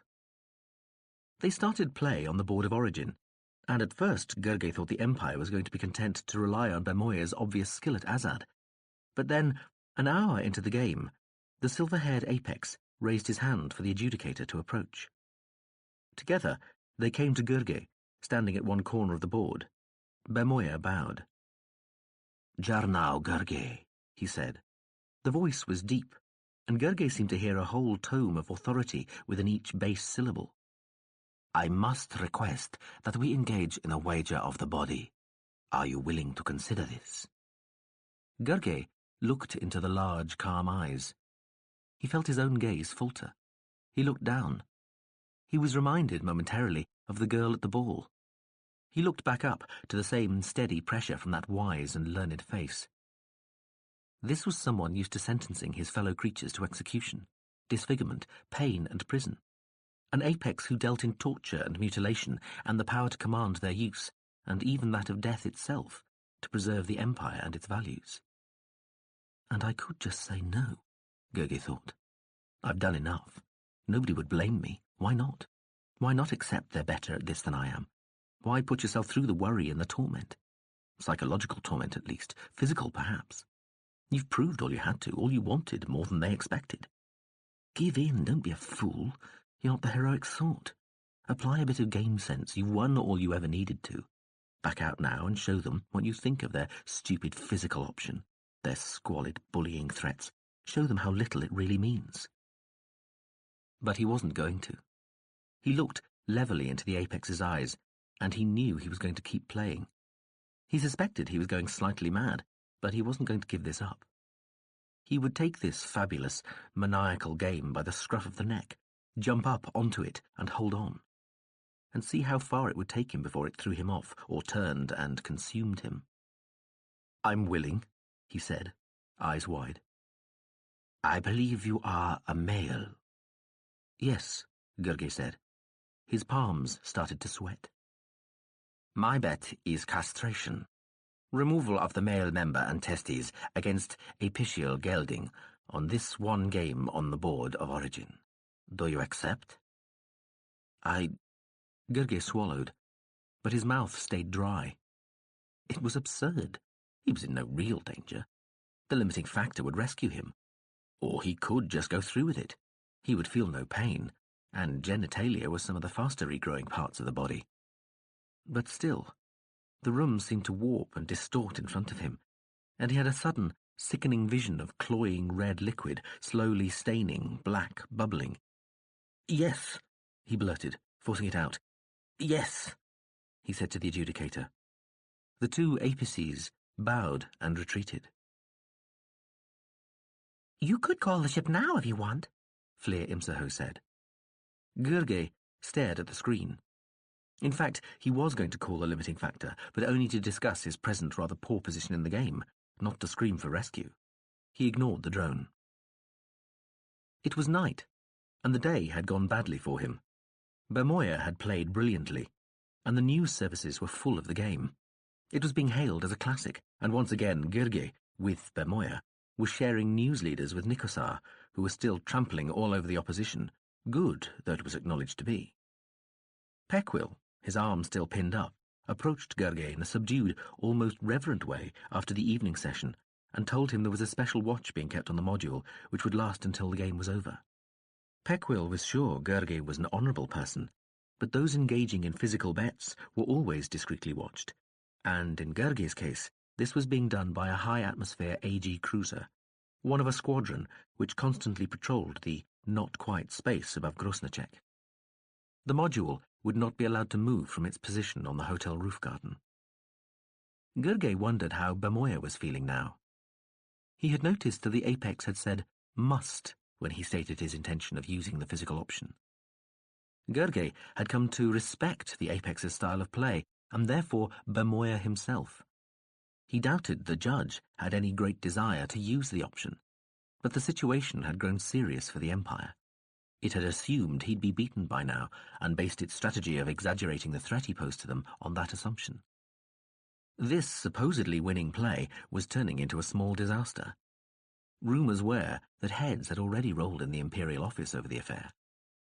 Bermoya would have been given his orders. Gurge had to be stopped.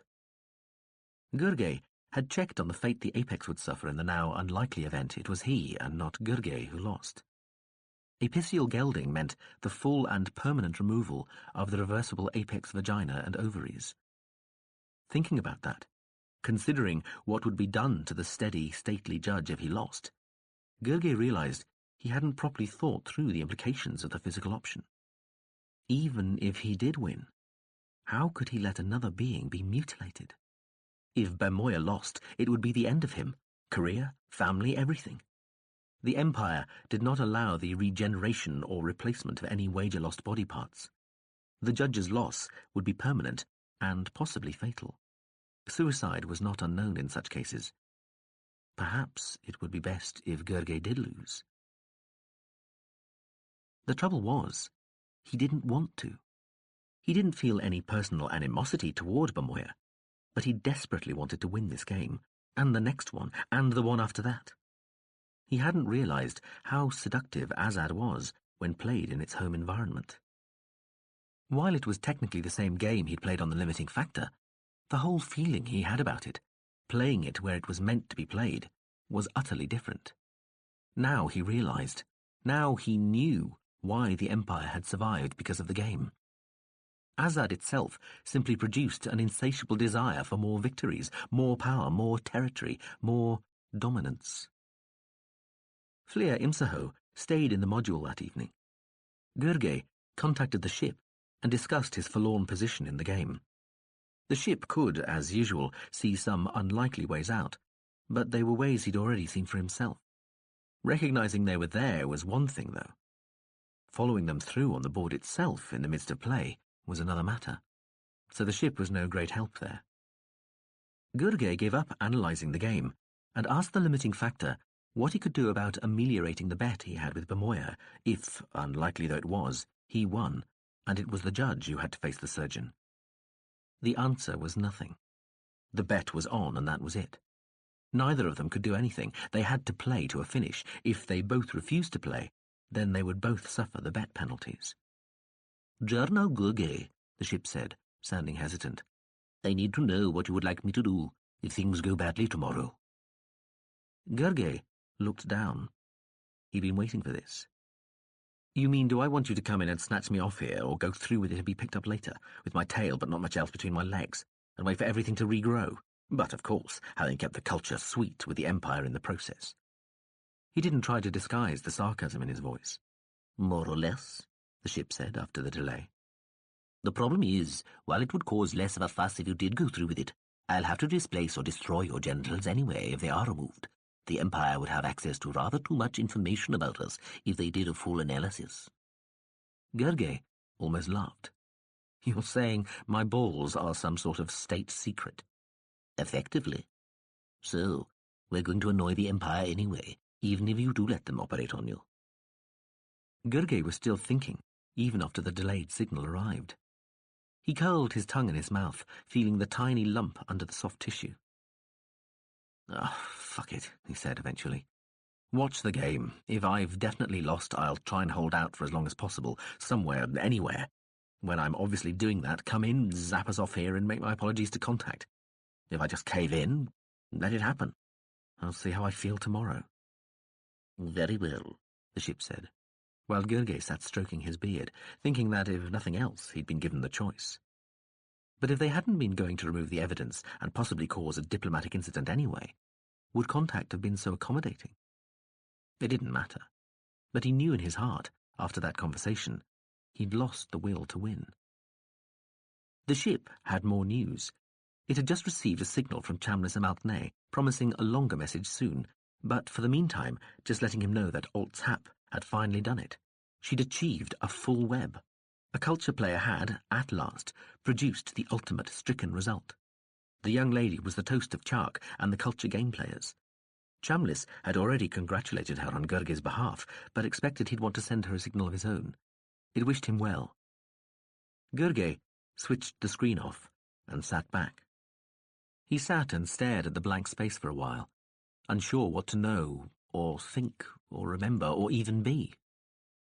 A sad smile touched one side of his face for a while. Fleer Imsaho floated over to his shoulder. Now, Gurgey, are you tired? He turned to it eventually. What? Yes, a little.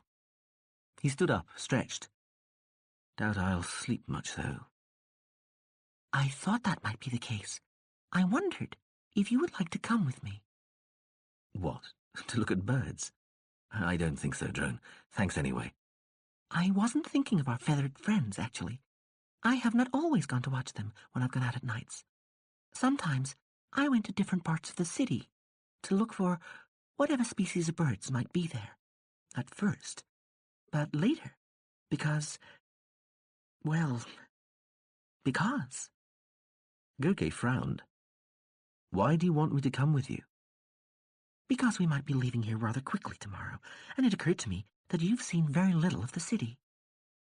Gurgey waved one hand. Zar showed me quite enough of that.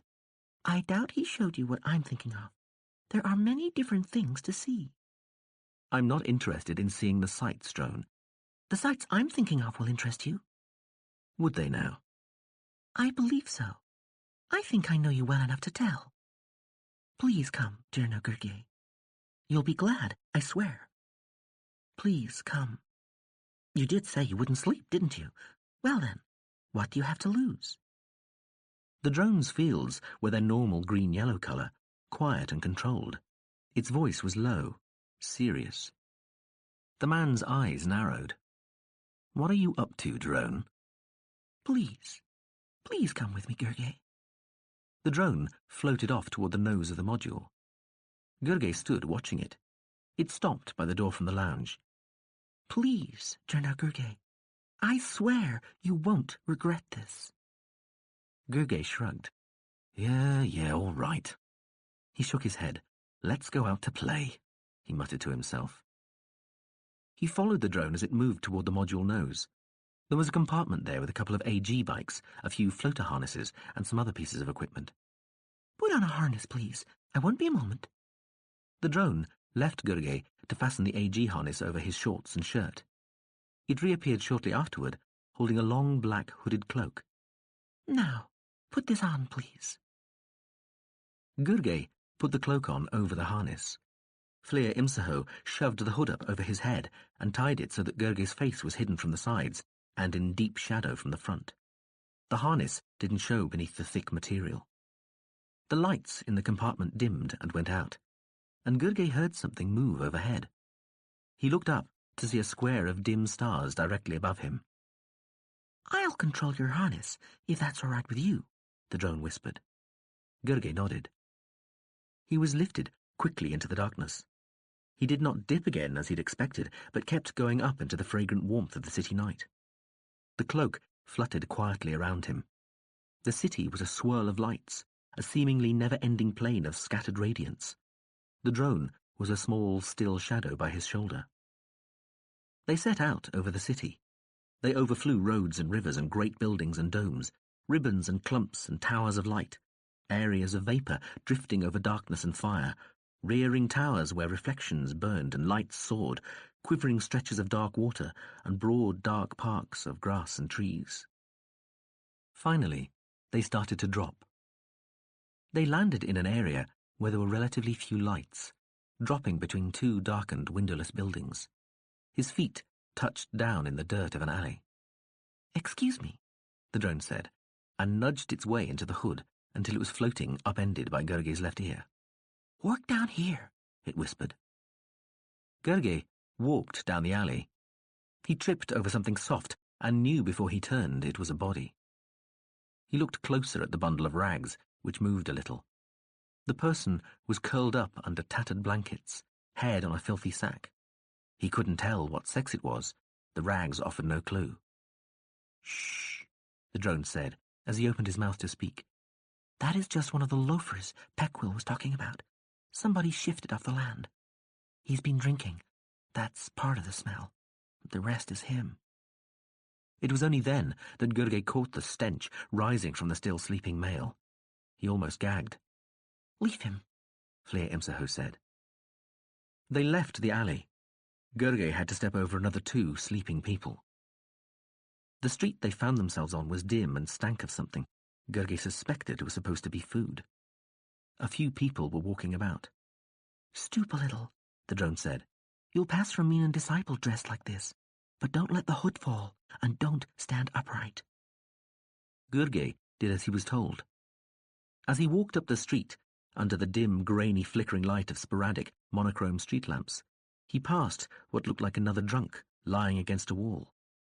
There was blood between the apex's legs, and a dark, dried stream of it leading from his head. Gergely stopped. "Don't bother," came the little voice. "He's dying. Probably been in a fight. The police don't come here too often. And nobody's likely to call for medical aid. He's obviously been robbed, so they'd have to pay for the treatment themselves." Gergely looked round, but there was nobody else nearby. The apex's eyelids fluttered briefly, as though he was trying to open them. The fluttering stopped. "There," Fleer Imsaho said quietly. Gergely continued up the street. Screams came from high up in a grimy housing block on the far side of the street. "Just some apex beating up his woman. You know, for millennia, females were thought to have no effect on the heredity of the children they bore. They've known for 500 years that they do.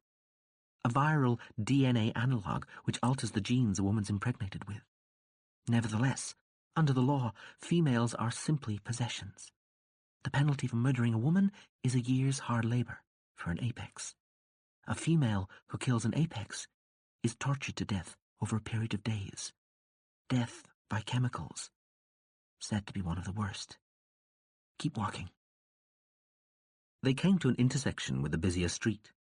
A male stood on the corner, shouting in a dialect Gergely didn't understand. "He's selling tickets for an execution," the drone said. Gergely raised his eyebrows, turned his head fractionally. "I'm serious," Fleer Imsaho said. Gergely shook his head all the same. Filling the middle of the street was a crowd of people. The traffic, only about half of it powered, the rest human-driven, was forced to mount the pavements. Gergely went to the back of the crowd, thinking that with his greater height he would be able to see what was happening. But he found people making way for him anyway, drawing him closer to the centre of the crowd. Several young apices were attacking an old male lying on the ground. The apices wore some sort of strange uniform, though somehow Gergely knew it was not an official uniform. They kicked the old male with a sort of poised savagery, as though the attack was some kind of competitive ballet of pain, and they were being evaluated on artistic impression, as well as the raw torment and physical injury inflicted. "In case you think this is staged in any way," Fleer Imsaho whispered, "it isn't. These people aren't paying anything to watch this either. This is simply an old guy getting beaten up, probably just for the sake of it, and these people would rather watch than do anything to stop it." As the drone spoke, Gurgey realized he was at the front of the crowd. Two of the young apices looked up at him. In a detached way, Gurgey wondered what would happen now. The two apices shouted at him, then they turned and pointed him out to the others. There were 6 of them. They all stood, ignoring the whimpering male on the ground behind them, and looked steadily at Gurgey. One of them, the tallest, undid something in the tight, metallically decorated trousers he wore and hooked out the half-flaccid vagina in its turned-out position, and with a wide smile, first held it out to Gurgey, then turned round, waving it at the others in the crowd. Nothing more. The young, identically clad apices grinned at the people for a while, then just walked away. Each stepped, as though accidentally, on the head of the crumpled old male on the ground. The crowd started to drift off. The old man lay on the roadway covered in blood. A sliver of grey bone poked through the arm of the tattered coat he wore, and there were teeth scattered on the road surface near his head. One leg lay oddly, the foot turned outward, slack-looking. He moaned. Gurgey started forward and began to stoop. "Do not touch him." The drone's voice stopped Gurgey like a brick wall. "If any of these people see your hands or face, you're dead. You're the wrong color, Gurgey. Listen, a few hundred dark-skinned babies are stillborn each year as the genes work themselves out. They're supposed to be strangled and their bodies presented to the Eugenics Council for a bounty. But a few people risk death and bring them up, blanching their skins as they grow older. If anybody thought you were one, especially in a disciple's cloak, they'd skin you alive."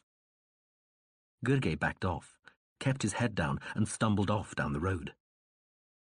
The drone pointed out prostitutes, mostly females, who sold their sexual favours to apices for a few minutes or hours or for the night.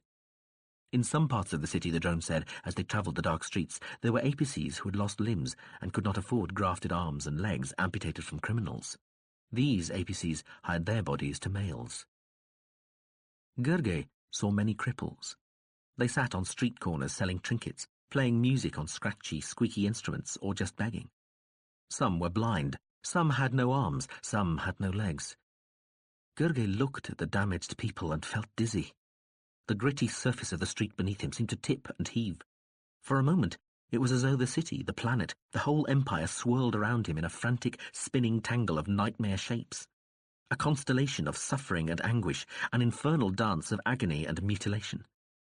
They passed garish shops full of brightly coloured rubbish, state-run drug and alcohol stores, stalls selling religious statues, books, artefacts and ceremonial paraphernalia, kiosks vending tickets for executions, amputations, tortures and staged rapes, mostly lost Azad body bets, and hawkers selling lottery tickets, brothel introductions and unlicensed drugs. A ground van passed full of police, the nightly patrol.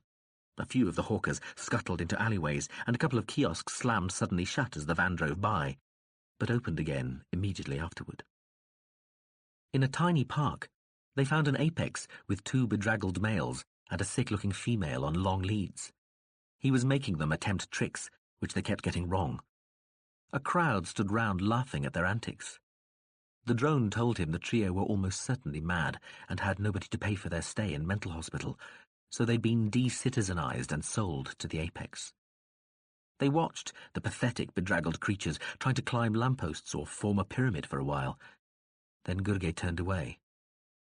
The drone told him 1 in 10 of the people he passed on the street would be treated for mental illness at some point in their lives. The figure was higher for males than for apices, and higher for females than either. The same applied to the rates of suicide, which was illegal. Fleer Imsaho directed him to a hospital. It was typical, the drone said. Like the whole area, it was about average for the greater city. The hospital was run by a charity, and many of the people working there were unpaid. The drone told him everybody would assume he was a disciple there to see one of his flock, but anyway, the staff were too busy to stop and quiz everybody they saw in the place. Gurgey walked through the hospital in a daze. There were people with limbs missing, as he'd seen in the streets, and there were people turned odd colours or covered with scabs and sores. Some were stick-thin, grey skin stretched over bone. Others lay gasping for breath or retching noisily behind thin screens, moaning or mumbling or screaming. He saw people still covered in blood, waiting to be attended to, people doubled up coughing blood into little bowls, and others strapped into metal cots, beating their heads on the sides, saliva frothing over their lips. Everywhere there were people, on bed after bed and cot after cot and mattress after mattress, and everywhere, too, there were the enveloping odours of corrupting flesh, harsh disinfectant, and bodily wastes. It was an average bad night, the drone informed him. The hospital was a little more crowded than usual because several ships of the Empire's war wounded had come back recently from famous victories. Also, it was the night when people got paid and didn't have to work the next day, and so by tradition went out to get drunk and into fights. Then the machine started to reel off infant mortality rates and life expectancy figures, sex ratios, types of diseases and their prevalence in the various strata of society, average incomes, the incidence of unemployment, per capita income as a ratio of total population in given areas, birth tax and death tax, and the penalties for abortion and illegitimate birth. It talked about laws governing types of sexual congress, about charitable payments and religious organizations running soup kitchens and night shelters and first aid clinics, about numbers and figures and statistics and ratios all the time, and Gergely didn't think he picked up a word of it. He just wandered round the building for what seemed like hours. Then he saw a door and left. He was standing in a small garden, dark and dusty and deserted, at the back of the hospital, hemmed in on all sides. Yellow light from grimy windows spilled onto the grey grass and cracked paving stones. The drone said it still had things it wanted to show him. It wanted him to see a place where down and outs slept. It thought it could get him into a prison as a visitor. "I want to go back now," he shouted, throwing back the hood. "All right," the drone said, tugging the hood back up. They lifted off, going straight up for a long time before they started to head for the hotel and the module. The drone said nothing. Gergely was silent too, watching the great galaxy of lights that was the city as it passed beneath his feet. They got back to the module. The roof door opened for them as they fell, and the lights came on after it closed again. Gergely stood for a while as the drone took the cloak from him and unclipped the AG harness. Slipping down off his shoulders, the removal of the harness left him with an odd sensation of nakedness. "I've one more thing I'd like to show you," the drone said. It moved down the corridor to the module lounge. Gergely followed it. Flia Imsaho floated in the centre of the room. The screen was on, showing an apex and a male copulating. Background music surged. The setting was plush with cushions and thick drapes. "This is an Imperial Select channel," the drone said. "Level 1, mildly scrambled." The scene switched, then switched again, each time showing a slightly different mix of sexual activity, from solo masturbation through to groups involving all three Azadian sexes. "This sort of thing is restricted," the drone said. "Visitors aren't supposed to see it. The unscrambling apparatus is available for a price on the general market, however. Now, we'll see some Level 2 channels. These are restricted to the Empire's bureaucratic, military, religious, and commercial upper echelons." The screen went briefly hazy with a swirl of random colours, then cleared to show some more Azadians, mostly naked or very scantily clad. Again, the emphasis was on sexuality, but there was another, new element in what was happening. Many of the people wore very strange and uncomfortable-looking clothes, and some were being tied up and beaten, or put into various absurd positions in which they were sexually used. Females dressed in uniforms ordered males and apices around. Gergely recognized some of the uniforms as those worn by Imperial Navy officers. Others looked like exaggerations of more ordinary uniforms. Some of the apices were dressed in male clothes, some in female dress. Apices were made to eat their own or somebody else's excreta, or drink their urine. The wastes of other pan-human species seemed to be particularly prized for this practice. Mouths and anuses, animals and aliens were penetrated by males and apices. Aliens and animals were persuaded to mount the various sexes, and objects, some everyday, some apparently specially made, were used as phallic substitutes. In every scene, there was an element of... Gergely supposed it was dominance. He'd been only mildly surprised that the Empire wanted to hide the material shown on the first level. A people so concerned with rank and protocol and clothed dignity might well want to restrict such things, harmless though they might be. The second level was different. He thought it gave the game away a little, and he could understand them being embarrassed about it. It was clear that the delight being taken in Level 2 was not the vicarious pleasure of watching people enjoying themselves and identifying with them, but in seeing people being humiliated while others enjoyed themselves at their expense. Level 1 had been about sex. This was about something the Empire obviously thought more of, but could not disentangle from that act. Now, Level 3, the drone said. Gurgey watched the screen. Flir Imsaho watched Gurgey. The man's eyes glittered in the screen light, unused photons reflecting from the halo of iris. The pupils widened at first, then shrank, became pinpoints. The drone waited for the wide staring eyes to fill with moisture, for the tiny muscles around the eyes to flinch and the eyelids to close and the man to shake his head and turn away. But nothing of the sort happened. The screen held his gaze, as though the infinitesimal pressure of light it spent upon the room had somehow reversed, and so sucked the watching man forward to hold him teetering before the fall, fixed and steady and pointed at the flickering surface like some long-stilled moon. The screams echoed through the lounge, over its form seats and couches and low tables. The screams of APCs, men, women, children. Sometimes they were silenced quickly, but usually not. Each instrument and each part of the tortured people made its own noise. Blood, knives, bones, lasers, flesh, ripsaws, chemicals, leeches, fleshworms, vibraguns, even phalluses, fingers and claws. Each made or produced their own distinctive sounds, counterpoints to the theme of screams. The final scene the man watched featured a psychotic male criminal previously injected with massive doses of sex hormones and hallucinogens, a knife, and a woman described as an enemy of the state, who was pregnant and just before term. The eyes closed. His hands went to his ears. He looked down. "Enough," he muttered. Flir Imsaho switched the screen off. The man rocked backward on his heels, as though there had indeed been some attraction, some artificial gravity from the screen, and now that it had ceased, he almost overbalanced in reaction.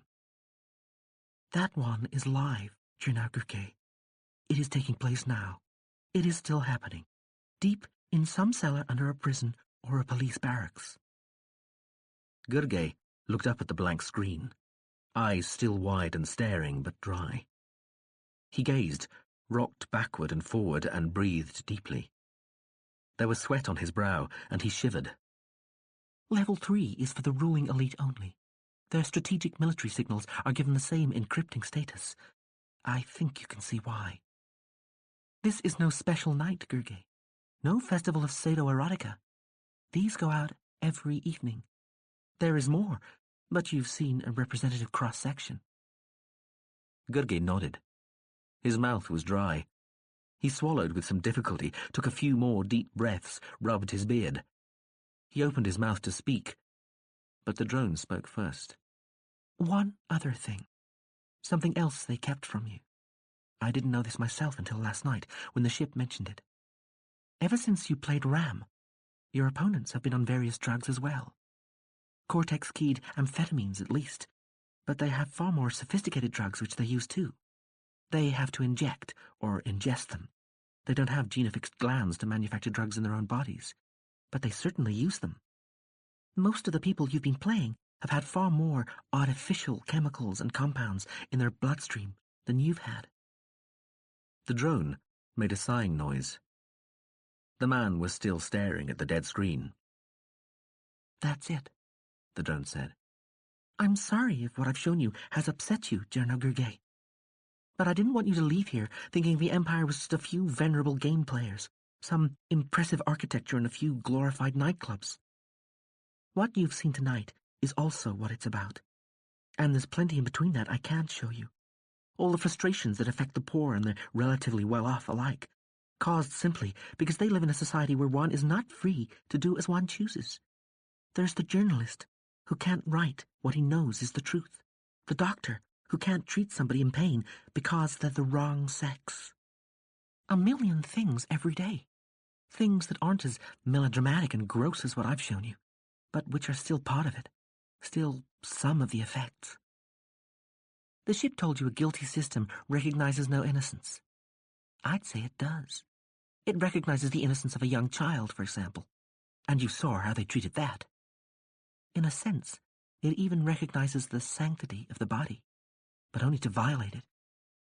Once again, Gurgay, it all boils down to ownership, possession, about taking and having. Flir Imzaho paused, then floated toward Gurgay, came very close to him. Ah, but I'm preaching again, am I? The excesses of youth. I've kept you up late. Maybe you're ready for some sleep now. It's been a long night, hasn't it? I'll leave you. It turned and floated away. It stopped near the door again. Good night, it said. Gurgay cleared his throat. Good night, he said, looking away from the dark screen at last. The drone dipped and disappeared. Gurgay sat down on a form seat. He stared at his feet for a while, then got up and walked outside the module into the roof garden. The dawn was just coming up. The city looked washed out somehow, and cold. The many lights burned weakly, brilliance sapped by the calm blue vastness of the sky. A guard at the stairwell entrance coughed and stamped his feet, though Gurgay could not see him. He went back into the module and lay down on his bed. He lay in the darkness without closing his eyes, then closed his eyes and turned over, trying to sleep. He could not, and neither could he bring himself to secrete something that would make him sleep. At last he got up and went back to the lounge where the screen was. He had the module access the game channels and sat there looking at his own game with Bamoya for a long time, without moving or speaking, and without a single molecule of glanded drug in his bloodstream. A prison ambulance stood outside the conference centre. Gurgay got out of the aircraft and walked straight into the game hall. Peckwill had to run to keep up with the man. The Apex didn't understand the alien. He hadn't wanted to talk during the journey from the hotel to the conference centre, whereas usually people in such a situation couldn't stop talking. And somehow he didn't seem to be frightened at all, though Peckwill couldn't see how that could be. If he hadn't known the awkward, rather innocent alien better, he'd have thought it was anger he could read on that discoloured, hairy, pointed face. Low-pronest Bamoya sat in a stool seat just off the board of origin. Gurgay stood on the board itself. He rubbed his beard with one long finger, then moved a couple of pieces. Bamoya made his own moves. Then, when the action spread, as the alien tried desperately to wriggle out of his predicament, the judge had some amateur players make most of his moves for him. The alien remained on the board making his own moves, scurrying to and fro like a giant dark insect. Bamoya couldn't see what the alien was playing at. His play seemed to be without purpose, and he made some moves which were either stupid mistakes or pointless sacrifices. Bamoya mopped up some of the alien's tattered forces. After a while, he thought perhaps the male did have a plan of sorts, but if so, it must be a very obscure one. Perhaps there was some kind of odd face-saving point the male was trying to make, while he still was a male. Who knew what strange precepts governed an alien's behaviour at such a moment? The moves went on, inchoate, unreadable. They broke for lunch. They resumed. Bamoya didn't return to the stool seat after the break. He stood at the side of the board, trying to work out what slippery, ungraspable plan the alien might have. It was like playing a ghost now. It was as though they were competing on separate boards. He couldn't seem to get to grips with the male at all. His pieces kept slipping away from him, moving as though the man had anticipated his next move before he'd even thought of it. What had happened to the alien? He'd played quite differently yesterday. Was he really receiving help from outside? Bamoya felt himself start to sweat. There was no need for it. He was still well ahead, still poised for victory. But suddenly he began to sweat. He told himself it was nothing to worry about, a side effect of some of the concentration boosters he'd taken over lunch. Bamoya made some moves which ought to settle what was going on, expose the alien's real plan if he had one. No result. Bamoya tried some more exploratory gestures, committing a little more to the attempt. Gurgay attacked immediately. Bamoya had spent 100 years learning and playing Azad, and he'd sat in courts of every level for half that time. He'd seen many violent outbursts by just-sentenced criminals, and watched, and even taken part in, games containing moves of great suddenness and ferocity. Nevertheless, The alien's next few moves contrived to be on a level more barbarous and wild than anything Bamoya had witnessed in either context. Without the experience of the courts, he felt he might have physically reeled. Those few moves were like a series of kicks in the belly. They contained all the berserk energy the very best young players spasmodically exhibited, but marshalled, synchronized, sequenced, and unleashed with a style and a savage grace no untamed beginner could have hoped to command. With the first move, Bamoya saw what the alien's plan might be. With the next move, he saw how good the plan was. With the next, that the play might go on into the following day before the alien could finally be vanquished. With the next, that he, Bamoya, wasn't in quite as unassailable a position as he'd thought. And with the following too, that he still had a lot of work to do, and then that perhaps the play wouldn't last until tomorrow after all. Bamoya made his own moves again, trying every ploy and stratagem he'd learned in a century of game-playing. The disguised observation piece, the feint within the feint, using attack pieces and cardstock, the premature use of the board of becoming element pieces, making a swamp on the territories by the conjunction of earth and water. But nothing worked. He stood, just before the break, at the end of the afternoon session, and he looked at the alien. The hall was silent. The alien male stood in the middle of the board, staring impassively at some minor piece, rubbing at the hair on his face. He looked calm, unperturbed. Bamoya surveyed his own position. Everything was in a mess. There was nothing he could do now, beyond redemption.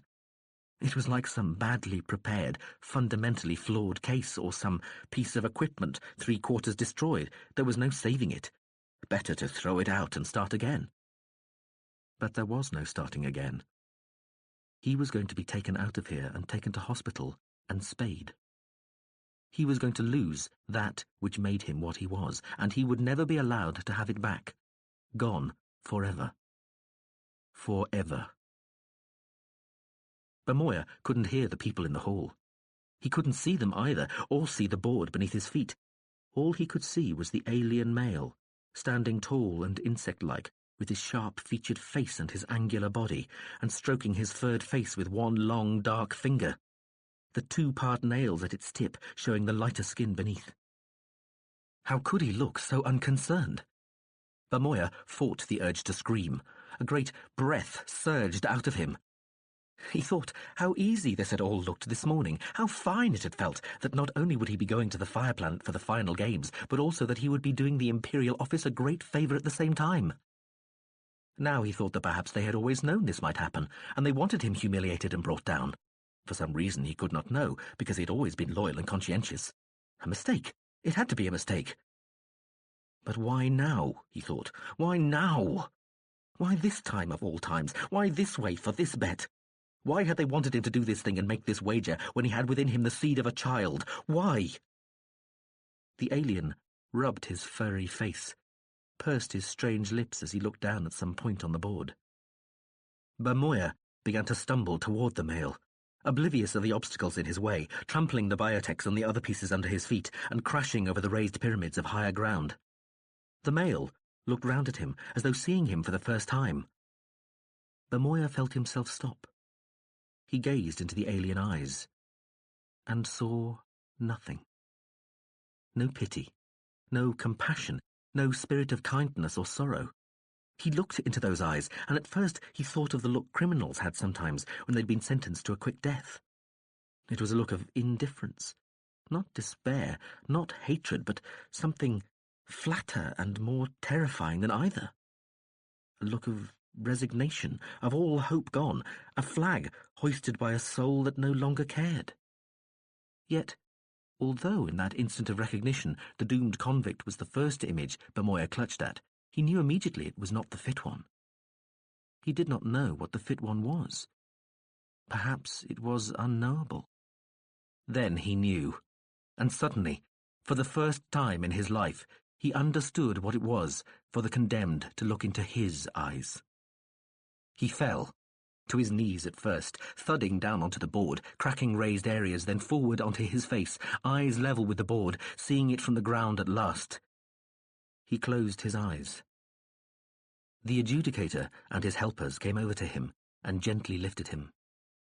Paramedics strapped him to the stretcher, sobbing quietly, and carried him outside to the prison ambulance. Peckwill stood amazed. He had never thought he would see an Imperial judge break down like that, and in front of the alien. He had to run after the dark man. He was striding back out of the hall as quickly and quietly as he'd arrived, ignoring the hisses and shouts from the public galleries around him. They were in the air car before even the press could catch up, speeding away from the game hall. Gurgey, Peckwill realized, had not said a single word the whole time they'd been in the hall. Fleer Imsaho watched the man.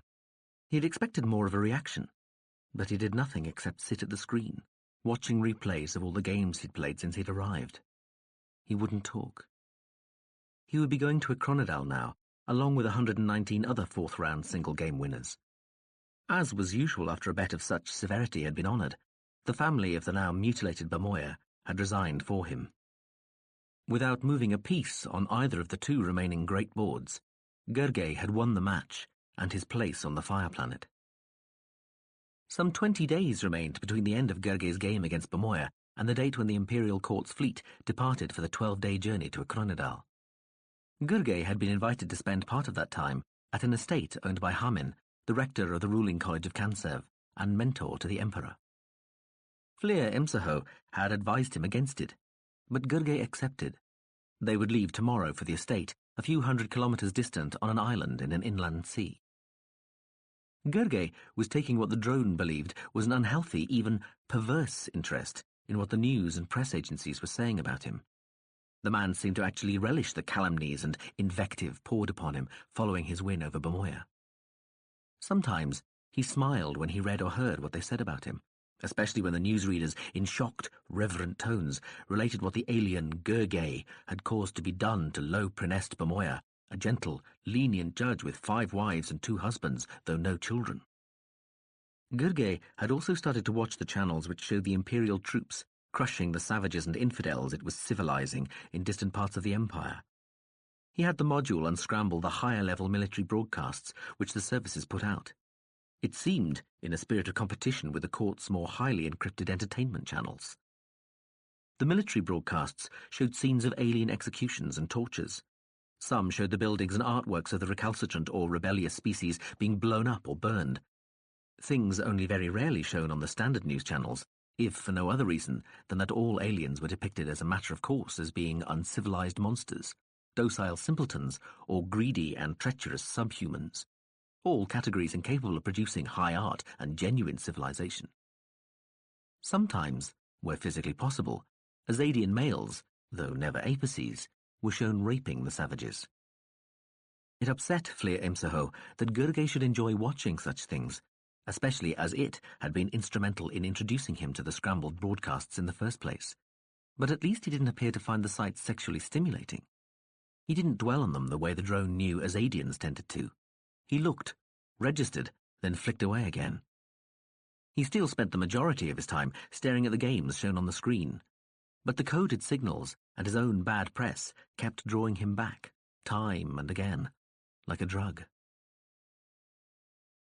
But I don't like rings. It isn't a question of what you like, Journo Gurgey. When you go to Hammond's estate, you'll be outside this module. I might not always be close by. And anyway, I'm not a specialist in toxicology. You'll be eating their food and drinking their drink, and they have some very clever chemists and exobiologists. But if you wear one of these on each hand, index finger preferably, you should be safe from poisoning. If you feel a single jab, it means a non-lethal drug, such as a hallucinogen. 3 jabs means somebody's out to waste you. What do 2 jabs mean? I don't know. A malfunction, probably. Now, will you put them on? They don't really suit me. Would a shroud? They feel funny. Never mind if they work. How about a magic amulet to ward off bullets? Are you serious? I mean, if you are, there is a passive sensor impact shield jewelry set on board, but they'd probably use crews. Gurgey waved one ringed hand. Oh, never mind. He sat down again, turning on a military execution channel. The drone found it difficult to talk to the man. He wouldn't listen. It attempted to explain that despite all the horrors he had seen in the city and on the screen, there was still nothing the culture could do that wouldn't do more harm than good. It tried to tell him that the contact section, The whole culture, in fact, was like him, dressed in his cloak and standing unable to help the man lying injured in the street, that they had to stick to their disguise and wait until the moment was right. But either its arguments weren't getting through to him, or that wasn't what the man was thinking about, because he made no response and wouldn't enter into a discussion about it. Fleer Imsaho didn't go out much during the days between the end of the game with Bamoya and the journey to Hamin's estate. Instead, it stayed in with the man, worrying. Mr. Gage, I am pleased to meet you. The old apex put out his hand. Gurge grasped it. I hope you had a pleasant flight here, yes? We did, thank you, Gurge said. They stood on the roof of a low building, set in luxuriant green vegetation and looking out over the calm waters of the inland sea. The house was almost submerged in the burgeoning greenery. Only the roof was fully clear of the swaying treetops. Nearby were paddocks full of riding animals, and from the various levels of the house, long sweeping gantries, elegant and slim, soared out through the crowding trunks above the shady forest floor, giving access to the golden beaches and the pavilions and summer houses of the estate. In the sky, huge sunlit clouds piled sparkling over the distant mainland. You say we, Hamin said, as they walked across the roof and liveried males took Gurge's baggage from the aircraft. The drone, Fleer Imsaho and I, Gurge said, nodding to the bulky, buzzing machine at his shoulder. Ah, yes. The old apex laughed, bald head reflecting the binary light. The machine some people thought let you play so well. They descended to a long balcony set with many tables, where Hamin introduced Gurge and the drone to various people, mostly APCs plus a few elegant females. There was only one person Gurge already knew. The smiling Loshav Olos put down a drink and rose from his table, taking Gurge's hand. Mr. Gurge, how good to see you again. Your luck held out, and your skill increased. A formidable achievement. Congratulations once again. The apex's gaze flicked momentarily to Gurge's ringed fingers. Thank you. It was at a price I'd have willingly forgone.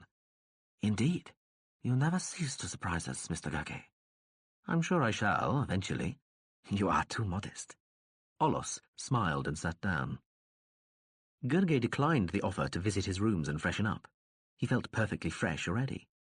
He sat at a table with Hamin, some other directors of Kansev College, and a few court officials. Chilled wines and spiced snacks were served. Fleer Imsaho settled relatively quietly on the floor by Gurge's feet. Gurge's new rings appeared to be happy there was nothing more damaging than alcohol in the fare being served. The conversation mostly avoided Gurge's last game. Everyone pronounced his name correctly. The college directors asked him about his unique game style. Gurge answered as best he could. The court officials inquired politely about his homeworld, and he told them some nonsense about living on a planet. They asked him about Fleer Imsaho, and Gurge expected the machine to answer, but it didn't, so he told them the truth. The machine was a person by the culture's definition. It could do as it liked, and it did not belong to him. One tall and strikingly beautiful female, a companion of Loshav Olos, who'd come over to join their table, asked the drone if its master played logically or not. Fleer Imsaho replied, with a trace of weariness Gurge suspected only he could detect, that Gurge was not its master, and that it supposed he thought more logically than it did when he was playing games, but that anyway it knew very little about Azad. They all found this most amusing. Hamin stood then and suggested that his stomach, with over 2.5 centuries of experience behind it, could tell it was approaching time for dinner better than any servant's clock. People laughed and gradually began to depart the long balcony. Hamin escorted Gurge to his room personally and told him a servant would let him know when the meal was to be served. I wish I knew why they invited you here, Fleer Imsaho said, quickly unpacking Gurge's few cases while the man looked out of the window at the still trees and the calm sea. Perhaps they want to recruit me for the Empire. What do you think, drone? Would I make a good general? Don't be facetious, Journo Gurge. The drone switched to Moraine. And not to forget, random Domran here bugged are we nonsense-wansons. Gurge looked concerned and said in Nyachik, Heavens, drone, are you developing a speech impediment? Gurge, the drone hissed, setting out some clothes the Empire deemed suitable to be worn when eating. Gurge turned away, smiling. Maybe they just want to kill me. I wonder if they want any help. Gurgi laughed and came over to the bed where the drone had laid out the formal clothing. It'll be all right. So you say, but we haven't even got the protection of the module here, let alone anything else. But let's not worry about it. Gurgi picked up a couple of the robe pieces and tried them against his body, holding them under his chin and looking down. I'm not worried anyway, he said. The drone shouted at him in exasperation. Oh, dear now, Gurgi. How many times do I have to tell you? You cannot wear red and green together like that. You like music, Mr. Gurgi? Hamin asked, leaning over to the man. Gurgi nodded. Well, a little does no harm. Hamin sat back, apparently satisfied with this answer. They had climbed to the broad roof garden after dinner, which had been a long, complicated and very filling affair, during which naked females had danced in the centre of the room, and, if Gurgi's rings were to be believed, nobody had tried to interfere with his food. It was dusk now, and the party was outside in the warm evening air, listening to the wailing music produced by a group of apex musicians. Slender gantries led from the garden into the tall, graceful trees. Gurgi sat at a small table with Hamin and Olos. Flir Imsaho sat near his feet. Lamps shone in the trees around them. The roof garden was its own island of light in the night, surrounded by the cries of birds and animals, calling out as though in answer to the music. I wonder, Mr. Gurgi, Hamin said, sipping his drink and lighting a long, small-bowled pipe. Did you find any of our dancing girls attractive? He pulled on the long-stemmed pipe, then, with the smoke wreathing around his bald head, went on. I only ask because one of them, she with the silver streak in her hair, remember, did express rather an interest in you. I'm sorry. I hope I'm not shocking you, Mr. Gurgi, am I? Not in the least. Well, I just wanted to say you're among friends here, yes?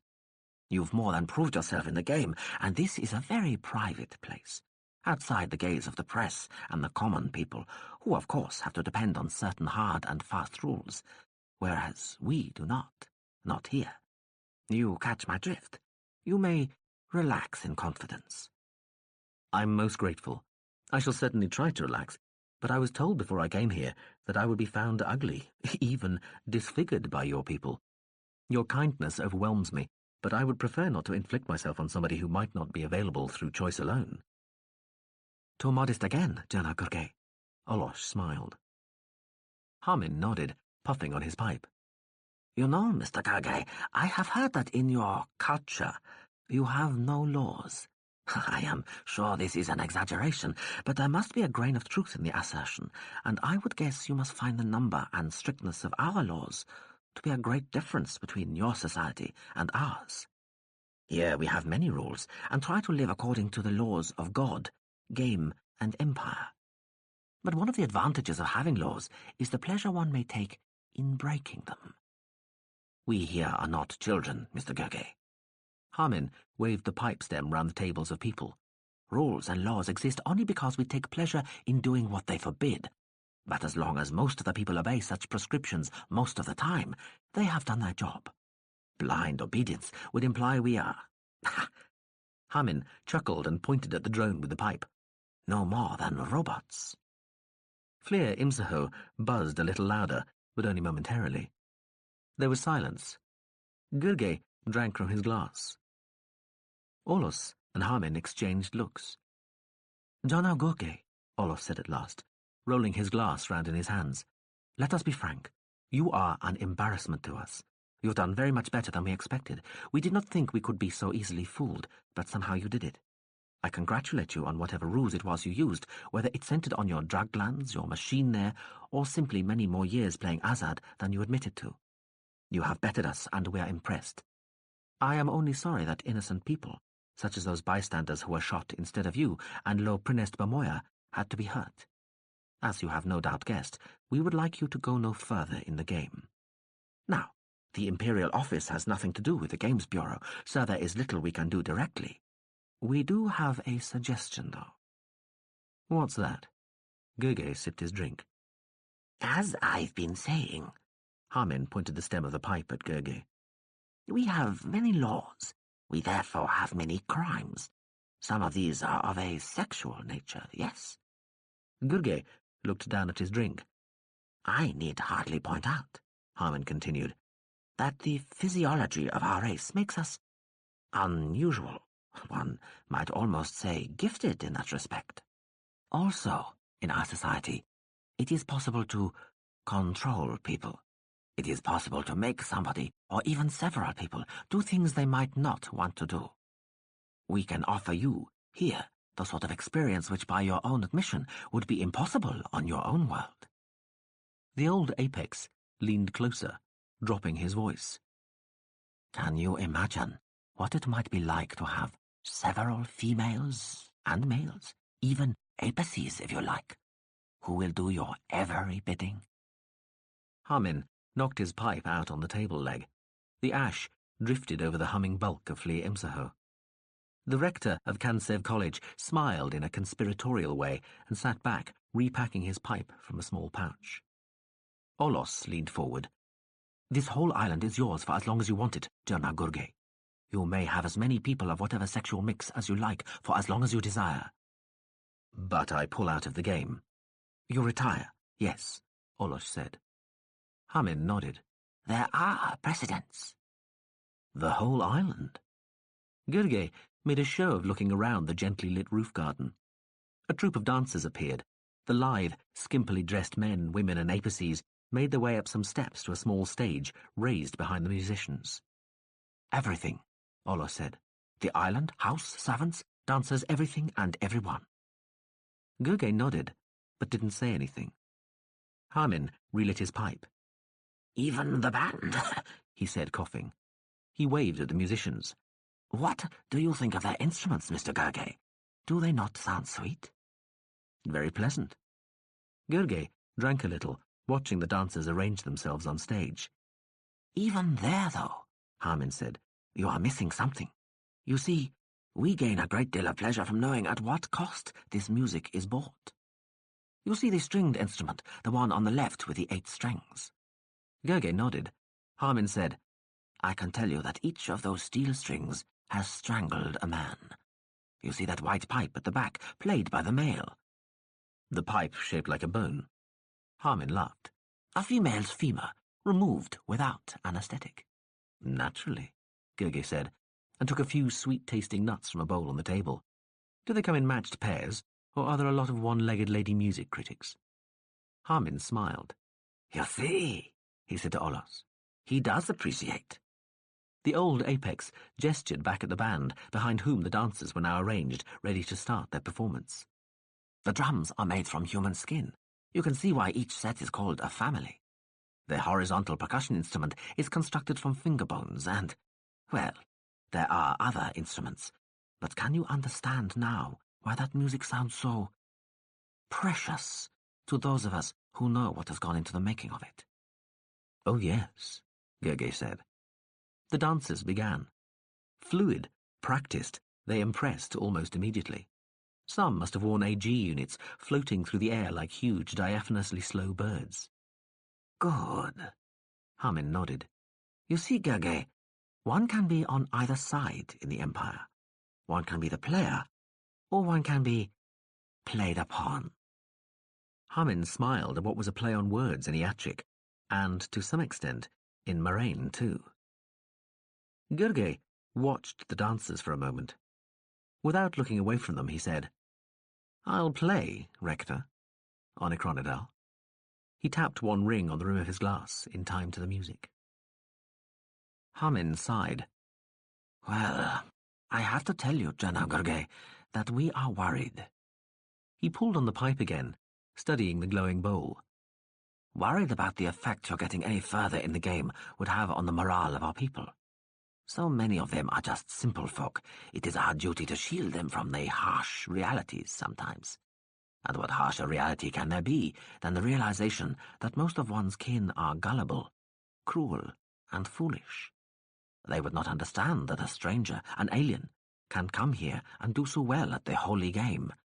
We here, those of us in the court and the colleges, might not be so concerned, but we have to keep the ordinary, decent, I would even go as far as to say, innocent people in mind, Mr. Gurge.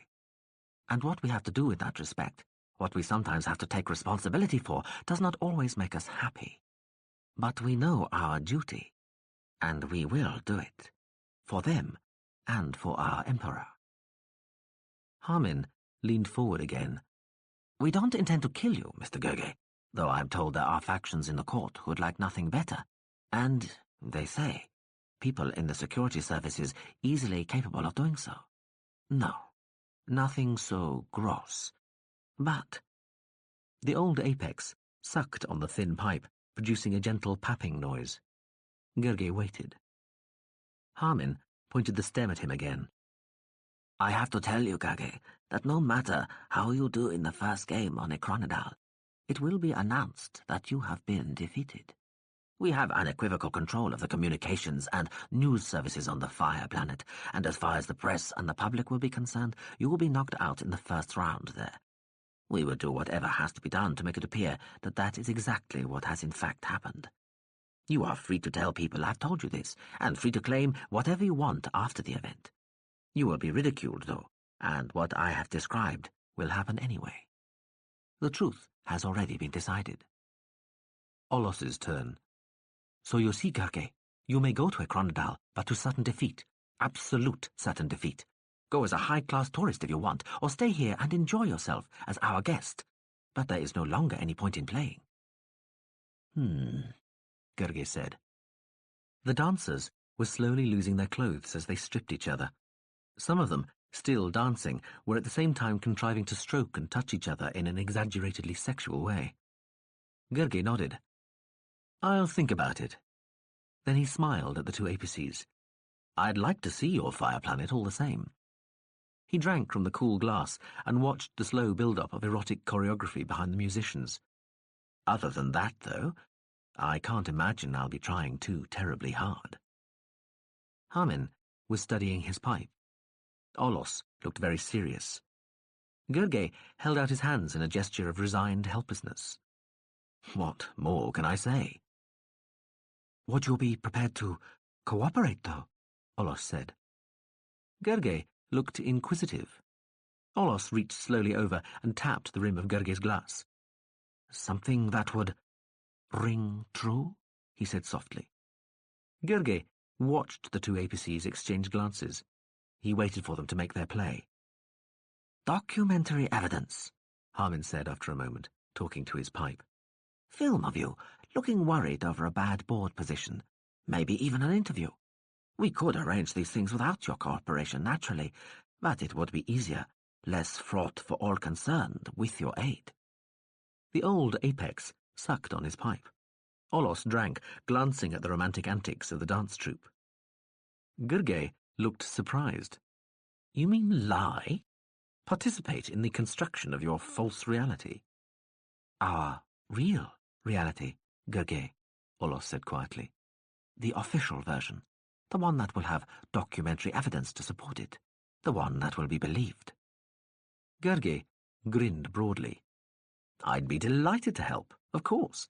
I shall regard it as a challenge to produce a definitively abject interview for popular consumption. I'll even help you work out positions so awful even I can't get out of them. He raised his glass to them. After all, it's the game that matters, is it not? Harmin snorted. His shoulders shook. He sucked on the pipe again and through a veil of smoke said, No true game player could say more. He patted Gurgay on the shoulder. Mr. Gurgay, even if you choose not to avail yourself of the facilities my house has to offer, I hope you'll stay with us for a while. I should enjoy talking with you. Will you stay? Why not? Gurgay said, and he and Harmin raised their glasses to each other. Olos sat back, laughing silently. Together, the three turned to watch the dancers, who had now formed a copulatorily complicated pattern of bodies in a carnal jigsaw, still keeping, Gurgay was impressed to note, to the beat of the music. He stayed at the house for the next 15 days. He talked, guardedly, with the old rector during that time. He still felt they didn't really know each other when he left, but perhaps they knew a little more of each other's societies. Harmin obviously found it hard to believe the culture really did do without money. But what if I do want something unreasonable? What? My own planet. Harmin wheezed with laughter. How can you own a planet? Gurgay shook his head. But supposing I wanted one? I suppose if you found an unoccupied one, you could land without anybody becoming annoyed. Perhaps that would work. But how would you stop other people landing there too? Could I not buy a fleet of warships? All our ships are sentient. You could certainly try telling a ship what to do, but I don't think you'd get very far. Your ships think they're sentient. Harmin chuckled. A common delusion shared by some of our human citizens. Harmin found the culture's sexual mores even more fascinating. He was at once delighted and outraged that the culture regarded homosexuality, incest, sex-changing, hermaphrodicy, and sexual characteristic alteration as just something else people did, like going on a cruise or changing their hairstyle. Harmin thought this must take all the fun out of things. Didn't the culture forbid anything? Gurgay attempted to explain there were no written laws, but almost no crime anyway. There was the occasional crime of passion, as Harmin chose to call it, but little else. It was difficult to get away with anything anyway, when everybody had a terminal, but there were very few motives left, too. But if someone kills somebody else? Gurgay shrugged. They're slap-droned. Ah, this sounds more like it. What does this drone do? Follows you around and makes sure you never do it again. Is that all? What more do you want? Social death, Harmin. You don't get invited to too many parties. Ah, but in your culture, can't you gate crash?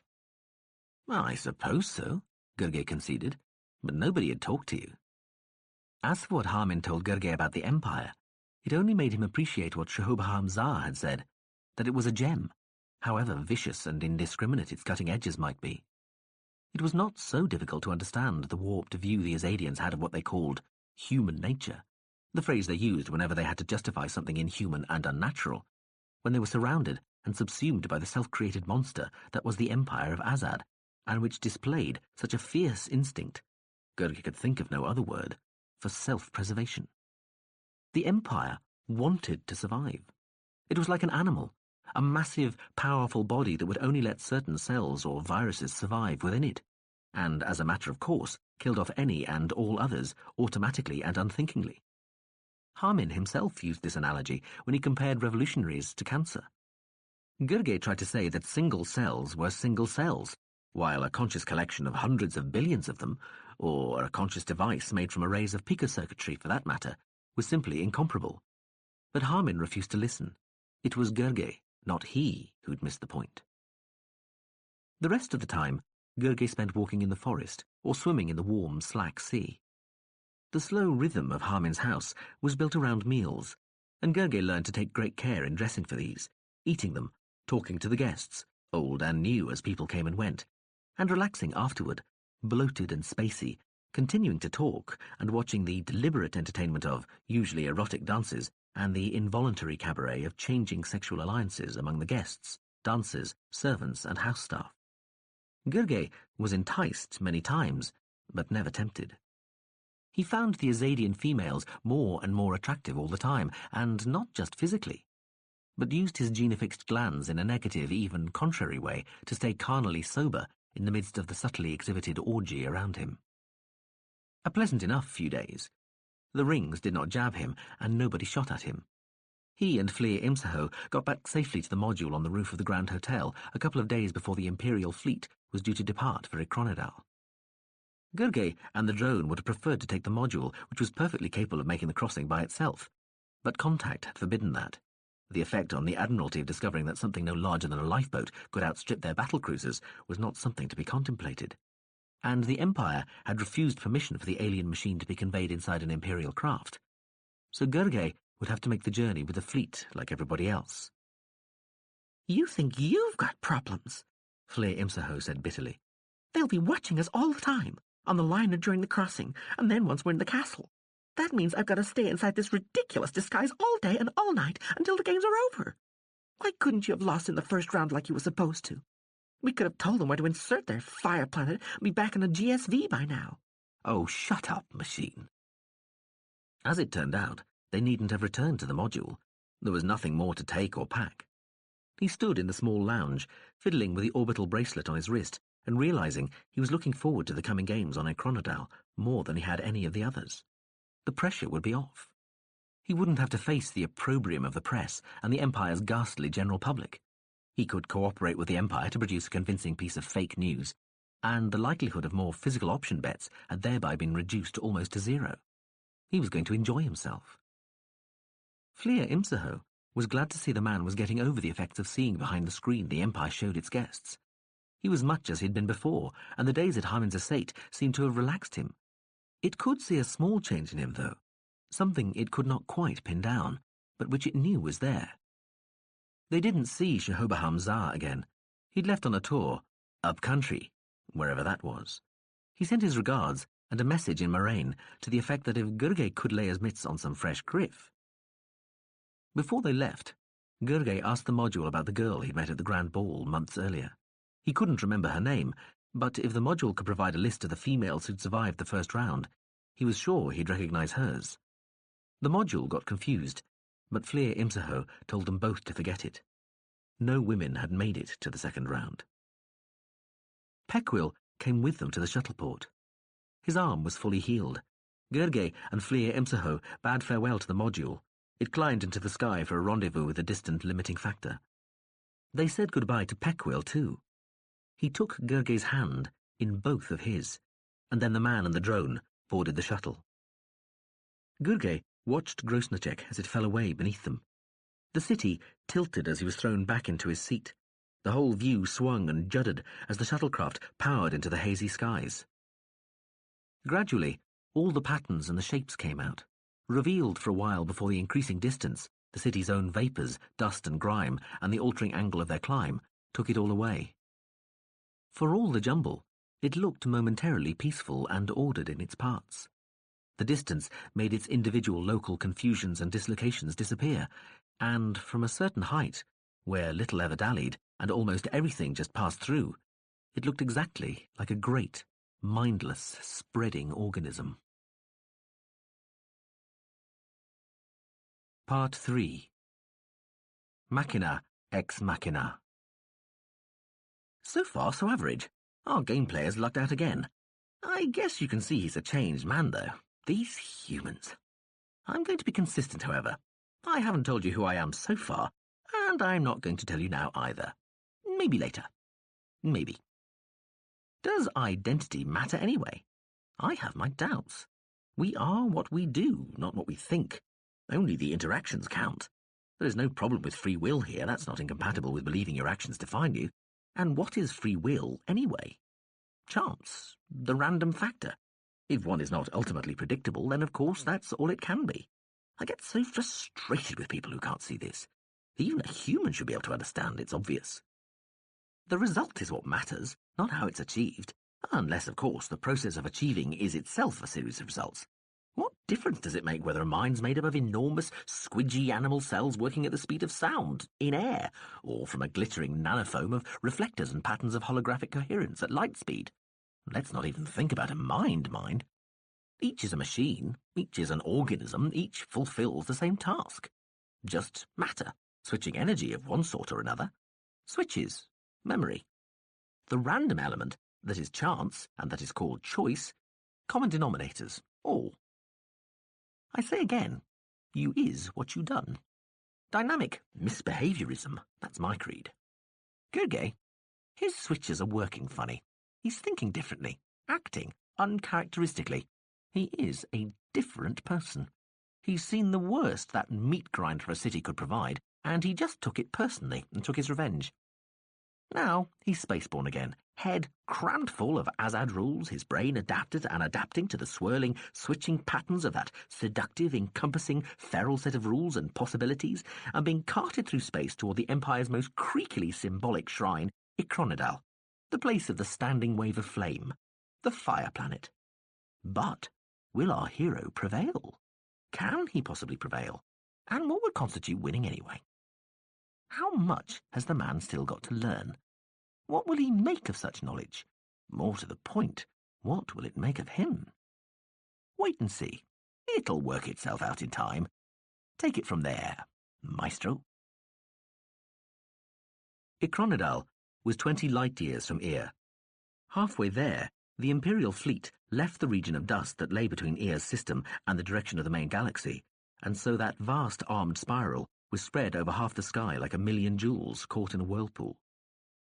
Gergely was impatient to get to the fire planet. The journey seemed to take forever, and the liner he was making it on was hopelessly cramped. He spent most of the time in his cabin. The bureaucrats, imperial officials, and other game players on the ship regarded him with undisguised dislike, and apart from a couple of shuttle trips over to the battlecruiser Invincible, the imperial flagship, for receptions, Gergely didn't socialize. The crossing was made without incident, and after 12 days they arrived over Ikronadal, a planet orbiting a yellow dwarf in a fairly ordinary system, and itself a human habitable world with only one peculiarity. It was not unusual to find distinct equatorial bulges on once fast-spinning planets, and Ikronadal's was comparatively slight, though sufficient to produce a single unbroken continental ribbon of land lying roughly between the planet's tropics, the rest of the globe lying beneath two great oceans, ice-capped at the poles. What was unique, in the experience of the culture as well as the Empire, was to discover a wave of fire forever moving round the planet on the continental landmass. Taking about half a standard year to complete its circumnavigation, the fire swept over the land, its fringes brushing the shores of the two oceans, its wavefront a near straight line, its flames consuming the growth of the plants which had flourished in the ashes of the previous blaze. The whole land-based ecosystem had evolved around this never-ending conflagration. Some plants could only sprout from beneath the still warm cinders, their seeds jolted into development by the passing heat. Other plants blossomed just before the fire arrived, bursting into rapid growth just before the flames found them, and using the firefront's thermals to transport their seeds into the upper atmosphere, to fall back again somewhere onto the ash. The land animals of Ikronadal fell into three categories. Some kept constantly on the move, maintaining the same steady walking pace as the fire. Some swam round its oceanic boundaries, while other species burrowed into the ground, hid in caves, or survived through a variety of mechanisms in lakes or rivers. Birds circled the world like a jet stream of feathers. The blaze remained little more than a large, continuous bushfire for 11 revolutions. On the 12th, it changed. The cinderbud was a tall, skinny plant which grew quickly once its seeds had germinated. It developed an armoured base and shot up to a height of 10 metres or more in the 200 days it had before the flames came round again. When the fire did arrive, the cinderbud didn't burn. It closed its leafy head until the blaze had passed, then kept on growing in the ashes. After 11 of those great months, 11 baptisms in the flames, the cinderbuds were great trees, anything up to 70 metres in height. Their own chemistry then produced first the oxygen season, and then the incandescence. And in that sudden cycle, the fire didn't walk, it sprinted. It was no longer a wide but low and even mild bushfire, it was an inferno. Lakes disappeared, rivers dried, rocks crumbled in its baking heat. Every animal that had evolved its own way of dodging or keeping pace with the fires of the great months had to find another method of surviving, running fast enough to build up a sufficient lead on the incandescence to still keep ahead of it, swimming far out into the ocean or to the few mostly small islands off the coasts, or hibernating, deep in great cave systems or on the beds of deep rivers, lakes and fjords.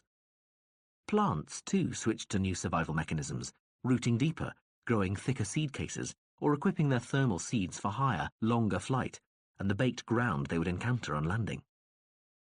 For a great month thereafter, the planet, its atmosphere choked with smoke, soot and ash, wavered on the edge of catastrophe as smoke clouds blocked out the sun and the temperature plummeted.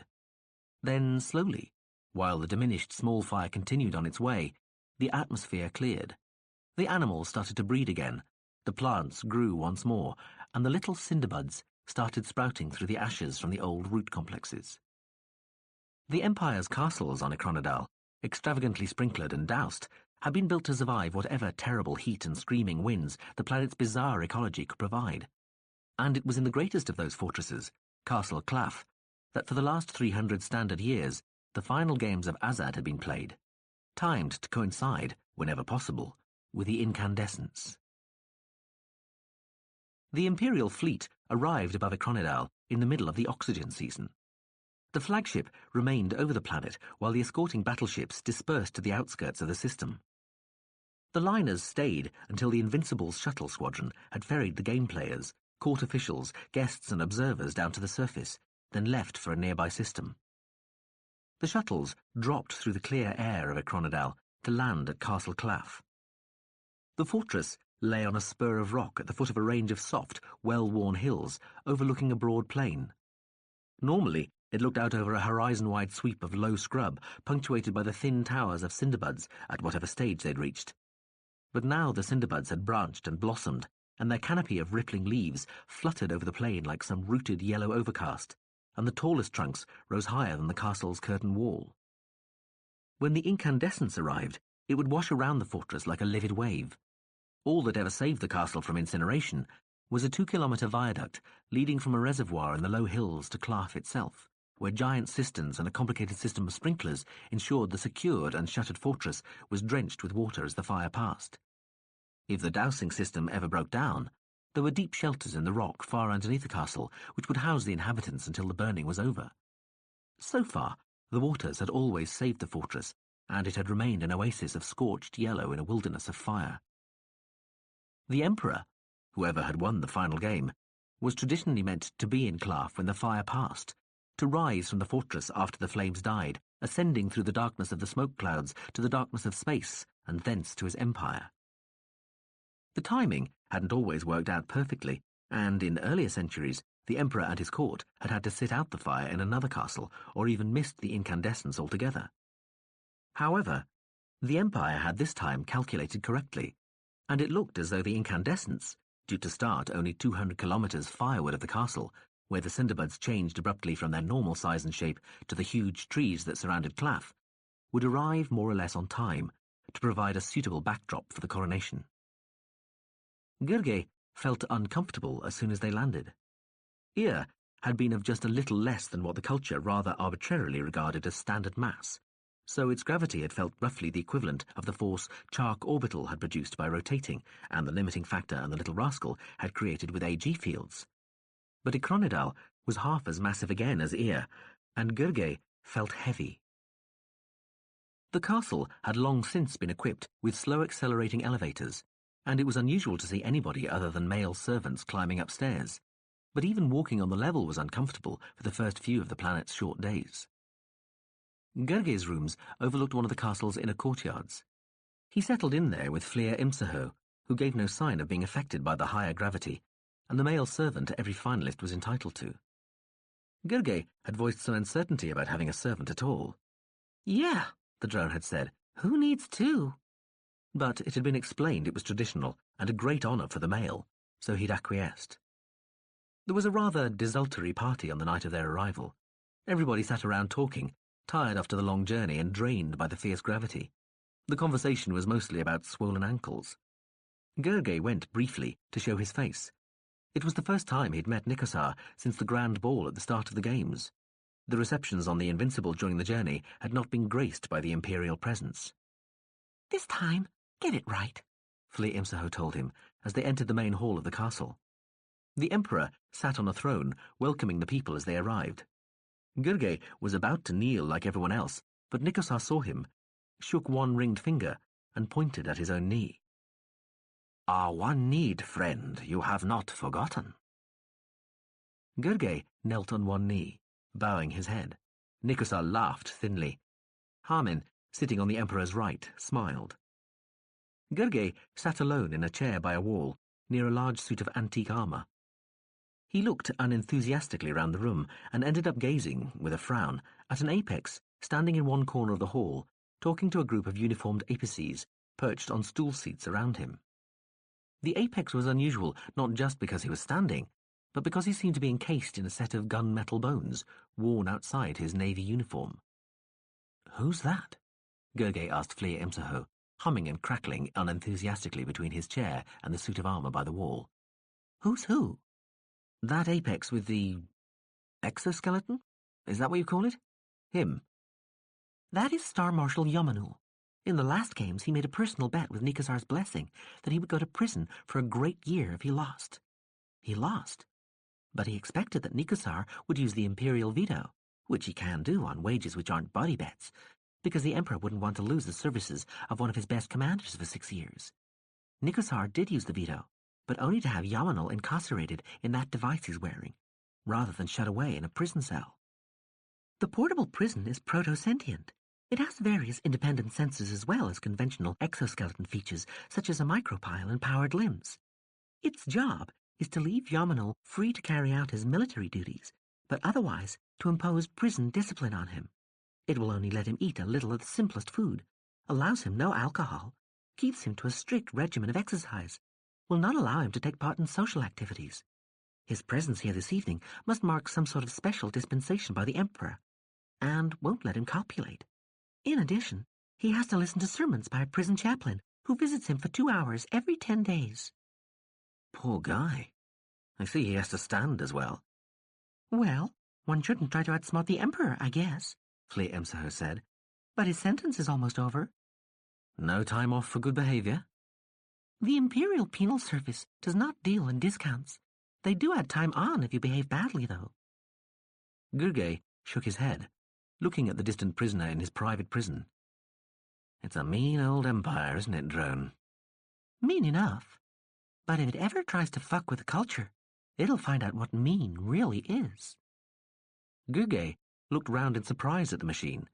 It floated, buzzing there, its bulky grey and brown casing looking hard and even sinister against the dull gleam of the empty suit of armour. My, we're in a combative mood this evening. I am. You'd better be. For the games. I'm ready. Are you really going to take part in this piece of propaganda? What piece of propaganda? You know damn well. Helping the Bureau to fake your own defeat, pretending you've lost, giving interviews and lying. Yes. Why not? It lets me play the game. They might try to stop me otherwise. Kill you? Gurgay shrugged. Disqualify me. Is it worth so much to keep playing? No, Gurgay lied. But telling a few white lies isn't much of a price either. The machine said. Gurgay waited for it to say more, but it didn't. They left a little later. Gurgay got up out of the chair and walked to the door, only remembering to turn and bow toward Nikasar after the drone prompted him. His first game on Ikronadal, the one he was officially to lose no matter what happened, was another 10 game. This time, there was no suggestion of anybody ganging up on him, and he was approached by 4 of the other players to form a side which would oppose the rest.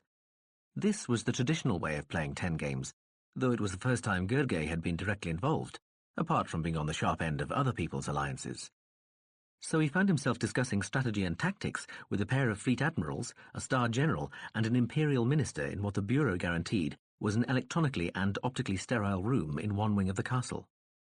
They spent 3 days talking over how they would play the game. Then they swore before God, and Gurgay gave his word, they would not break the agreement until the other 5 players had been defeated or they themselves were brought down. The lesser games ended with the sides about even. Gurgay found there were advantages and disadvantages in playing as part of an ensemble. He did his best to adapt and play accordingly. More talks followed. Then they joined battle on the board of origin. Gurgay enjoyed it. It added a lot to the game to play as part of a team. He felt genuinely warm toward the apices he played alongside. They came to each other's aid when they were in trouble, they trusted one another during massed attacks, and generally played as though their individual forces were really a single side. As people, he didn't find his comrades desperately engaging, but as playing partners, he could not deny the emotion he felt for them, and experienced a growing sense of sadness as the game progressed and they gradually beat back their opponents, that they would soon all be fighting each other. When it came to it, and the last of the opposition had surrendered, much of what Gurgay had felt before disappeared. He'd been at least partially tricked. He'd stuck to what he saw as the spirit of their agreement, while the others stuck to the letter. Nobody actually attacked until the last of the other team's pieces had been captured or taken over, but there was some subtle manoeuvring when it became clear they were going to win, playing for positions that would become more important when the team agreement ended. Gurgay missed this until it was almost too late, and when the second part of the game began, he was by far the weakest of the 5. It also became obvious that the 2 admirals were not surprisingly cooperating unofficially against the others. Jointly, the pair were stronger than the other 3. In a way, Gurgay's very weakness saved him. He played so that it was not worth taking him for a long time, letting the other 4 fight it out. Later, He attacked the two admirals when they had grown strong enough to threaten a complete takeover, but were more vulnerable to his small force than to the greater powers of the general and the minister. The game toed and froed for a long time, but Gergely was gaining steadily, and eventually, though he was put out first of the 5, he'd accumulated sufficient points to ensure he'd play on the next board. 3 of the other original 5 side had done so badly they had to resign from the match. Gergely never really fully recovered from his mistake on the first board, and did badly on the board of form. It was starting to look as though the Empire would not need to lie about him being thrown out of the first game. He still talked to the limiting factor, using Fleer Imsaho as a relay and the game screen in his own room for the display. He felt he'd adjusted to the higher gravity. Fleer Imsaho had to remind him it was a gene-affixed response. His bones were rapidly thickening, and his musculature had expanded without waiting to be otherwise exercised. "Hadn't you noticed you were getting more thick-set?" the drone said in exasperation, while Gergely studied his body in the room mirror. Gergely shook his head. "I did think I was eating rather a lot." "Very observant. I wonder what else you can do you don't know about. Didn't they teach you anything about your own biology?" The man shrugged. "I forgot." He adjusted, too, to the planet's short day-night cycle, adapting faster than anybody else, if the numerous complaints were anything to go by. Most people, the drone told him, were using drugs to bring themselves into line with a 3/4 standard day. "Gene-affixing again?" Gergely asked at breakfast one morning. "Yes, of course." "I didn't know we could do all this." "Obviously not," the drone said. "Good grief, man. The culture's been a spacefaring species for 11,000 years. Just because you've mostly settled down in idealized, tailor-made conditions doesn't mean you've lost the capacity for rapid adaptation. Strength in depth, redundancy, over-design. You know the culture's philosophy." Gergely frowned at the machine. He gestured to the walls and then to his ear. Fleer Imsaho wobbled from side to side. Drone shrug. Gergely came 5th out of 7 on the board of form. He started play on the board of becoming with no hope of winning, but a remote chance of getting through as the qualifier. He played an inspired game toward the end. He was starting to feel quite thoroughly at home on the last of the 3 great boards, and enjoyed using the elemental symbolism the play incorporated instead of the die matching used in the rest of each match. The board of becoming was the least well played of the 3 great boards, Gergely felt, and one the Empire seemed to understand imperfectly and pay too little attention to. He made it. One of the admirals won, and he scraped in as qualifier. The margin between him and the other admiral was 1 point, 5,523 against 5,522. Only a draw and playoff could have been closer, but when he thought about it later, he realized he hadn't for one moment entertained the slightest doubt he'd get through to the next round. "You're coming perilously close to talking about destiny, Jurna Gergely," Fleer Imsaho said when he tried to explain this. He was sitting in his room, hand on the table in front of him, while the drone removed the orbital bracelet from his wrist. He couldn't get it over his hand anymore, and it was becoming too tight, thanks to his expanding muscles. "Destiny," Gergely said, looking thoughtful. He nodded. "That's what it feels like, I suppose." "What next?" exclaimed the machine, using a field to cut the bracelet. Gergely had expected the bright little image to disappear, but it didn't. "God? Ghosts? Time travel?" The drone drew the bracelet off his wrist and reconnected the tiny orbital so that it was a circle again. Gergely smiled. "The Empire." He took the bracelet from the machine, got up easily, and walked to the window, turning the orbital over in his hands and looking out into the stony courtyard. "The Empire," thought Fleer Imsaho. It got Gergely to let it store the bracelet inside its casing. No sense in leaving it around. Somebody might guess what it represented. "I do hope he's joking." With his own game over, Gergely found time to watch Nikosar's match. The Emperor was playing in the prow hall of the fortress, a great bold room ribbed in grey stone and capable of seating over 1,000 people. It was here the last game would be played, the game which would decide who became Emperor. The prow hall lay at the far end of the castle, facing the direction the fire would come from. High windows, still unshuttered, looked out over the sea of yellow cinderbud heads outside. Gergely sat in one of the observation galleries, watching the Emperor play. Nikosar played cautiously, gradually building up advantages, playing the game in a percentage-wary way, setting up profitable exchanges on the board of becoming and orchestrating the moves of the other 4 players on his side. Gurgey was impressed. Nikosar played a deceptive game. The slow, steady style he evinced here was only one side of him. Every now and again there would come, just when it was needed, exactly when it would have the most devastating effect, a move of startling brilliance and audacity. Equally, the occasional fine move by an opponent was always at least matched and usually bettered by the Emperor. Gurgey felt some sympathy for those playing against Nikosar. Even playing badly was less demoralizing than playing sporadically excellently, but always being crushed. "You're smiling, General Gurgey." Gurgey had been absorbed in the game and hadn't seen Harmin approach. The old apex sat down carefully beside him. Bulges under his robe showed he wore an AG harness to partially counteract Ikronadal's gravity. "Good evening, Harmin. I heard you qualified. Well done." "Thank you. Only unofficially, of course." "Ah, yes. Officially, you came 4th. How unexpectedly generous." "We took into account your willingness to cooperate. You will still help us." "Of course. Just show me the camera."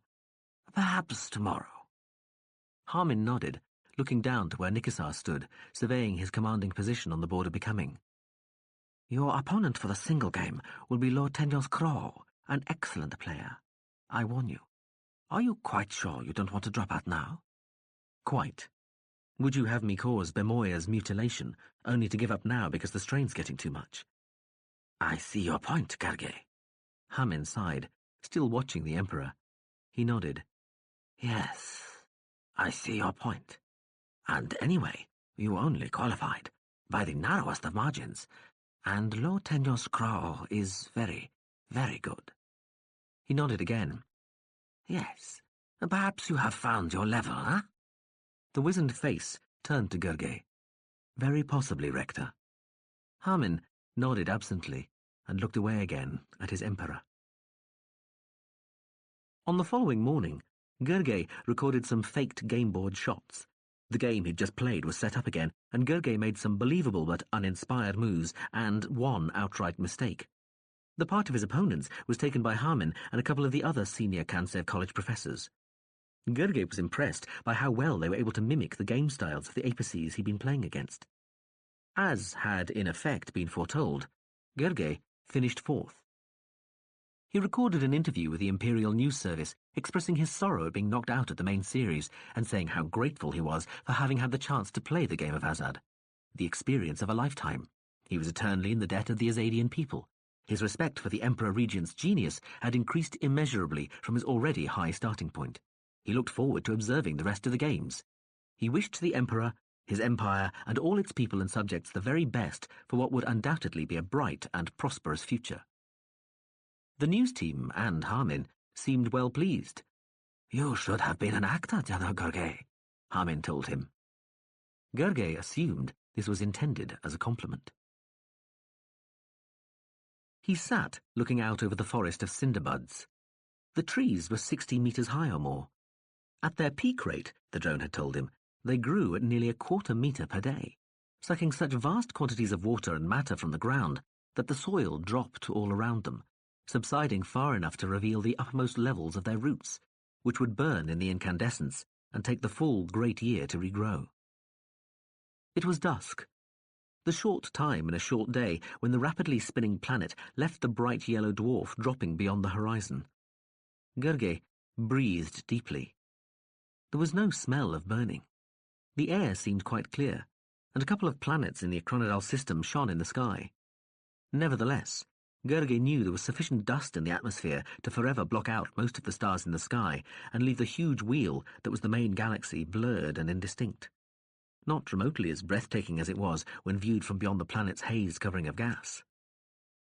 He sat in a tiny garden near the top of the fortress so that he could see over the summits of most of the cinderbuds. He was level with the fruit-bearing heads of the tallest trees. The fruit pods, each about the size of a curled-up child, were full of what was basically ethyl alcohol. When the incandescence arrived, some would drop and some would stay hanging there. All would burn. A shiver ran through Gurgey when he thought about it. Approximately 70 days to go, they said. Anybody sitting where he was now when the fire front arrived would be roasted alive, water sprays or not. Radiated heat alone would cook you. The garden he was sitting in would go.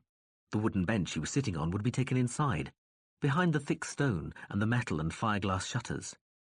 Gardens in the deeper courtyards would survive, though they would have to be dug out from some of the wind-blown ash. The people would be safe in the drenched castle or the deep shelters, unless they had been very foolish and were caught outside. It had happened, he'd been told. He saw Fleer Imsaho flying over the trees toward him. The machine had been given permission to fly off by itself, as long as it told the authorities where it was going and agreed to be fitted with a position monitor. Obviously, there wasn't anything on Ikronadal the Empire considered especially militarily sensitive. The drone hadn't been too happy with the conditions, but reckoned it would go mad cooped up in the castle, so it agreed. This had been its first expedition. Turnau Gurgay? Hello, drone. Bird watching? Flying fish. Thought I'd start with the oceans. Going to take a look at the fire? Not yet. I hear you're playing Lotenios Crow next. In 4 days. They say he's very good. He is. He's also one of the people who know all about the culture. Gurgay glared at the machine. What? There are never fewer than 8 people in the Empire who know where the culture comes from, roughly what size it is, and our level of technological development. Really? Gurgay said through his teeth. For the last 200 years, the Emperor, the Chief of Naval Intelligence, and the 6 Star Marshals have been appraised of the power and extent of the culture. They don't want anybody else to know. Their choice, not ours. They're frightened. It's understandable. Drone, Gurgay said loudly, has it occurred to you I might be getting a little sick of being treated like a child all the time? Why the hell couldn't you just tell me that? Sure now. We only wanted to make things easier for you. Why complicate things by telling you that a few people did know, when there was no real likelihood of your ever coming into any but the most fleeting contact with any of them? Frankly, you'd never have been told at all if you hadn't got to the stage of playing against one of these people. No need for you to know. We're just trying to help you, really. I thought I'd tell you in case Crow said something during the course of the game which puzzled you and upset your concentration. Well, I wish you cared as much about my temper as you do about my concentration, Gurgay said, getting up and going to lean on the parapet at the end of the garden. I'm very sorry, the drone said, without a trace of contrition. Gurgay waved one hand. Never mind. I take it Crowe's in Naval Intelligence, then, not the Office of Cultural Exchange? Correct. Officially, his post does not exist. But everybody in court knows the highest-placed player who's the least bit devious is offered the job. I thought Cultural Exchange was a funny place for somebody that good. Well, Crowe's had the intelligence job for 3 great years, and some people reckon he could have been Emperor if he'd really wanted. But he prefers to stay where he is. He'll be a difficult opponent. So everybody keeps telling me, Gurgay said, then frowned and looked toward the fading light on the horizon. What's that? He said. Did you hear that? It came again. A long, haunting, plaintive cry from far away, almost drowned by the quiet rustling of the cinderbud canopy. The faint sound rose in a still quiet but chilling crescendo, a scream that died away slowly. Gurgay shivered for the second time that evening. What is that? He whispered. The drone sidled closer. What? Those calls, it said.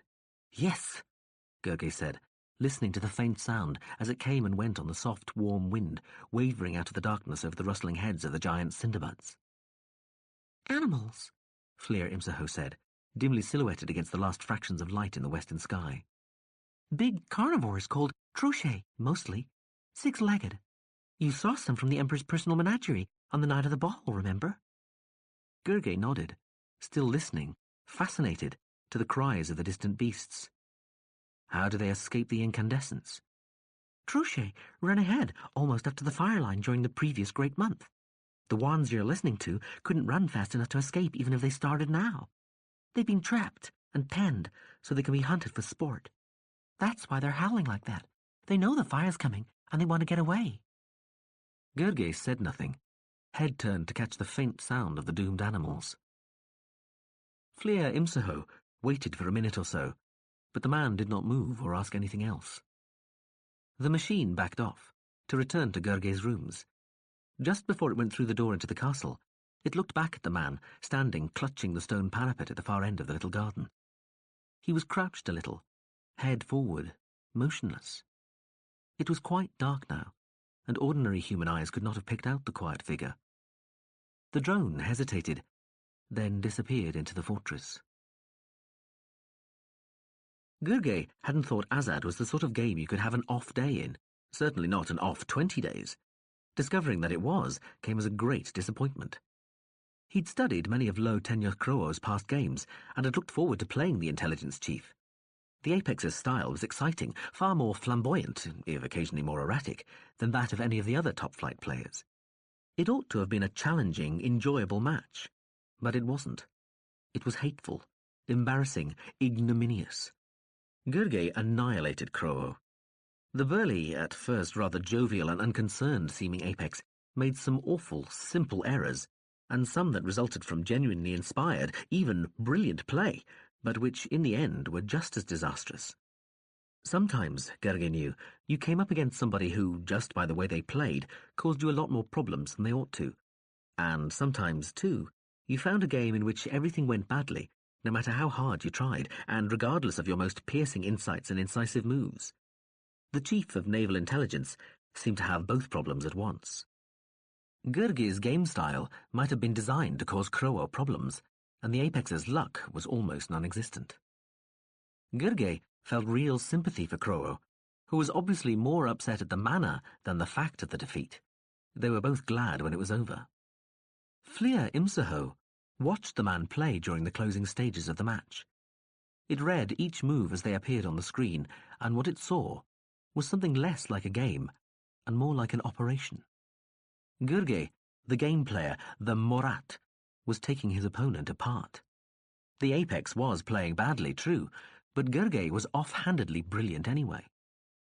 There was a callousness in his play that was new too, something the drone had been half expecting, but was still surprised to see so soon and so completely. It read the signs the man's body and face held: annoyance, pity, anger, sorrow. And it read the play too, and saw nothing remotely similar. All it read was the ordered fury of a player working the boards and the pieces, the cards and the rules, like the familiar controls of some omnipotent machine. Another change, it thought. The man had altered, slipped deeper into the game and the society. It had been warned this might happen. One reason was that Gurgey was speaking Iachic all the time. Flir Imsaho was always a little dubious about trying to be so precise about human behaviour, but it had been briefed that when culture people didn't speak Moraine for a long time, and did speak another language, they were liable to change. They acted differently.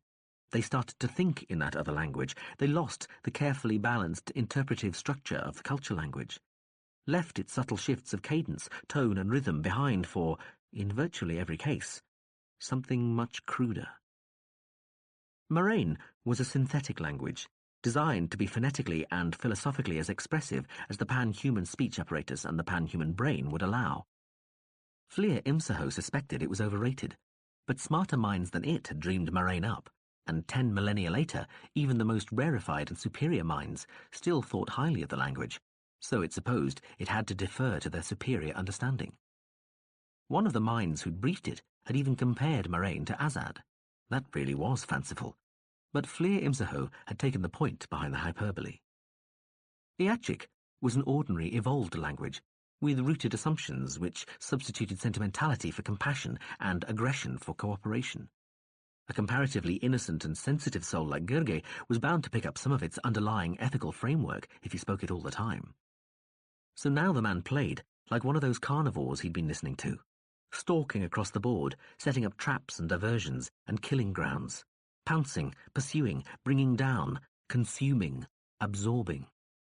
Flir Imsaho shifted inside its disguise as though uncomfortable, then switched the screen off. The day after Gurgey's game with Kro'o ended, he received a long letter from Chamlis Amalkne. He sat in his room and watched the old drone. It showed him views of Chark while it gave him the latest news. Professor Baruelal still in retreat, Haflis pregnant, Alt's Hap away on a cruise with her first love, but coming back within the year to continue at the university. Chamlis still working on its history book. Gurgey sat, watching and listening. Contact had censored the communication, blanking out bits which Gurgey assumed showed that the landscape of Chark was orbital, not planetary. It annoyed him less than he'd have expected. He didn't enjoy the letter much. It all seemed so far away, so irrelevant. The ancient drone sounded hackneyed rather than wise or even friendly, and the people on the screen looked soft and stupid. A Malkney showed him Icro, and Gurgey found himself angered at the fact that people came and stayed there every now and again. Who did they think they were? Iain Maristanu didn't appear in the letter.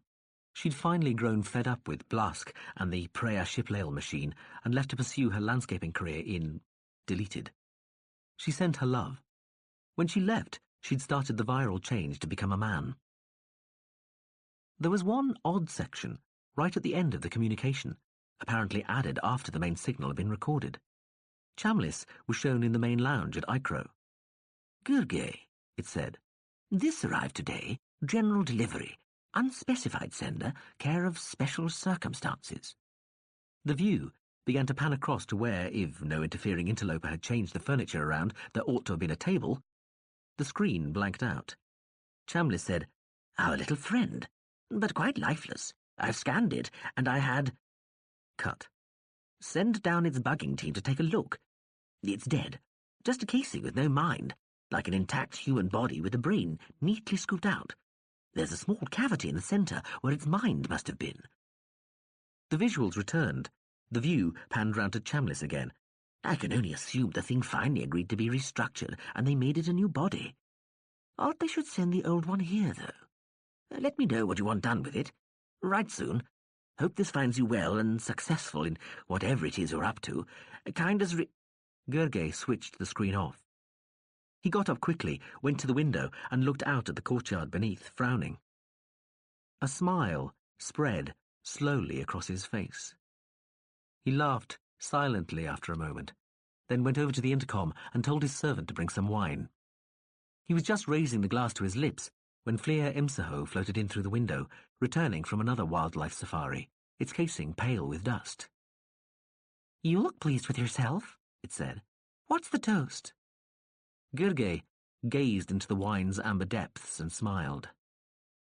Absent friends, he said, and drank. The next game was a 3-game. Gurgey was to face Yomenol Lurasp, the Star Marshal imprisoned in the exoskeleton, and a youngish colonel, Lo Frag Traf. He knew that, going on form, they were both supposed to be inferior to Croo, but the intelligence chief had done so badly, he was unlikely to hold on to his post now. Gurgey didn't think this was any indication he was going to have an easier game against his next 2 opponents than he'd had against the last one. On the contrary, it would be only natural for the 2 military men to gang up on him. Nikosar was to play the old Star Marshal Vechestada and the Defence Minister Jilno. Gurgey passed the days studying. Fleer Imsaho continued to explore. It told Gurgey it had watched a whole region of the advancing firefront being extinguished by a torrential rainstorm. It had revisited the area a couple of days later to find tinder plants reigniting the dried vegetation. As an example of how integral the fire and the rest of the planet's ecology had become, the drone said, it was an impressive display. The court amused itself with hunts in the forests during the daylight hours and live or hollow shows at night. Gurgey found the entertainments predictable and tedious. The only faintly interesting ones were duels, usually males fighting each other, held in pits surrounded by banked circles of shouting, betting imperial officials and players. The duels were only occasionally to the death.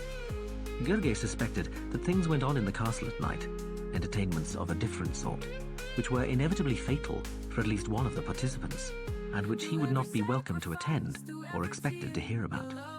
However, the thought no longer worried him. Lo Frag Traf was a young apex with a very obvious scar running from one brow down his cheek almost to his mouth. He played quick, fierce games, and his career in the Imperial Star Army bore the same hallmarks. His most famous exploit had been the sacking of the Urutipeg Library. Traf had been in command of a small ground force in a war against a humanoid species. The war in space had been fought to a temporary stalemate, but through a combination of great military talent and a little luck, Traf found himself in a position to threaten the species' capital city from the ground.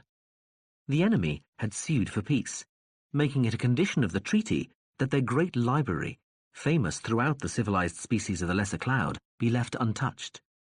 Traff knew that if he refused this condition, the fight would go on, so he gave his word that not a letter, not a pixel on the ancient microfiles would be destroyed, and they would be left in situ. Traff had orders from his Star Marshal that the library had to be destroyed. Nikosar himself had commanded this as one of his first edicts after coming to power. Subject races had to understand that once they displeased the Emperor, nothing could prevent their punishment.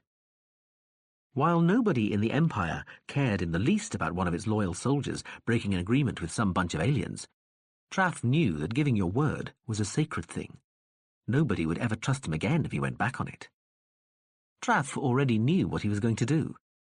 He solved the problem by shuffling the library, sorting every word in it into alphabetical order and every pixel of every illustration into order of color, shade, and intensity. The original microfiles were wiped and re-recorded with volumes upon volumes of these, its, and ands, and illustrations were fields of pure color.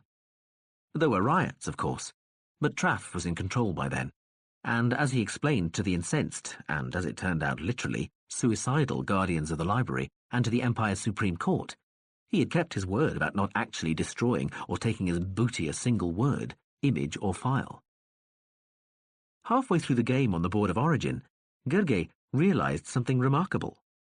Yomanul and Traff were playing each other, not him. They played as if they expected him to win anyway, and were battling for second place. Gurgey had known there was little love lost between the two. Yomanul represented the old guard of the military, and Traff the new wave of brash young adventurers. Yomanul was an exponent of negotiation and minimum force, Traff of the moves that smite. Yomanul had a liberal view of other species. Traff was a xenophobe. The two came from traditionally opposed colleges, and all their differences were displayed quite overtly in their game styles. Yomanul's was studied, careful, and detached. Traff's was aggressive to the point of recklessness. Their attitude to the Emperor was different too. Yomanul took a cool, practical view of the throne, while Traff was utterly loyal to Nikosar himself, rather than the position he held. Each detested the beliefs of the other. Nevertheless, Gurgey hadn't expected them to more or less disregard him and go straight for each other's throats. Once again, he felt slightly cheated that he wasn't getting a proper game. The only compensation was that the amount of venom in the play of the two warring military men was something to behold, undeniably impressive, if distressingly self-defeating and wasteful. Gurgey cruised through the game, quietly picking up points while the two soldiers fought. He was winning, but he couldn't help feeling the other two were getting much more out of the game than he was. He'd have expected they would use the physical option, but Nikosar himself had ordered that there be no betting during the match. He knew the two players were pathologically opposed, and didn't want to risk losing the military services of either. Gurgey sat watching a table screen during lunch on his third day on the Board of Origin. There were still a few minutes before play resumed, and Gurgey sat alone, watching the news reports showing how well Lo Tenyos Kroa was doing in his game against Yomanul and Traff. Whoever had faked the Apex's play, not Kroa himself, who'd refused to have anything to do with the subterfuge, was making a good job of impersonating the intelligence chief's style. Gurgey smiled a little. "Contemplating your coming victory, Journal Gurgey," Harmin said, easing himself into the seat across the table. Gurgey turned the screen around. "It's a little early for that, don't you think?" The old, bald Apex peered at the screen, smiling thinly. You think so?" He reached out, turned the screen off. "Things change, Harmin." "Indeed they do, Gurgey. But I think the course of this game will not.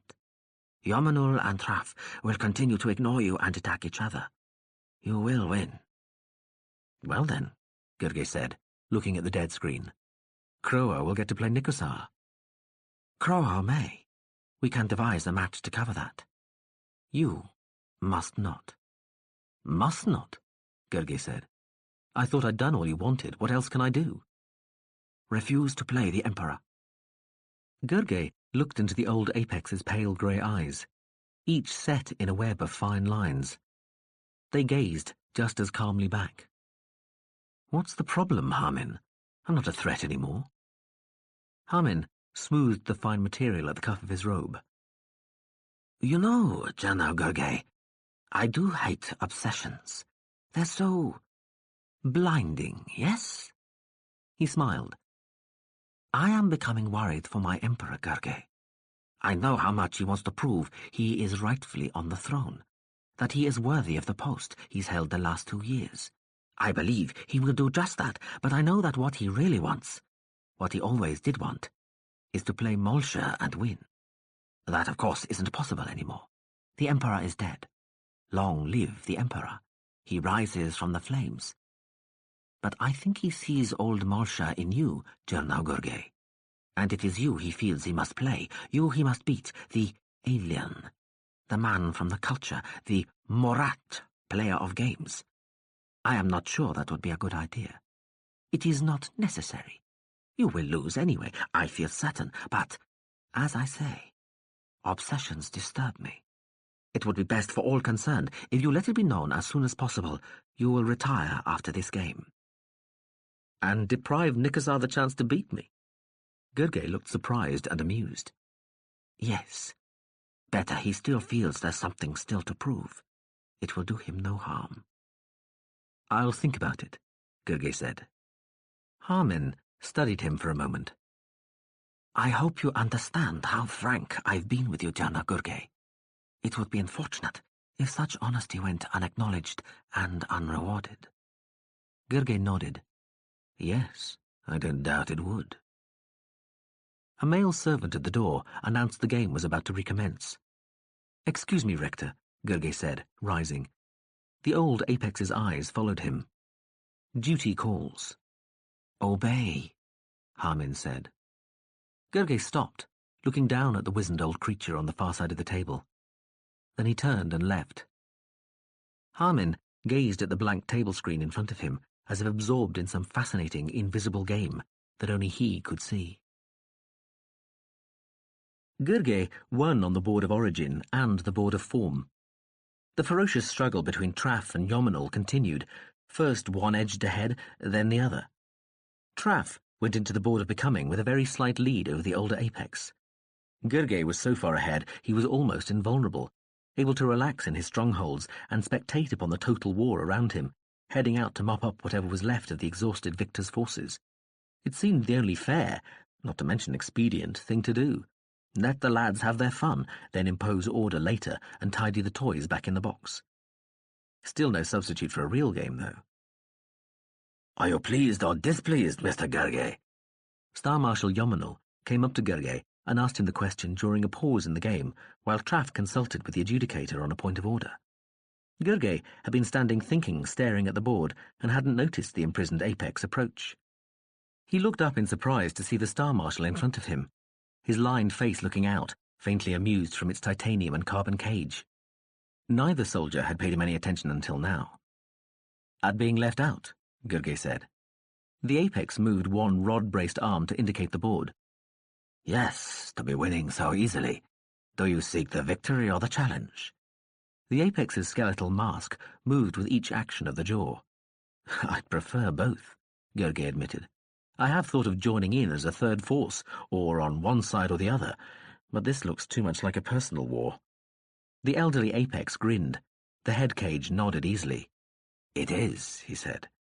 You're doing very well as you are. I wouldn't change now if I were you. What about you? Gurge asked. You seem to be getting the worst of it at the moment. Yominal smiled. The face mask flexed even for that small gesture. I'm having the time of my life, and I still have a few surprises lined up for the youngster, and a few tricks. But I feel a little guilty letting you through so easily.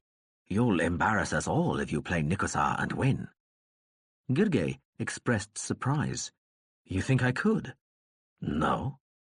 The Apex's gesture was the more emphatic for being contained and amplified in its dark cage. Nikosar plays at his best when he has to, and at his best he will beat you, so long as he isn't too ambitious. No, he'll beat you because you'll threaten him and he will respect that. But, The Star Marshal turned as Traff strode across the board, moved a couple of pieces, and then bowed with exaggerated courtesy to Yominal. The Star Marshal looked back at Gurge. I see it is my turn. Excuse me. He returned to the fray. Perhaps one of the tricks Yominal had mentioned was making Traff think his conversation with Gurge had been to enlist the culture man's aid. For some time afterward, the younger soldier acted as though he was expecting to have to fight on two fronts. It gave Yomenul an edge. He scraped in ahead of Traff. Gurgey won the match and the chance to play Nikosar. Hamin tried to talk to him in the corridor outside the game hall immediately after his victory, but Gurgey just smiled and walked past. Cinderbuds swayed all around them. The light wind made shushing noises in the golden canopy. The court, the game players and their retinues, sat on a high, steeply raked wooden structure, itself almost the size of a small castle. Before the stand, in a large clearing in the Cinderbud forest, was a long, narrow run, a double fence of stout timbers 5 meters or more high. This formed the central section of a sort of open corral, shaped like an hourglass and open to the forest at both ends. Nikosar and the higher-placed players sat at the front of the high wooden platform with a good view of the wooden funnel.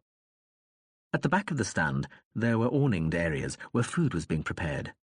Smells of roasting meat drifted over the stand and out into the forest.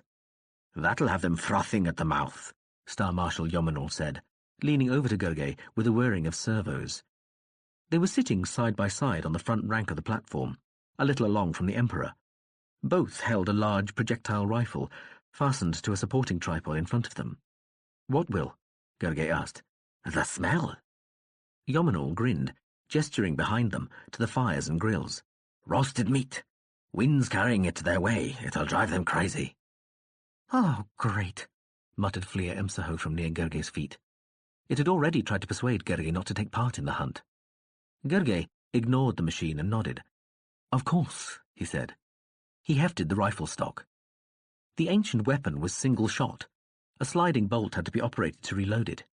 Each gun had slightly different rifling patterns, so that when the bullets were removed from the bodies of the animals, the marks on them would allow a score to be kept and heads and pelts to be allocated. "You sure you've used one of these before?" Yomenul asked, grinning at him. The Apex was in a good mood. In a few tens of days, he would be released from the exoskeleton. Meanwhile, the Emperor had allowed the prison regimen to be relaxed. Yomenul could socialize, drink, and eat whatever he liked.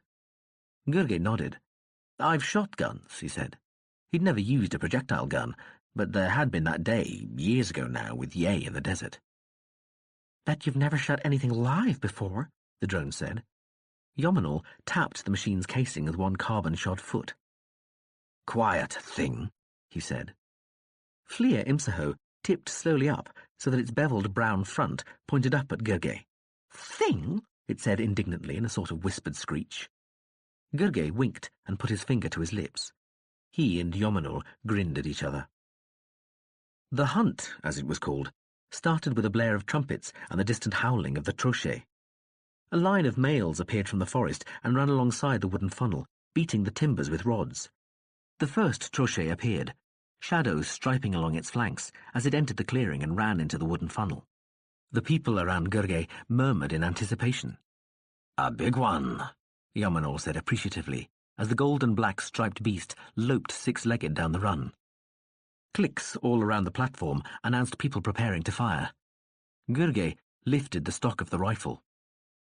Fastened to its tripod, the rifle was easier to handle in the harsh gravity than it would have been otherwise, as well as being limited in its field of fire, something the Emperor's ever-watchful guards no doubt found reassuring. The trochet sprinted down the run, paws blurring on the dusty ground. People fired at it, filling the air with muffled cracking noises and puffs of grey smoke. White wood splinters spun off the run's timbers, puffs of dust burst from the ground. Yomenul sighted and fired. A chorus of shots burst out around Gurgey. The guns were silenced, but all the same, Gurgey felt his ears close up a little, deadening the racket. He fired. The recoil took him by surprise. His bullet must have gone way over the animal's head. He looked down into the run. The animal was screaming. It tried to leap up the fence on the far side of the run, but was brought down in a hail of fire. It limped on a little further, dragging 3 legs and leaving a trail of blood behind it. Gurgey heard another muffled report by his side, and the carnivore's head jerked suddenly to one side. It collapsed. A great cheer went up. A gate in the run was opened, and some males scurried in to drag the body away. Yomenul was on his feet beside Gurgey, acknowledging the cheers. He sat down again quickly, exoskeleton motors whirring, as the next animal appeared out of the forest and raced between the wooden walls. After the fourth trochet, several came at once, and in the confusion one scrambled up the timbers of the run and over the top. It started to chase some of the males waiting outside the run. A guard on the ground at the foot of the stand brought the animal down with a single laser shot. In the mid-morning, when a great pile of the striped bodies had accumulated in the middle of the run, and there was a danger some animals would climb out over the bodies of their predecessors, the hunt was stopped while males used hooks and hawsers and a couple of small tractors to clear the warm, blood-spattered debris. Somebody on the far side of the Emperor shot one of the males while they were working. There were some tuts and a few drunken cheers. The Emperor fined the offender and told them if they did it again, they'd find themselves running with a trochet. Everybody laughed. "You're not firing, Gurgey," Yomenor said. He reckoned he'd killed another 3 animals by then. Gurgey had begun to find the hunt a little pointless and almost stopped firing. He kept missing anyway. "I'm not very good at this," he said. "Practice." Yomenor laughed, slapping him on the back. The servo-amplified blow from the elated Star Marshal almost knocked the wind out of Gurgey. Yomenor claimed another kill. He gave an excited shout and kicked Flea Imsaho. "Fetch!" he laughed. The drone rose slowly and with dignity from the floor. "Do you know, Gurgey," it said, "I'm not putting up with any more of this. I'm going back to the castle. Do you mind?" "Not at all." "Thank you. Enjoy your marksmanship." It floated down and to the side, disappearing round the edge of the stand. Yomenor had it in his sights most of the way. "You just let it go?" he asked Gurgey, laughing. "Glad to be rid of it," Gurgey told him. They broke for lunch. Nikosar congratulated Yomenor, saying how well he'd shot. Gurgey sat with Yomenor at lunch too, and went down on one knee as Nikosar's palanquin was brought up to their part of the table. Yomenor told the Emperor the exoskeleton helped steady his aim. Nikosar said it was the Emperor's pleasure that the device be removed soon, after the formal end of the games. Nikosar glanced at Gurgey, but said nothing else. The AG palanquin lifted itself, the Imperial Guards nudged it further down the line of waiting people. After lunch, people returned to their seats, and the hunt went on.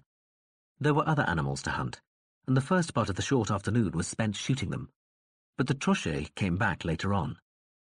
So far, only 7 of the 200 or so trochet released from the forest pens into the run had made it all the way through the wooden funnel and out the far end to escape into the forest. Even they were wounded, and would anyway be caught by the incandescents. The earth in the wooden funnel in front of the shooting platform was dark with auburn blood. Gurgey shot as the animals pounded down the sodden run, but aimed to just miss them, watching for the spatter of muddy ground in front of their noses as they tore, wounded and howling and panting, in front of him. He found the whole hunt somewhat distasteful, but could not deny that the infectious excitement of the Azadians had some effect on him. Yomenor was obviously enjoying himself.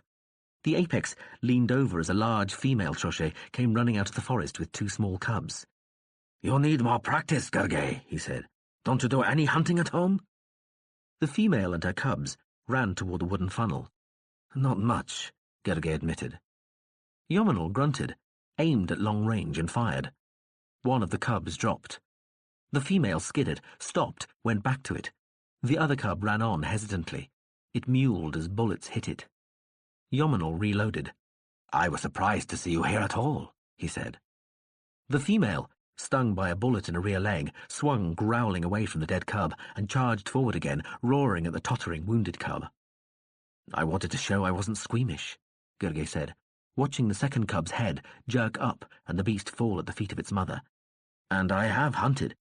He was going to use the word Azad, which meant machine and animal, any organism or system, and he turned to Yomenor with a small smile to say this, but when he looked at the apex, he could see there was something wrong. Yomenor was shaking. He sat, clutching his gun, turned half toward Gurgey, face quivering in its dark cage, skin white and covered in sweat, eyes bulging. Gurgey went to put his hand on the strut of the Star Marshal's forearm, instinctively offering support. It was as though something broke inside the apex. Yomenor's gun swung right round, snapping the supporting tripod. The bulky silencer pointed straight at Gurgey's forehead. Gurgey had a fleeting, vivid impression of Yomenal's face. Jaw clamped shut, blood trickling over his chin, eyes staring, a tick working furiously on the side of his face. Gurgey ducked. The gun fired somewhere over his head, and he heard a scream as he fell out of his seat, rolling past his own gun's tripod. Before he could get up, Gurgey was kicked in the back. He turned over to see Yomenal above him, swaying crazily against the background of shocked, pale faces behind him. He was struggling with the rifle bolt, reloading. One foot lashed out again, thudding into Gurgey's ribs. He jerked back, trying to absorb the blow, and fell over the front of the platform. He saw wooden slats whirling, cinderbuds revolving, then he struck, crashing into a male animal handler standing just before the run. They each thudded to the ground, winded. Gurgey looked up and saw Yomenal on the platform, exoskeleton glinting dully in the sunlight, raising the rifle and sighting on him. Two apices came up behind Yomenal, arms out to grasp him. Without even glancing back, Yomenal swung his arms, flashing round behind him. A hand smashed into the chest of one apex. The rifle slammed into the face of the other. Both collapsed. The carbon-ribbed arms darted back, and Yomenal steadied the gun again, aiming at Gurgey. Gurgey was on his feet, diving away. The shot hit the still winded male lying behind him. Gurgey stumbled for the wooden doors leading onto the high platform. Shouts came from the platform as Yomenal jumped down, landing between Gurgey and the doors. The Star Marshal reloaded the gun as he hit the ground on his feet, the exoskeleton easily absorbing the shock of landing. Gurgey almost fell as he turned, feet skidding on the blood-spattered earth. He pushed himself off the ground to run between the edge of the wooden fence and the platform edge. A uniformed guard with a crew rifle stood in his way, looking uncertainly up at the platform. Gurgey went to run past him, ducking as he did so. Still a few meters in front of Gurgey, the guard started to put one hand out and unhitch the laser from his shoulder. A look of almost comic surprise appeared on his flat face, an instant before one side of his chest burst open, and he spun round into Gurgey's path, knocking him over. Gurgey rolled again, clattering over the dead guard. He sat up. Yomenal was 10 meters away, running awkwardly toward him, reloading. The guard's rifle was at Gurgey's feet. He reached out, grabbed it, aimed at Yomenal and fired. The Star Marshal ducked, but Gurgey was still allowing for recoil after a morning shooting the projectile rifle. The laser shot slammed into Yomenal's face. The apex's head blew apart. Yomenal didn't stop. He didn't even slow down. The running figure, head cage almost empty, trailing strips of flesh and splintered bone behind it like pennants, neck spouting blood, speeded up. It ran faster toward him, and less awkwardly. It aimed the rifle straight at Gurgey's head. Gurgey froze, stunned. Too late, he started to sight the crew gun again and began struggling to get up. The headless exoskeleton was 3 meters away. He stared into the silencer's black mouth, and he knew he was dead. But the bizarre figure hesitated, empty headshell jerking upward, and the gun wavered. Something crashed into Gurgey. From the back, he realized, surprised, as everything went dark. From the back, not from the front. And then came nothing. His back hurt. He opened his eyes. A bulky brown drone hummed between him and a white ceiling. Gurgey? The machine said. He swallowed, licked his lips. What? He said. He didn't know where he was, or who the drone was. He had only a very vague idea who he was. Gurgey, it's me, Flir Imsaho. How do you feel? Flir Imsaho. The name meant something. Back hurts a bit, he said, hoping not to be found out. Gurgey? Must be his name. I'm not surprised. A very large Trochet hit you in the back. A what? Never mind. Go back to sleep. Sleep. His eyelids felt very heavy, and the drone looked blurred. His back hurt. He opened his eyes and saw a white ceiling. He looked around for Flir Imsaho. Dark wooden walls. Window. Flir Imsaho, there it was. It floated over to him. Hello, Gurgey. Hello. Do you remember who I am? Still asking stupid questions, Flir Imsaho. Am I going to be all right? You're bruised. You've got a cracked rib, and you're mildly concussed. You ought to be able to get up in a day or two. Do I remember you saying, Trochet hit me? Did I dream that? You didn't dream it. I did tell you. That's what happened. How much do you remember? Falling off the platform, he said slowly, trying to think. He was in bed and his back was sore. It was his own room in the castle, and the lights were on, so it was probably night. His eyes widened. Yominal kicked me off, he said suddenly. Why? It doesn't matter now. Go back to sleep. Gurgay started to say something else, but he felt tired again as the drone buzzed closer, and he closed his eyes for a second, just to rest them. Gurgay stood by the window looking down into the courtyard. The male servant took the tray out, glasses clinking. Go on, he said to the drone. The Trochet climbed the fence while everybody was watching you and Yominal. It came up behind you and sprang. It hit you and then bowled over the exoskeleton before it had time to do much about it. Guards shot the Trochet as it tried to gore Yominal, and by the time they dragged it off the exoskeleton, it had deactivated. Gurgay shook his head slowly. All I remember is being kicked off the stand. He sat down in a chair by the window. The far edge of the courtyard was golden in the hazy light of late afternoon. And where were you while this was happening? Back here, watching the hunt on an Imperial broadcast. I'm sorry I left, Jurna Gurgay, but that appalling apex was kicking me, and the whole obscene spectacle was just too gory and disgusting for words. Gurgay waved one hand. It doesn't matter, I'm alive. He put his face in his hands. You sure it was I who shot Yominal? Oh, yes. It's all recorded. Do you want— No. Gurgay held up one hand to the drone, eyes still closed. No, I don't want to watch. I didn't see that bit live, Flay Imsaho said. I was on my way back to the hunt as soon as Yominal fired his first shot and killed the person on the other side of you. But I've watched the recording.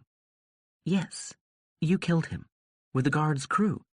But of course, that just meant whoever had taken control of the exoskeleton didn't have to fight against Yominal inside it. As soon as Yominal was dead, the thing moved a lot faster and less erratically. He must have been using all his strength to try and stop it. Gurgay stared at the floor. You're certain about all this? Absolutely. The drone drifted over to the wall screen. Look, why not watch it on your— No! Gurgay shouted, standing and then swaying. He sat down again. No, he said quieter. By the time I got there, whoever was jamming the exoskeleton controls had gone. I got a brief reading on my microwave sensors while I was between here and the hunt, but it switched off before I could get an accurate fix. Some kind of phased pulse maser. The Imperial Guards picked up something too. They'd started a search in the forest by the time we took you away. I persuaded them I knew what I was doing and had you brought here. They sent a doctor in to look at you a couple of times, but that's all. Lucky I got there when I did, or they might have taken you to the infirmary and started doing all sorts of nasty tests on you. The drone sounded perplexed. That's why I have a feeling this wasn't a straight security service job. They'd have tried other, less public ways to kill you, and they'd have been all set up to get you into the hospital if it hadn't quite worked. All too disorganized. There's something funny going on, I'm sure. Gurgay put his hands to his back, carefully tracing the extent of the bruising again. I wish I could remember everything. I wish I could remember whether I meant to kill Yominal, he said. His chest ached. He felt sick. As you did, and you're such a bad shot, I'd assume the answer is no. Gurgay looked at the machine. Don't you have something else you could be doing, drone? Not really. Oh, by the way, the Emperor wants to see you when you're feeling well. I'll go now, Gurgay said, standing slowly. Are you sure? I don't think you should. You don't look well. I'd lie down if I were you. Please sit down. You're not ready. What if he's angry because you killed Yominal? Oh, I suppose I'd better come with you. Nikosar sat in a small throne in front of a great bank of slanting multicolored windows. The Imperial apartments were submerged in the deep polychromatic light. Huge wall tapestries sewn with precious metal threads glittered like treasures in an underwater cave. Guards stood impassively around the walls and behind the throne. Courtiers and officials shuffled to and fro with papers and flat screens. An officer of the Imperial household brought Gurgay to the throne, leaving Flea Imsaho at the other end of the room under the watchful eyes of two guards. Please sit. Nikusar motioned Gergely to a small stool on the dais in front of him. Gergely sat down gratefully. Janao Gergely, the Emperor said, his voice quiet and controlled, almost flat. We offer you our sincere apologies for what happened yesterday. We are glad to see you have made such a rapid recovery, though we understand you are still in pain. Is there anything you wish? Thank you, Your Highness, no. We are glad. Nikusar nodded slowly. He was still dressed in unrelieved black. His sober dress, small frame and plain face contrasted with the fabulous splashes of colour from the raked windows overhead and the sumptuous clothing of the courtiers. The Emperor put small ringed hands on the arms of the throne. We are, of course, deeply sorry to lose the regard and the services of our Star Marshal, Yomenal Lurasp, especially in such tragic circumstances. But we understand that you had no choice but to defend yourself. It is our will that no action be taken against you. Thank you, Your Highness. Nikusar waved one hand. In the matter of who plotted against you, the person who took control of our Star Marshal's imprisoning device was discovered and put to the question. We were deeply hurt to discover that the leading conspirator was our long-life mentor and guide, the rector of Kansev College. Gergely began, but stopped. Nikusar's face was a study in displeasure. The old Apex's name died in Gergely's throat. Gergely started again. Nikusar held up one hand. We wish to tell you that the rector of Kansev College, Harmen Les-Relist, has been sentenced to death for his part in the conspiracy against you. We understand that this may not have been the only attempt on your life. If this is so, then all relevant circumstances will be investigated and the wrongdoers brought to justice. Certain persons in the court, Nikusar said, looking at the rings on his hands, have desired to protect their emperor through misguided actions. The Emperor needs no such protection from a game opponent, even if that opponent uses aids we deny ourselves. It has been necessary to deceive our subjects in the matter of your progress in these final games, but this is for their good, not ours. We have no need to be protected from unpleasant truths. The Emperor knows no fear, only discretion. We shall be happy to postpone the game between the Emperor-Regent and the man Jernau Morat Gergely until he feels fit to play. Gergely found himself waiting for more of the quiet, slow, half-sung words, but Nikusar sat, impassively silent. I thank your Highness, Gergely said, but I would prefer there be no postponement. I feel almost well enough to play now, and there are still 3 days before the match is due to start. I'm sure there is no need to delay further. Nikusar nodded slowly. We are pleased. We hope, though, that if Jernau Gergely desires to change his mind on this matter before the match is due to start, he will not hesitate to inform the Imperial Office, which will gladly put back the starting date of the final match until Jernau Gergely feels fit to play the game of Azad to the very best of his ability. I thank your Highness again.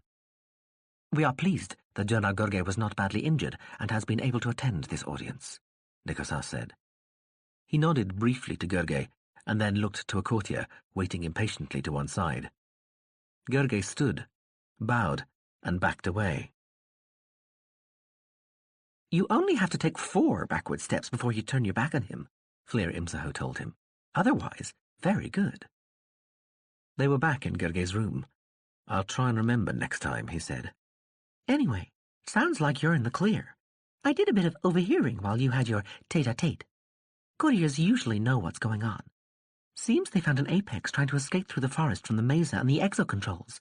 He dropped the gun they gave him to defend himself with, which was just as well, because it was a bomb, not a gun, so they got him alive. He broke under torture and implicated one of Hamen's cronies, who tried to bargain with a confession. So they started on Hamen. You mean they tortured him? Only a little. He's old, and they had to keep him alive for whatever punishment the Emperor decided on. The Apex exo-controller and some other henchmen have been impaled, the plea-bargaining cronies getting caged in the forest to await the incandescence, and Hamen's being deprived of AGE drugs. He'll be dead in 40 or 50 days. Gergely shook his head. Hamen? I didn't think he was that frightened of me. Well, he's old. They have funny ideas sometimes. Do you think I'm safe now? Yes. The Emperor wants you alive so he can destroy you on the Azad boards. Nobody else would dare harm you. You can concentrate on the game. Anyway, I'll look after you. Gergely looked disbelievingly at the buzzing drone.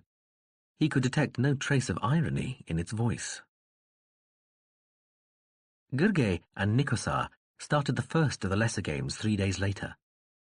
There was a curious atmosphere about the final match. A sense of anticlimax pervaded Castle Claff. Normally the last contest was the culmination of 6 years' work and preparation in the Empire, the very apotheosis of all that Azad was and stood for. This time, the Imperial continuance was already settled. Nikosar had ensured his next great year of rule when he'd beaten Vechestada and Jilno, though as far as the rest of the Empire knew, the Emperor still had to play Crow to decide who wore the Imperial crown. Even if Gergely did win the game, it would make no difference, save for some wounded Imperial pride.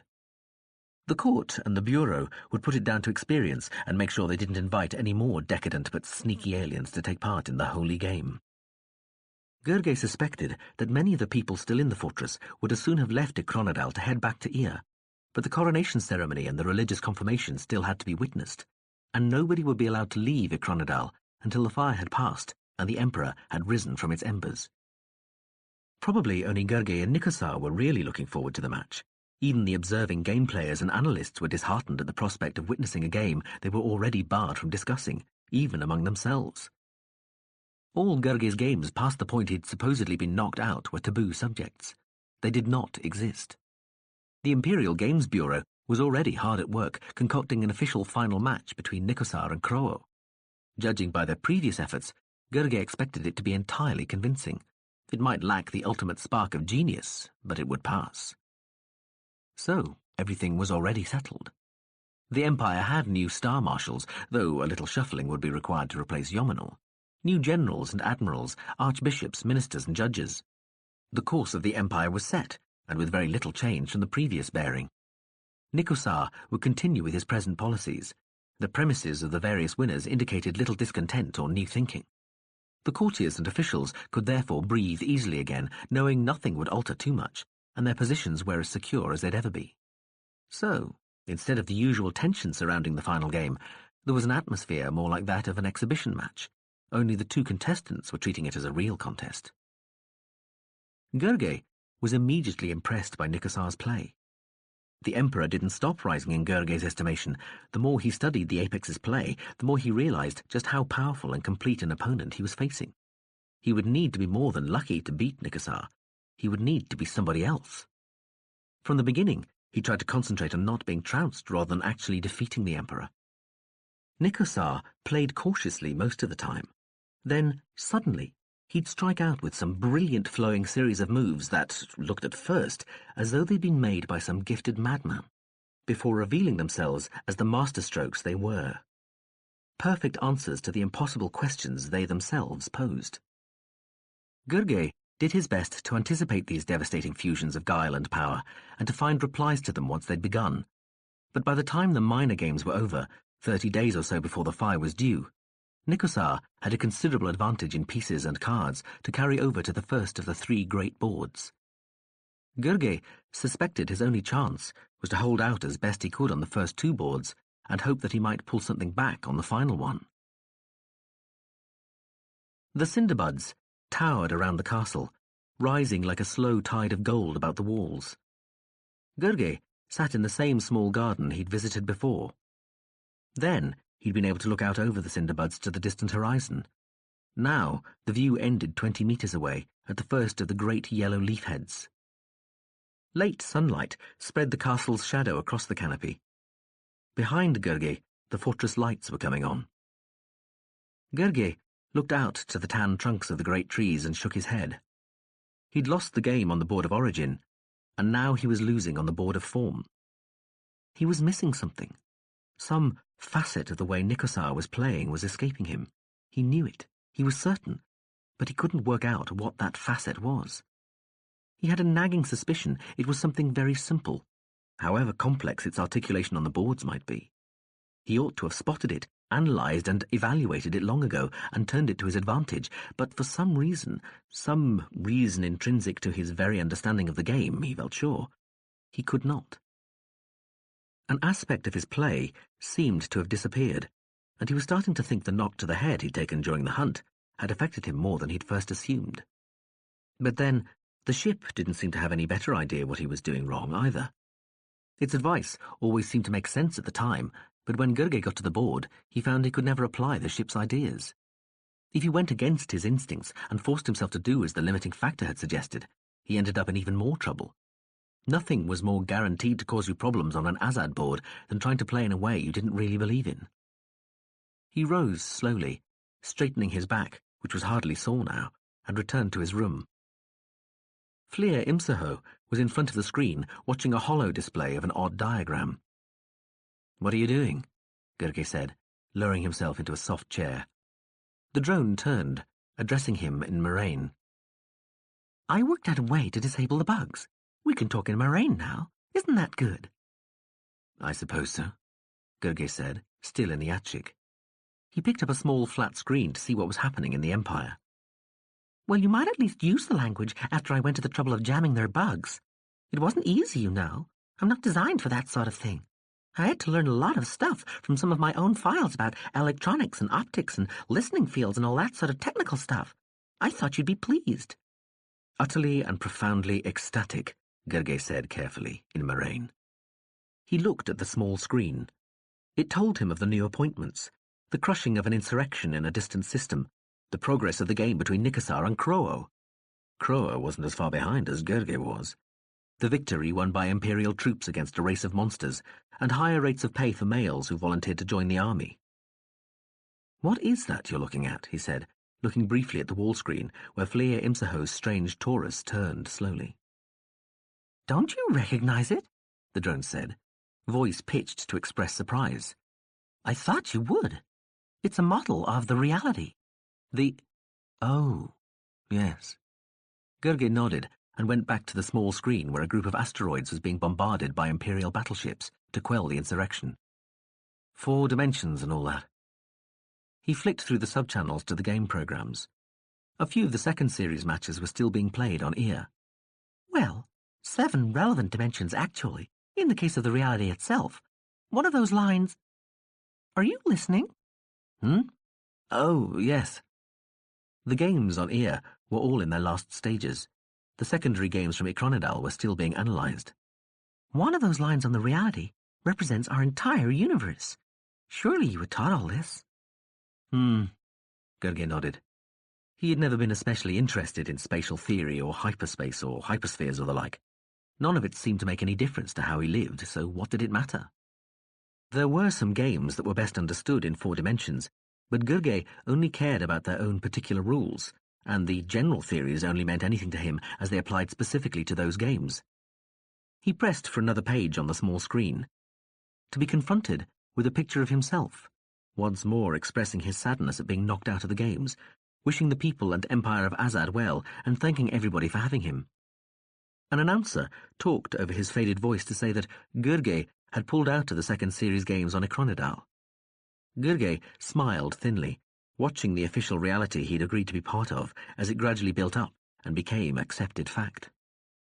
He looked up briefly at the Taurus on the screen and remembered something he'd puzzled over years ago now. "What's the difference between a hyperspace and ultraspace?" he asked the drone. The ship mentioned ultraspace once, and I never could work out what the hell it was talking about. The drone tried to explain, using the hollow model of the reality to illustrate.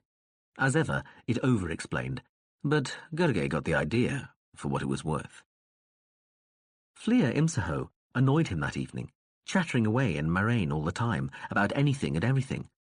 After initially finding it rather needlessly complex, Gurgey enjoyed hearing the language again, and discovered some pleasure in speaking it, but the drone's high, squeaky voice became tiring after a while. It only shut up while he had his customary rather negative and depressing game analysis with the ship that evening, still in Moraine. He had his best night's sleep since the day of the hunt, and woke feeling, for no good reason he could think of, that there might yet be a chance of turning the game around. It took Gurge most of the morning's play to gradually work out what Nikosar was up to. When eventually he did, it took his breath away. The Emperor had set out to beat not just Gurge, but the whole culture. There was no other way to describe his use of pieces, territory, and cards. He had set up his whole side of the match as an empire, the very image of Azad. Another revelation struck Gurge with a force almost as great. One reading, perhaps the best, of the way he'd always played was that he played as the culture. He'd habitually set up something like the society itself when he constructed his positions and deployed his pieces. A net, a grid of forces and relationships without any obvious hierarchy or entrenched leadership, and initially quite profoundly peaceful. In all the games he'd played, the fight had always come to Gurge initially. He'd thought of the period before as preparing for battle, but now he saw that if he'd been alone on the board, he'd have done roughly the same, spreading slowly across the territories, consolidating gradually, calmly, economically. Of course, it had never happened. He always was attacked, and once the battle was joined, he developed that conflict as assiduously and totally as before he'd tried to develop the patterns and potential of unthreatened pieces and undisputed territory. Every other player he competed against had unwittingly tried to adjust to this novel style in its own terms and comprehensively failed. Nikosar was trying no such thing. He'd gone the other way and made the board his empire, complete and exact in every structural detail to the limits of definition the game's scale imposed. It stunned Gurge. The realization burst on him like some slow sunrise turning nova, like a trickle of understanding becoming stream, river, tide, tsunami. His next few moves were automatic, reaction moves, not properly thought-out parts of his strategy, limited and inadequate though it had been shown to be. His mouth had gone dry. His hands shook. Of course. This was what he'd been missing. This was the hidden facet.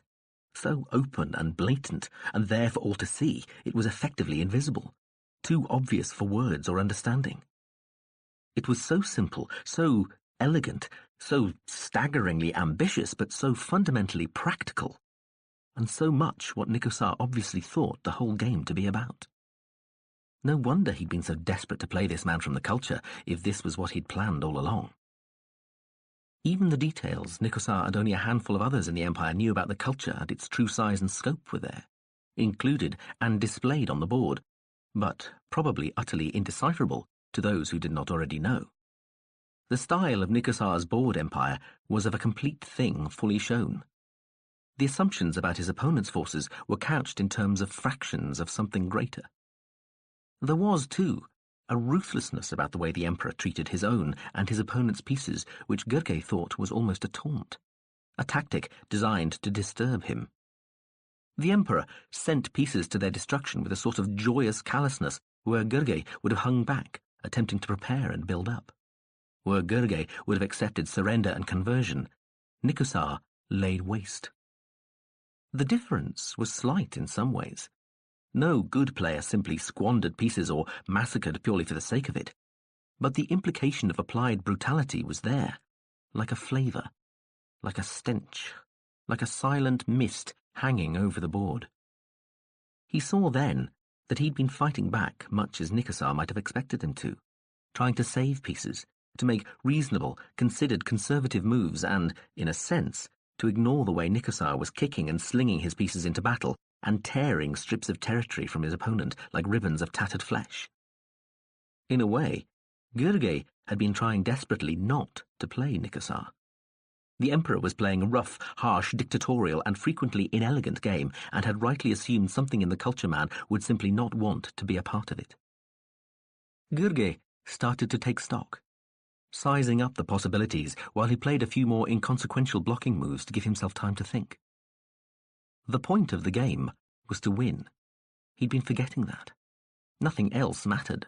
Nothing else hung on the outcome of the game either. The game was irrelevant. Therefore, it could be allowed to mean everything, and the only barrier he had to negotiate was that put up by his own feelings. He had to reply. But how? Become the culture? Another empire? He was already playing the part of the culture, and it wasn't working, And how do you match an emperor as an imperialist? He stood there on the board, wearing his faintly ridiculous gathered-up clothes, and was only distantly aware of everything else around him. He tried to tear his thoughts away from the game for a moment, looking round the great ribbed prow hall of the castle, at the tall open windows and the yellow cinderbud canopy outside, at the half-full banks of seats, at the imperial guards and the adjudicating officials, at the great black horn shapes of the electronic screening equipment directly overhead, at the many people in their various clothes and guises, all translated into game thought, all viewed as though through some powerful drug which distorted everything he saw into twisted analogues of its latching hold on his brain. He thought of mirrors and of reverser fields, which gave the more technically artificial but perceivably more real impression. Mirror writing was what it said. Reversed writing was ordinary writing. He saw the closed torus of Fleer Imsaho's unreal reality, remembered Chamlis Amalgné and its warning about deviousness, things which meant nothing and something, harmonics of his thought. Click. Switch off, switch on, as though he was a machine. Fall off the edge of the catastrophe curve and never mind. He forgot everything and made the first move he saw. He looked at the move he'd made. Nothing like what Nikosar would have done. An archetypally culture move. He felt his heart sink. He'd been hoping for something different, something better. He looked again. Well, it was a culture move, but at least it was an attacking culture move. Followed through, it would wreck his whole cautious strategy so far, but it was all he could do if he was to have even the glimmer of a chance of resisting Nikosar. Pretend there really was a lot at stake. Pretend he was fighting for the whole culture. Set out to win, regardless, no matter. At least he'd found a way to play. Finally. He knew he was going to lose, but it would not be a rout. He gradually remodelled his whole game plan to reflect the ethos of the culture militant, trashing and abandoning whole areas of the board where the switch would not work, pulling back and regrouping and restructuring where it would, sacrificing where necessary, raising and scorching the ground where he had to. He didn't try to mimic Nikosar's crude but devastating attack, escape, return, invade strategy, but made his positions and his pieces in the image of a power that could eventually cope with such bludgeoning, if not now, then later when it was ready. He began to win a few points at last. The game was still lost, but there was still the board of becoming, where at last he might give Nikosar a fight. Once or twice, he caught a certain look on Nikosar's face when he was close enough to read the Apex's expression that convinced him he'd done the right thing, even if it was something the Emperor had somehow expected. There was a recognition there now, in the Apex's expression and on the board, and even a kind of respect in those moves, an acknowledgement that they were fighting on even terms. Gurge was overcome by the sensation that he was like a wire with some terrible energy streaming through him. He was a great cloud, poised to strike lightning over the board, a colossal wave tearing across the ocean toward the sleeping shore, a great pulse of molten energy from a planetary heart, a god with the power to destroy and create at will. He had lost control of his own drug glands. The mix of chemicals in his bloodstream had taken over, and his brain felt saturated with the one encompassing idea like a fever. Win. Dominate. Control. A set of angles defining one desire, the single, absolute determination. The breaks and the times when he slept were irrelevant, just the intervals between the real life of the board and the game. He functioned, talking to the drone or the ship or other people, eating and sleeping and walking around, but it was all nothing, irrelevant. Everything outside was just a setting and a background for the game. He watched the rival forces surge and tide across the great board, and they spoke a strange language, sang a strange song that was at once a perfect set of harmonies and a battle to control the writing of the themes. What he saw in front of him was like a single huge organism. The pieces seemed to move as though with a will that was neither his nor the Emperor's, but something dictated finally by the game itself, an ultimate expression of its essence. He saw it. He knew Nikosar saw it, but he doubted anybody else could. They were like a pair of secret lovers, secure and safe in their huge nest of a room, locked together before hundreds of people who looked on and who saw, but who could not read and who would never guess what it was they were witnessing. The game on the board of form came to an end. Gurge lost, but he had pulled back from the brink, and the advantage Nicosa would take to the board of becoming was far from decisive. The two opponents separated, that act over, the final one yet to commence. Gurge left the prow hall exhausted and drained and gloriously happy, and slept for 2 days. The drone woke him. Gurge, are you awake? Have you stopped being vague? What are you talking about? You. The game. What's going on? Even the ship couldn't work out what was happening on that board. The drone floated above him, brown and grey, humming quietly. Gurge rubbed his eyes, blinked. It was morning. There were about 10 days to go before the fire was due. Gurge felt as though he was waking from a dream more vivid and real than reality. He yawned, sitting up. Have I been vague? Does pain hurt? Is a supernova bright? Gurge stretched, smirking. Nicosa's taking it impersonally, he said, getting up and padding to the window. He stepped out onto the balcony. Flea Imsaho tutted and threw a robe around him. If you're going to start talking in riddles again, what riddles? Gurge drank in the mild air. He flexed his arms and shoulders again. Isn't this a fine old castle, drone?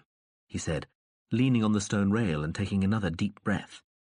They know how to build castles, don't they? I suppose they do, but Claff wasn't built by the Empire. They took it off another humanoid species who used to hold a ceremony similar to the one the Empire holds to crown the Emperor. But don't change the subject. I asked you a question. What is that style? You've been very vague and strange the past few days. I could see you were concentrating, so I didn't press the point. But I and the ship would like to be told. Nicosa's taken on the part of the Empire, hence his style. I've had no choice but to become the culture, hence mine. It's that simple. It doesn't look it. Tough. Think of it as a sort of mutual rape. I think you should straighten out, Jurnar Gurge. Gurge started to say, then stopped to check. He frowned in exasperation. I'm perfectly straight, you idiot. Now, why don't you do something useful and order me some breakfast? Yes, master, Flea Imsaho said sullenly, and dipped back inside the room. Gurge looked up into the empty board of blue sky, his mind already racing with plans for the game on the board of becoming.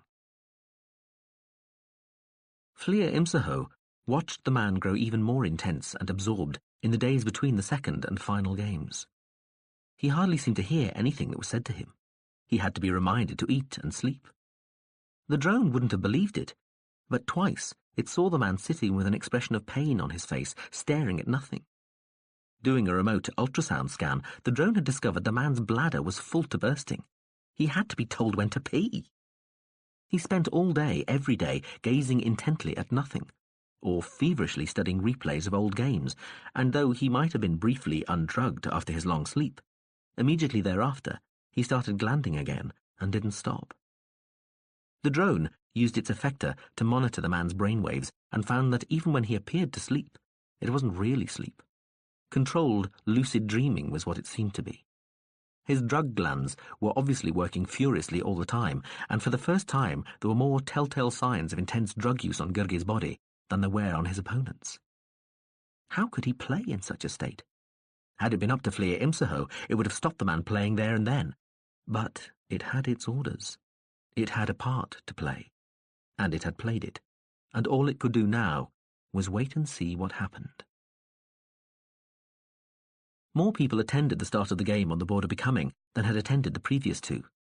The other game players were still trying to work out what was going on in this strange, complicated, unfathomable game, and wanted to see what would happen on this final board where the Emperor started with a considerable advantage, but on which the alien was known to be especially good.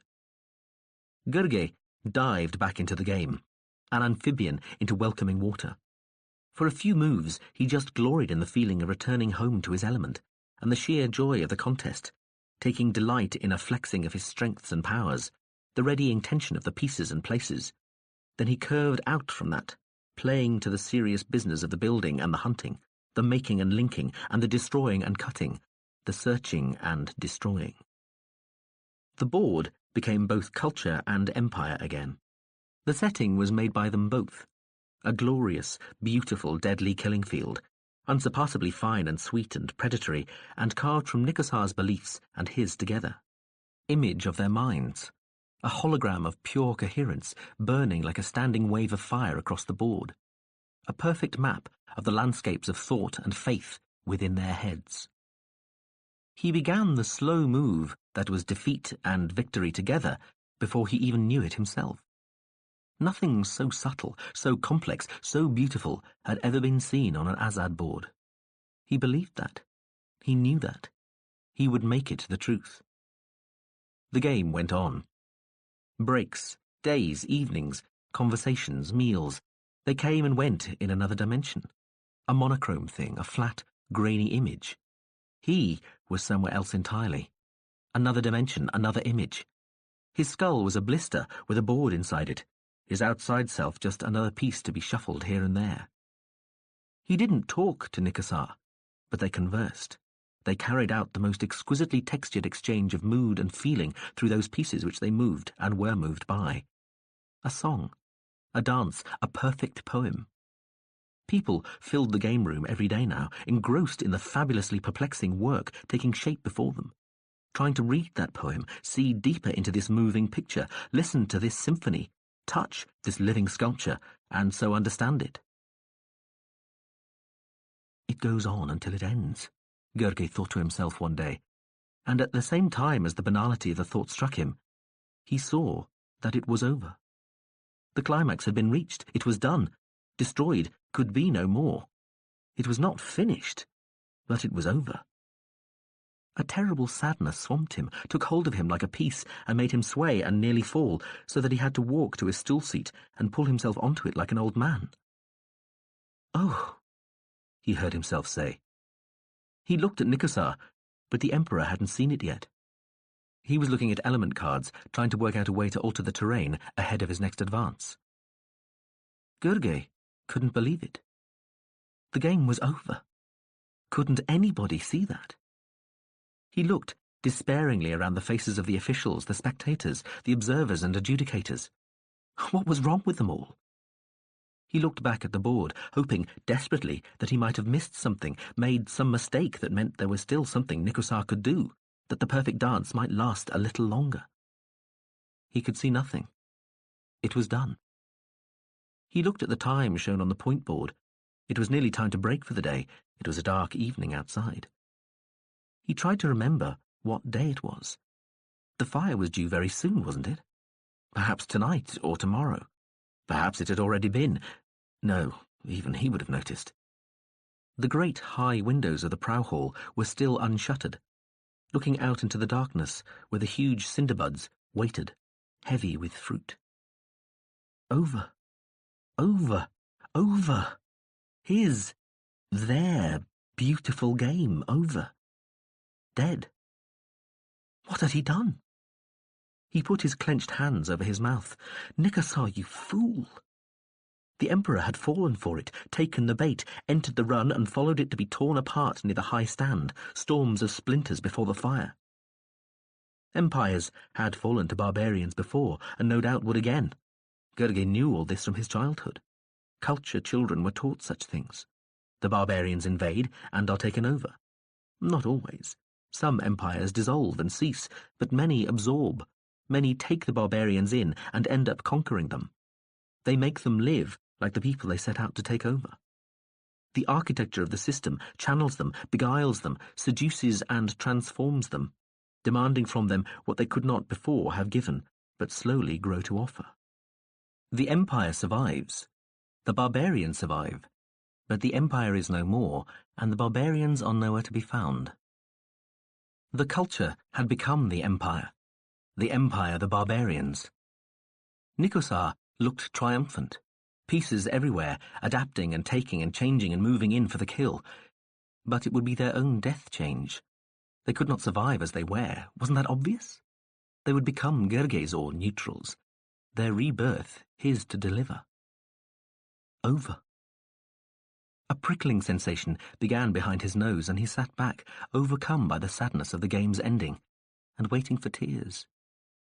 None came. a suitable reprimand from his body for using the elements so well and water so much. He would drown Nikosar's attacks. The Emperor played with fire and would be extinguished. No tears for him. Something left Gurgey, just ebbed away, burned out, relaxing its grip on him. The room was cool, filled with a spirit fragrance, and the rustling sound of the cinderbud canopy outside, beyond the tall, wide windows. People talked quietly in the galleries. He looked around and saw Harmin sitting in the college seats.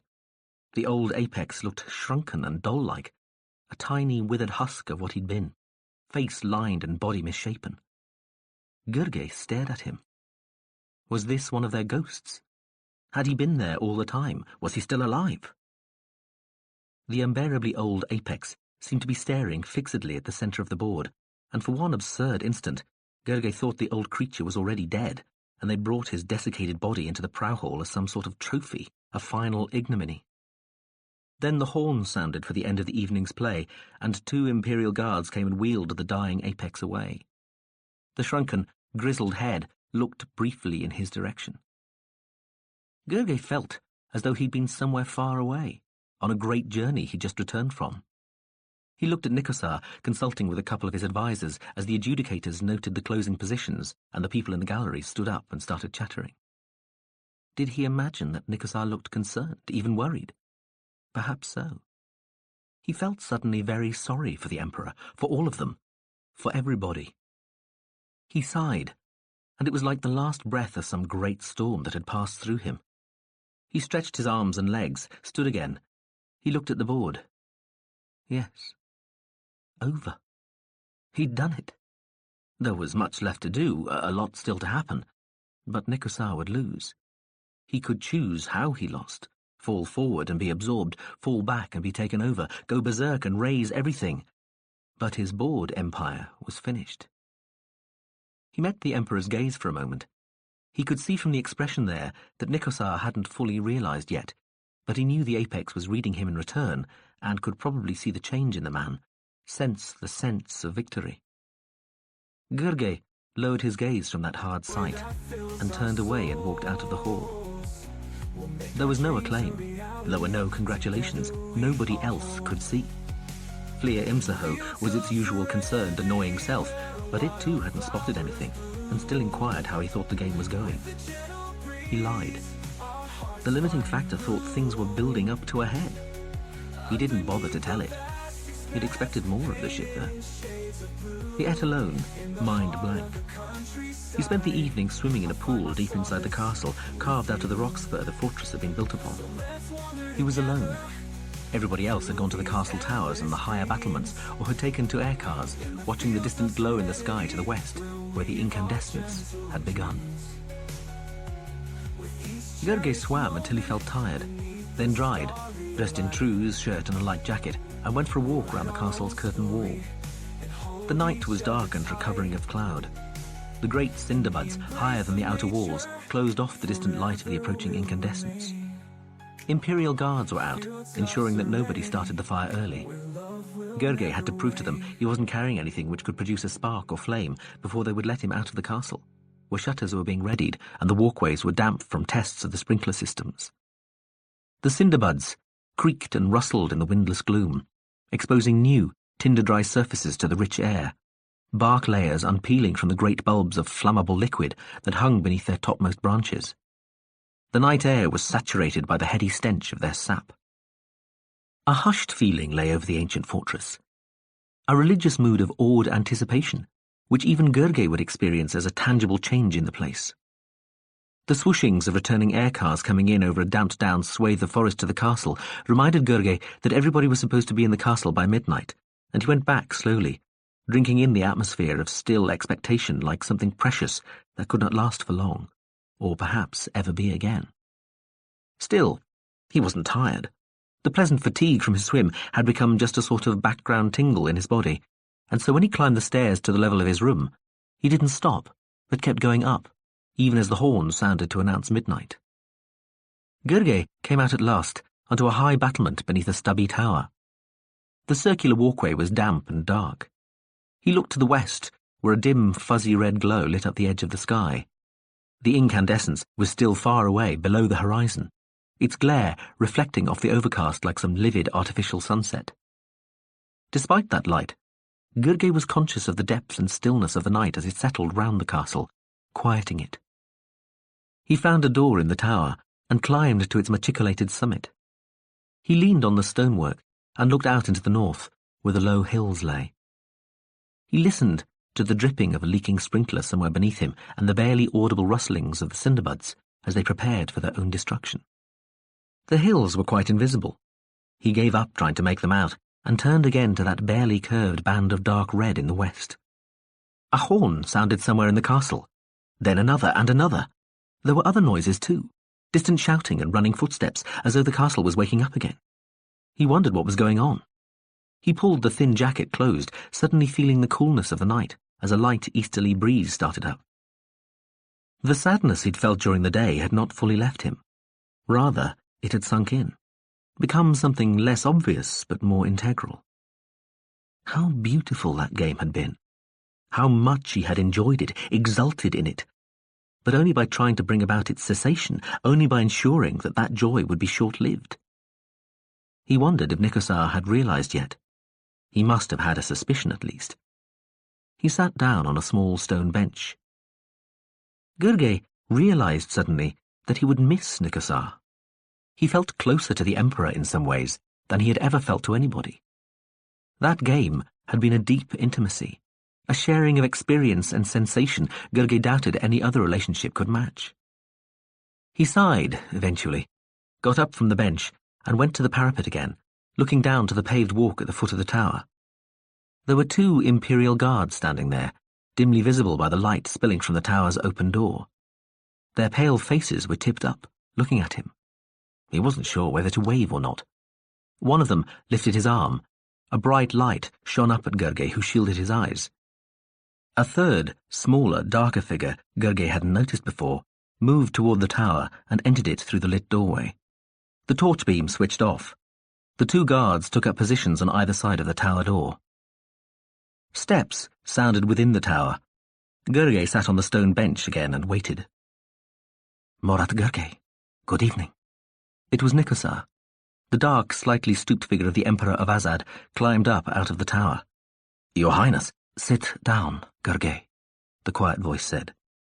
Nikosar joined Gurgey on the bench, his face like an indistinct white moon in front of him, lit only by the faint glow from the tower's stairwell. Gurgey wondered if Nikosar could see him at all. The moon face turned away from him, looking toward the horizon-wide smudge of carmine. There has been an attempt on my life, Gurgey, the Emperor said quietly. And Gurgey began, appalled. Are you all right, Your Highness? The moon face swung back. I am unharmed. The apex held up one hand. Please, no, Your Highness now. We are alone. There is no breach of protocol. I wanted to explain to you personally why the castle is under martial law. The Imperial Guard have taken over all commands. I do not anticipate another attack, but one must take care. But who would do this? Who would attack you? Nikosar looked to the north on the unseen hills. We believe the culprits may have tried to escape along the viaduct to the reservoir lakes, so I've sent some guards there too. He turned slowly back to the man, and his voice was soft. That's an interesting situation you've got me in, Morat Gurgey. Gurgey sighed, looked at his feet. Yes. He glanced at the circle of white face in front of him. I'm sorry. I mean that it's almost over. He heard his own voice drop and could not bear to look at Nikosar. Well, the Emperor said quietly, we shall see. I may have a surprise for you in the morning. Gurgey was startled. The hazily pale face in front of him was too vague for the expression to be read. But could Nikosar be serious? Surely the apex could see his position was hopeless. Had he seen something Gurgey hadn't? At once he started to worry. Had he been too certain? Nobody else had noticed anything, not even the ship. What if he was wrong? He wanted to see the board again, but even the imperfectly detailed image of it he still carried in his mind was accurate enough to show how their respective fortunes stood. Nikosar's defeat was implicit, but certain. He was sure there was no way out for the Emperor. The game must be over. "Tell me something, Gurge," Nikosar said evenly. The white circle faced him again. "How long were you really learning the game for?" "We told you the truth, 2 years. Intensively, but don't lie to me, Gurge. There's no point anymore." "Nikosar, I wouldn't lie to you." The moon face shook slowly. "Whatever you want." The Emperor was silent for a few moments. "You must be very proud of your culture." He pronounced the last word with a distaste Gurge might have found comical if it hadn't been so obviously sincere. "Pride?" he said. "I don't know. I didn't make it. I just happened to be born into it. Don't be simple, Gurge. I mean the pride of being part of something. The pride of representing your people. Are you going to tell me you don't feel that?" Some, perhaps, yes. But I'm not here as a champion, Nikosar. I'm not representing anything except myself. I'm here to play the game, that's all." "That's all," Nikosar repeated quietly. "Well, I suppose we must say that you've played it well." Gurge wished he could see the Apex's face. Had his voice quivered? Was that a tremor in his voice? "Thank you. But half the credit for this game is yours. More than half, because you said, 'I don't want your praise.'" Nikosar lashed out with one hand, striking Gurge across the mouth. The heavy rings raked the man's cheek and lips. Gurge rocked back, stunned, dizzy with shock. Nikosar jumped up and went to the parapet, hands like claws on the dark stone. Gurge touched his blooded face. His hand was trembling. "You disgust me, Morat Gurge," Nikosar said to the red glow in the west. "Your blind, insipid morality can't even account for your own success here, and you treat this battle game like some filthy dance. It is there to be fought and struggled against, and you've attempted to seduce it. You've perverted it, replaced our holy witnessing with your own foul pornography. You've soiled it. Male." Gurge dabbed at the blood on his lips. He felt dizzy, head swimming. That may be how you see it, Nikosar." He swallowed some of the thick, salty blood. "I don't think you're being entirely fair to—" "Fair!" the Emperor shouted, coming to stand over Gurge, blocking the view of the distant fire. "Why does anything have to be fair? Is life fair?" He reached down and took Gurge by the hair, shaking his head. "Is it? Is it?" Gurge let the apex shake him. The Emperor let go of his hair after a moment, holding his hand as though he'd touched something dirty. Gurge cleared his throat. "No, life is not fair, not intrinsically." The apex turned away in exasperation, clutching again at the curled stone top of the battlements. "It's something we can try to make it, though," Gurge continued. "A goal we can aim for. You can choose to do so or not. We have. I'm sorry you find us so repulsive for that." "Repulsive is barely adequate for what I feel for your precious culture, Gurge. I'm not sure I possess the words to explain to you what I feel for your culture. You know no glory, no pride, no worship. You have power. I've seen that. I know what you can do. But you're still impotent. You always will be. The meek, the pathetic, the frightened and cowed, they can only last so long, no matter how terrible and awesome the machines they crawl around within. In the end you will fall. All your glittering machinery won't save you. The strong survive. That's what life teaches us, Gurge. That's what the game shows us. Struggle to prevail, fight to prove worth. These are no hollow phrases. They are truth." Gurge watched the pale hands grasping the dark stone. What could he say to this apex? Were they to argue metaphysics, here, now, with the imperfect tool of language, when they'd spent the last 10 days devising the most perfect image of their competing philosophies they were capable of expressing, probably in any form? What, anyway, was he to say? That intelligence could surpass and excel the blind force of evolution, with its emphasis on mutation, struggle and death? That conscious cooperation was more efficient than feral competition? That Azad could be so much more than a mere battle if it was used to articulate, to communicate, to define. He'd done all that, said all that, and said it better than he ever could now.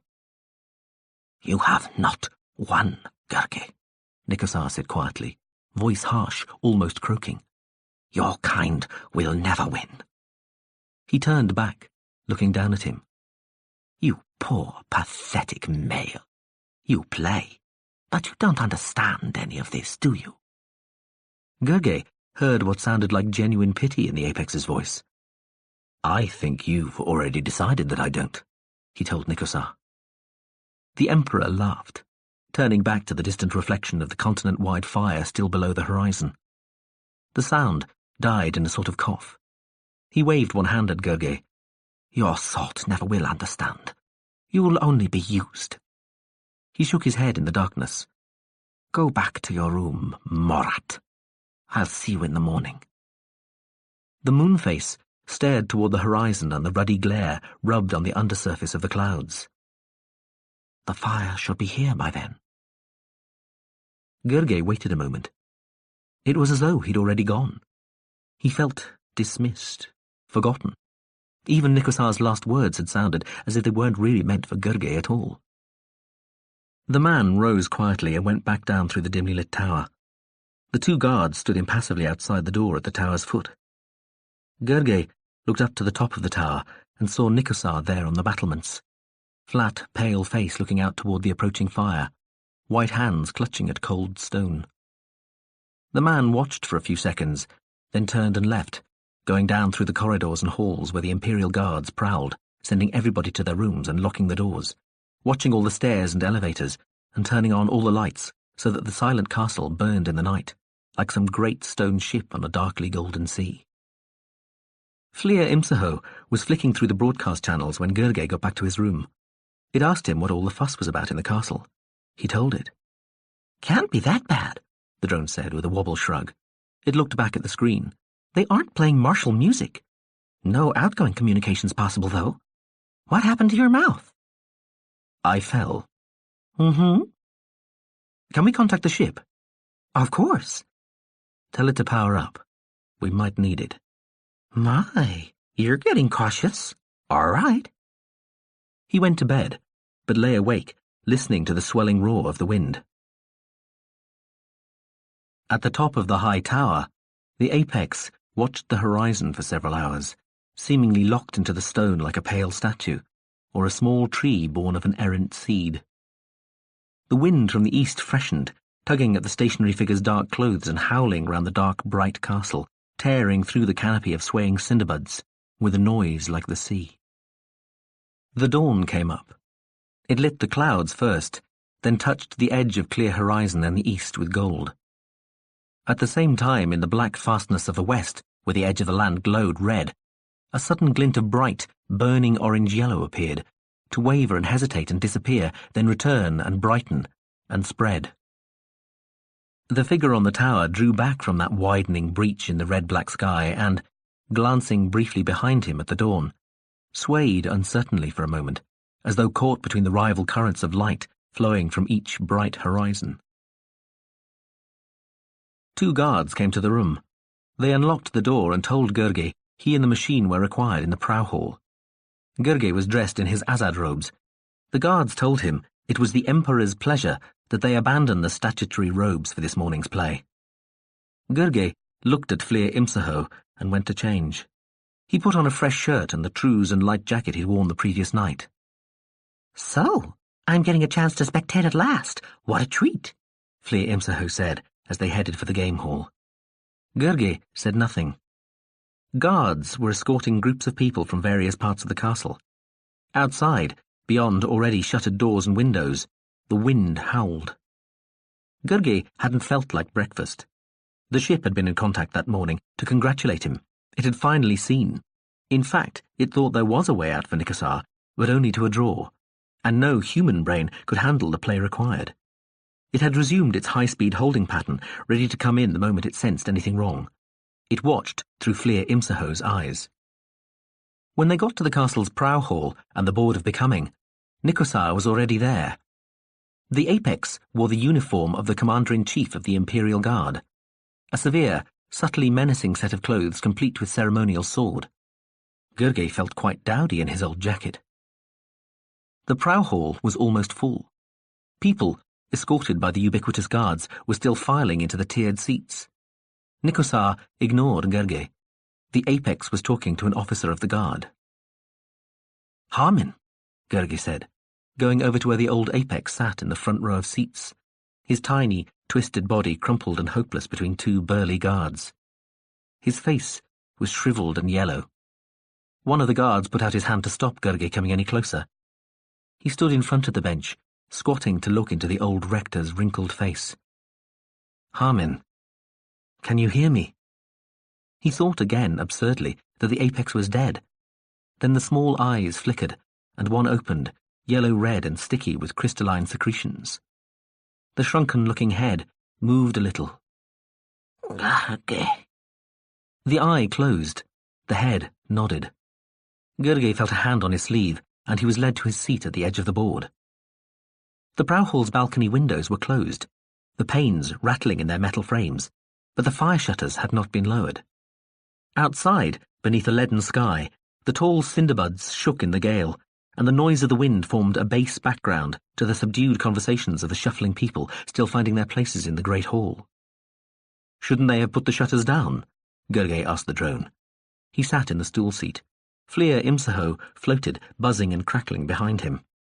The adjudicator and his helpers were checking the positions of the pieces. "Yes," Fleer Imsaho said. "The fire's less than 2 hours away. They can drop the shutters in the last few minutes if they have to, but they don't usually wait that long. I'd watch it, Gurgey. Legally, the Emperor isn't allowed to call on the physical option at this stage, but there's something funny going on. I can sense it." Gurgey wanted to say something cutting about the drone's senses, but his stomach was churning, and he felt something was wrong too. He looked over at the bench where Harmin sat. The withered apex hadn't moved. His eyes were still closed. "Something else," Fleer Imsaho said. "What?" "There's some sort of extra gear up there on the ceiling." Gurgey glanced up without making it too obvious. The jumble of ECM and screening equipment looked much as it always had, but then he'd never inspected it very closely. "What sort of gear?" he asked. "Gear that is worryingly opaque to my senses, which it shouldn't be. And that guard's kernel's wired with an optic remote mic." The officer talking to Nikosar. "Yes. Isn't that against the rules?" "Supposed to be." "Want to raise it with the adjudicator?" The adjudicator was standing at the edge of the board between two burly guards. He looked frightened and grim. When his gaze fell on Gurgey, it seemed to go straight through him. "I have a feeling," Gurgey whispered, "it wouldn't do any good." "Me too. Want me to get the ship to come in?" "Can it get here before the fire?" "Just." Gurgey didn't have to think too long. "Do it," he said. "Signal sent. You remember the drill with the implant?" "Vividly." "Great," Fleer Imsaho said sourly. "A high-speed displace from a hostile environment with some grey area effector gear around. Just what I need."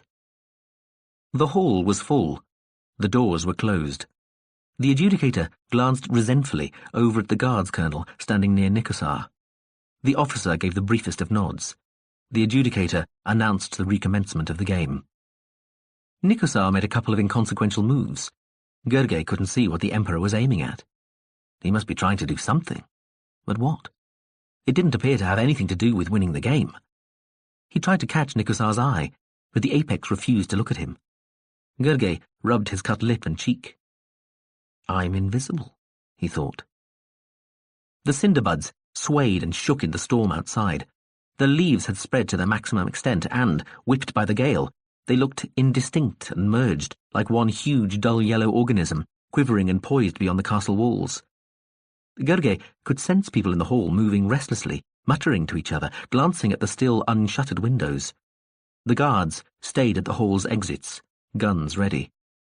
Nikosar made certain moves, placing element cards in particular positions. Gurgey still couldn't see what the point of all this was. The noise of the storm beyond the shaking windows was enough to all but drown the voices of the people in the hall. The smell of the cinderbud's volatile saps and juices pervaded the air, and some dry shreds of their leaves had found their way into the hall somehow, to soar and float and curl on currents of air inside the great hall. High in the stone-dark sky beyond the windows, a burning orange glow lit up the clouds. Gurgey began to sweat. He walked over the board, made some replying moves attempting to draw Nikosar out. He heard somebody in the observers' gallery crying out and then being quieted. The guards stood silently, watchfully, at the doors and around the board. The guard's colonel Nikosar had been talking to earlier stood near the Emperor. As he went back to his stool seat, Gurgey thought he saw tears on the officer's cheeks. Nikosar had been sitting. Now he stood, and taking 4 element cards, strode to the centre of the patterned terrain. Gurgey wanted to shout out or leap up, something, anything, but he felt rooted, transfixed. The guards in the room had tensed. The Emperor's hands were visibly shaking. The storm outside whipped the cinderbuds like something conscious and spiteful. A spear of orange leapt ponderously above the tops of the plants, writhed briefly against the wall of darkness behind it, then sank slowly out of sight. "Oh, dear, holy shit," Fleer Imsaho whispered. "That's only 5 minutes away." "What?" Gurgey glanced at the machine. 5 minutes, the drone said with a realistic gulp. "It ought to be nearly an hour off. It can't have got here this quick. They've started a new fire front." Gurgey closed his eyes. He felt the tiny lump under his paper-dry tongue. "The ship?" he said, opening his eyes again. The drone was silent for seconds. "No chance," it said, voice flat, resigned. Nikosar stooped. He placed a fire card on a water symbol already on the board, in a fold in the high terrain. The guard's colonel turned his head fractionally to one side, mouth moving as though blowing some speck of dust off his uniform's high collar. Nikosar stood up, looking around, appeared to listen for something, but heard only the howling noise of the storm. "I just registered an infrasound pulse," Fleer Imsaho said. "That was an explosion, a click to north. The viaduct." Gurgey watched helplessly as Nikosar walked slowly to another position on the board and placed one card on another. Fire on air. The colonel talked into the mic near his shoulder again. The castle shook. A series of concussions shuddered through the hall. The pieces on the board juddered. People stood up, started shouting. The glass panes cracked in their frames, crashing to the flagstones, letting the shrieking voice of the burning gale into the hall in a hail of fluttering leaves. A line of flames burst over the tops of the trees, filling the base of the boiling black horizon with fire. The next fire card was placed, on earth. The castle seemed to shift under Gurgey. The wind tore in through the windows, rolling lighter pieces across the board like some absurd and unstoppable invasion. It whipped at the robes of the adjudicator and his officials. People were piling out of the galleries, falling over each other to get to the exits where the guards had drawn their guns. The sky was full of fire. Nikosar looked at Gurgey as he placed the final fire card on the ghost element. Life. "This is looking worse and worse, Fleer Imsaho said, voice breaking, screeching. Gurgey whirled round to see the bulky machine trembling in mid-air, surrounded by a bright aura of green fire. The guards started shooting. The doors from the hall were thrown open, and the people piled through, but in the hall the guards were suddenly all over the board itself, firing up into the galleries and benches, blasting laser fire among the escaping crowds, felling the screaming, struggling APCs, females and males, in a storm of flickering light and shattering detonations. Fleer Imsaho screamed. Its casing glowed dull red and started to smoke. Gurgey watched, transfixed. Nikosar stood near the centre of the boards, surrounded by his guards, smiling at Gurgey. The fire raged above the cinderbuds. The hall emptied as the last few wounded people staggered through the doors. Fleer Imsaho hung in the air. It glowed orange, yellow, white. It started to rise, dripping blobs of molten material onto the board as it went, enveloped suddenly in flames and smoke. Suddenly, it accelerated across the hall as if pulled by some huge, invisible hand. It slammed into a far wall and exploded in a blinding flash and a blast that almost blew Gurgey off his stool seat. The guards around the Emperor left the board and climbed over the benches and galleries, killing the wounded. They ignored Gurgey. The sound of firing echoed through the doors leading to the rest of the castle, where the dead lay in their bright clothes like some obscene carpet. Nikusar strolled slowly over to Gurge, stopping to tap a few Azad pieces out of his way with his boots as he advanced. He stamped on a little guttering pool of fire left from the molten debris Flir Imsaho had trailed behind it. He drew his sword almost casually. Gurge clutched the arms of the seat. The inferno shrieked in the skies outside. Leaves swirled through the hall like dry, endless rain. Nikusar stopped in front of Gurge. The Emperor was smiling. He shouted above the gale, "Surprised?" Gurge could hardly speak. "What have you done? Why?" he croaked. Nikusar shrugged. "Made the game real, Gurge." He looked around the hall, surveying the carnage. They were alone now. The guards were spreading through the rest of the castle, killing. The fallen were everywhere, scattered over the floor and the galleries, draped over benches, crumpled in corners, spread like X's on the flagstones, their robes spotted with the dark burn holes of laser burns.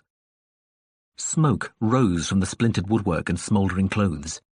A sweet, sick smell of burned flesh filled the hall. Nikusar weighed the heavy double-edged sword in his gloved hand, smiling sadly at it. Gurge felt his bowels ache and his hands shake. There was a strange metallic taste in his mouth, and at first he thought it was the implant, rejecting, surfacing, for some reason reappearing, but then he knew that it wasn't, and realized for the first time in his life that fear really did have a taste. Nikusar gave an inaudible sigh, drew himself up in front of Gurge so that he seemed to fill the view in front of the man, and brought the sword slowly toward Gurge. Drone, he thought, but it was just a sooty scar on the far wall. Ship? But the implant under his tongue lay silent, and the limiting factor was still light years away. The tip of the sword was a few centimeters from Gurge's belly.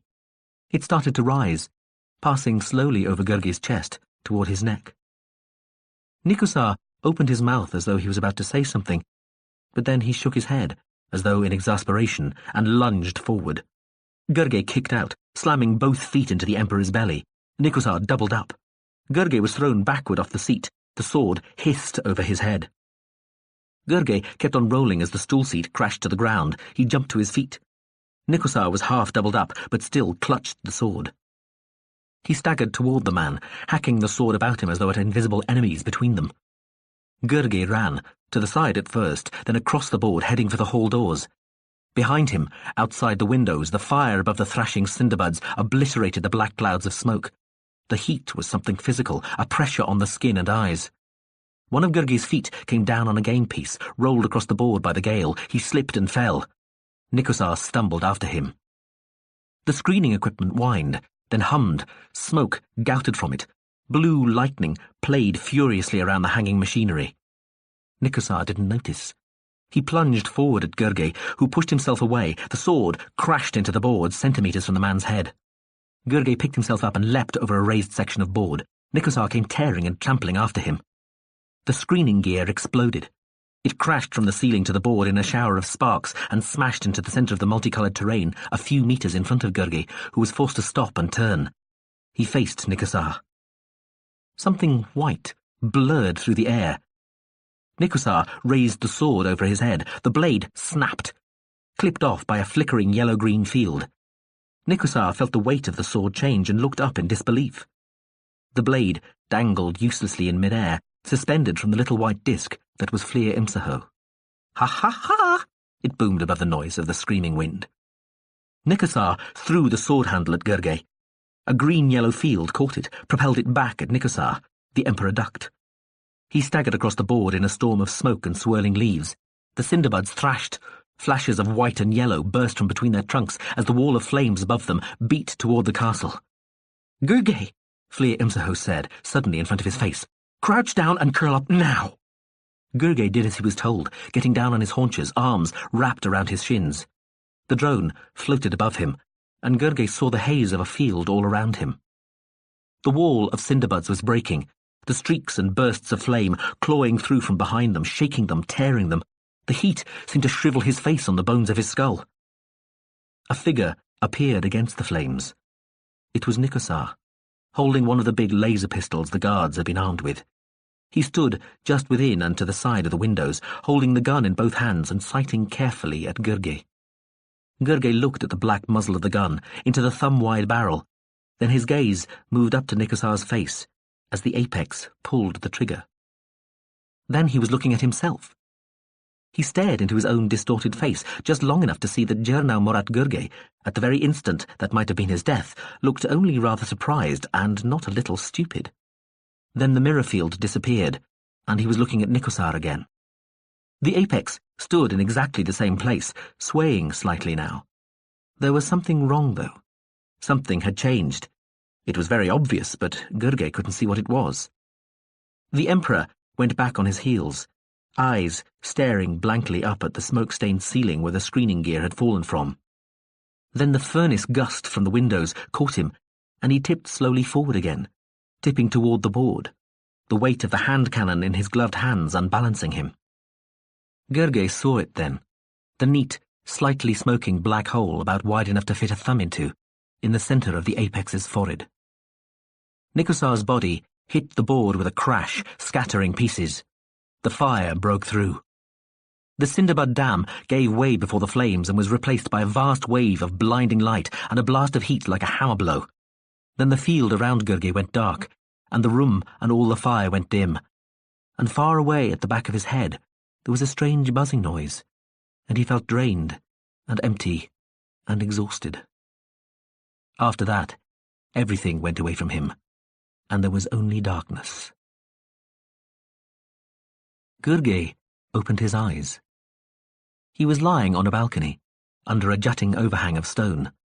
The area around him had been swept clear, but everywhere else there was a centimetre-thick covering of dark grey ash. It was dull. The stones beneath him were warm. The air was cool and smoky. He felt all right. No drowsiness, no sore head. He sat up.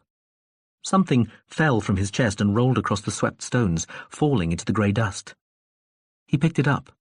It was the orbital bracelet, bright and undamaged, and still keeping its own microscopic day-night cycle. He put it into his jacket pocket. He checked his hair, his eyebrows, his jacket. Nothing singed at all. The sky was dark grey, black at the horizon. Away to one side there was a small, vaguely purple disk in the sky, which he realized was the sun. He stood up. The grey ash was being covered up with inky soot, falling from the dark overcast like negative snow. He walked across the heat-warped, flaking flagstones toward the edge of the balcony. The parapet had fallen away here. He kept back from the very edge. The landscape had changed. Instead of the golden-yellow wall of cinderbuds crowding the view beyond the curtain wall, there was just earth, black and brown and baked-looking, covered in great cracks and fissures the thin grey ash and the soot rain had not yet filled. The barren waste stretched to the distant horizon. Faint wisps of smoke still climbed from fissures in the ground, climbing like the ghosts of trees, until the wind took them. The curtain wall was blackened and scorched and breached in places. The castle itself looked battered as though after a long siege. Towers had collapsed, and many of the apartments, office buildings and extra halls had fallen in on themselves, their flame-scarred windows showing only emptiness behind. Columns of smoke rose lazily like sinuous flagpoles to the summit of the crumbling fortress, where the wind caught them and made them pennants. Gurgey walked round the balcony, through the soft black snow of soot, to the prow hall windows. His feet made no noise. The specks of soot made him sneeze and his eyes itched. He entered the hall. The stones still held their dry heat.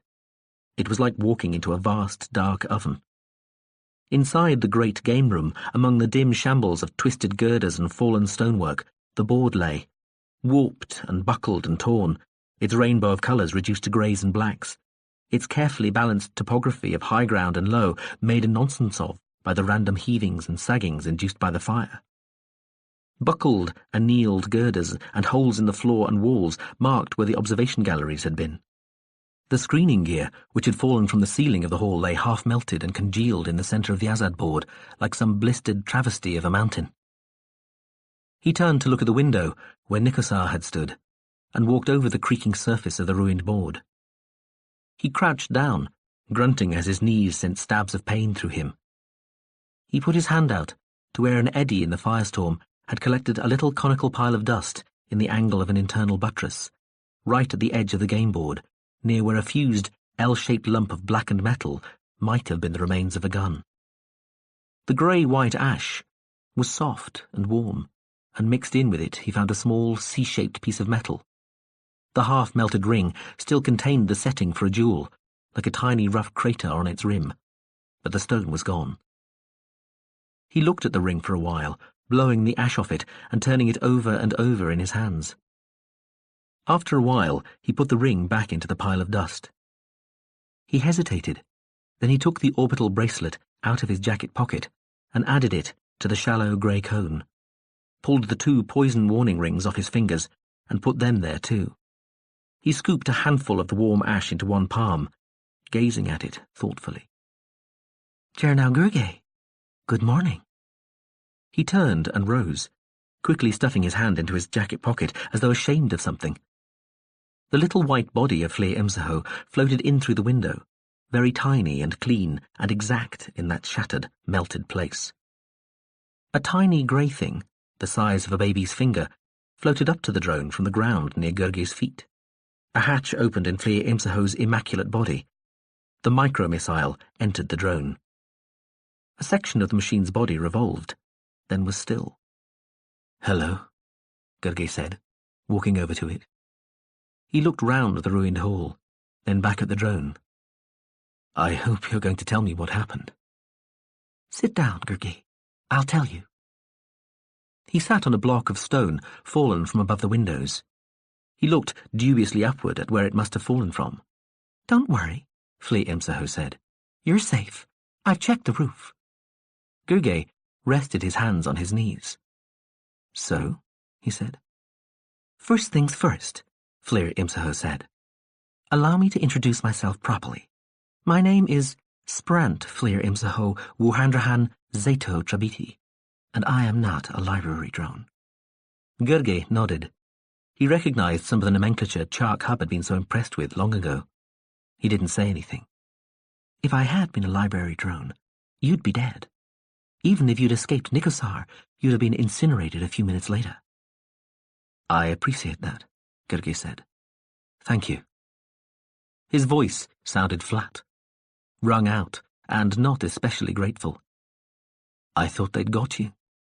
Killed you." "Damn nearly did," the drone said. "That firework display was for real. Nikosar must have got his hands on some Equivtech effector gear, which means, or meant, the Empire has had some sort of contact with another advanced civilization. I've scanned what's left of the equipment. Could be Hamamda stuff. Anyway, the ship will load it for further analysis." "Where is the ship? I thought we'd be on it, not still down here." "It came barreling through half an hour after the fire hit. Could have snapped us both off, but I reckoned we were safer staying where we were. I had no trouble insulating you from the fire, and keeping you under with my effector was easy enough too. The ship popped us a couple of spare drones and kept on going, braking and turning. It's on its way back now. Should be overhead in 5 minutes. We can go safely back up in the module. Like I said, displacement can be risky." Gurgay gave a sort of half laugh through his nose. He looked around the dim hall again. "I'm still waiting," he told the machine. The Imperial Guards went crazy on Nikosar's orders. They blew up the aqueduct, cisterns and shelters, and killed everybody they could find. They tried to take over the Invincible from the Navy, too. In the resulting onboard firefight, the ship crashed, came down somewhere in the Northern Ocean. Biggish splash. Tsunamis swept away rather a lot of mature Cinnabuts, but I dare say the fire will cope. There was no attempt to kill Nikosar the other night. That was just a ruse to get the whole castle and the game under the control of guards who do anything the Emperor told them." "Why, though?" Gurgay said tiredly, kicking at a blister of board metal. "Why did Nikosar order them to do all that?" "He told them it was the only way to defeat the culture and save him. They didn't know he was doomed too. They thought he had some way of saving himself. Maybe they'd have done it regardless, even knowing that. They were very highly trained. Anyway, they obeyed their orders." The machine made a chuckling noise. Most of them, anyway. A few left the shelter they were supposed to blow up intact, and got some people into it with them. So, you're not unique. There are some other survivors. Mostly servants. Nikosar made sure all the important people were in here. The ship's drones are with the survivors. We're keeping them locked up until you're safely away. They'll have enough rations to last until they're rescued. Go on. You sure you can handle all this stuff right now? Just tell me why, Gurgi said, sighing. You've been used, Jurno Gurgi, the drone said matter-of-factly. The truth is, you were playing for the culture, and Nikosar was playing for the Empire. I personally told the Emperor the night before the start of the last match that you really were our champion. If you won, we were coming in. We'd smash the Empire and impose our own order. If he won, we'd keep out for as long as he was Emperor, and for the next 10 great years anyway. That's why Nikosar did all he did. He wasn't just a sore loser. He'd lost his empire. He had nothing else to live for, so why not go in a blaze of glory? Was all that true? Gurgi asked. Would we really have taken over? Gurgi, Flia Imsahu said, I have no idea. Not in my brief. No need to know. It doesn't matter. He believed it was true. Slightly unfair pressure, Gurgi said, smiling without any humour at the machine, telling somebody they're playing for such high stakes just the night before the game. Gamespersonship. So why didn't he tell me what we were playing for? Guess. The bet would have been off, and we came in all guns blazing anyway. Correct. Gurgi shook his head, brushed a little soot off one jacket sleeve, smudging it. You really thought I'd win? He asked the drone. Against Nikosar. You thought that even before I got here? Before you left Chark, Gurgi. As soon as you showed any interest in leaving. SC's been looking for somebody like you for quite a while. The Empire has been ripe to fall for decades. It needed a big push, but it could always go. Coming in all guns blazing, as you put it, is almost never the right approach. Azad, the game itself, had to be discredited. It was what had held the Empire together all these years, the linchpin. But that made it the most vulnerable point too.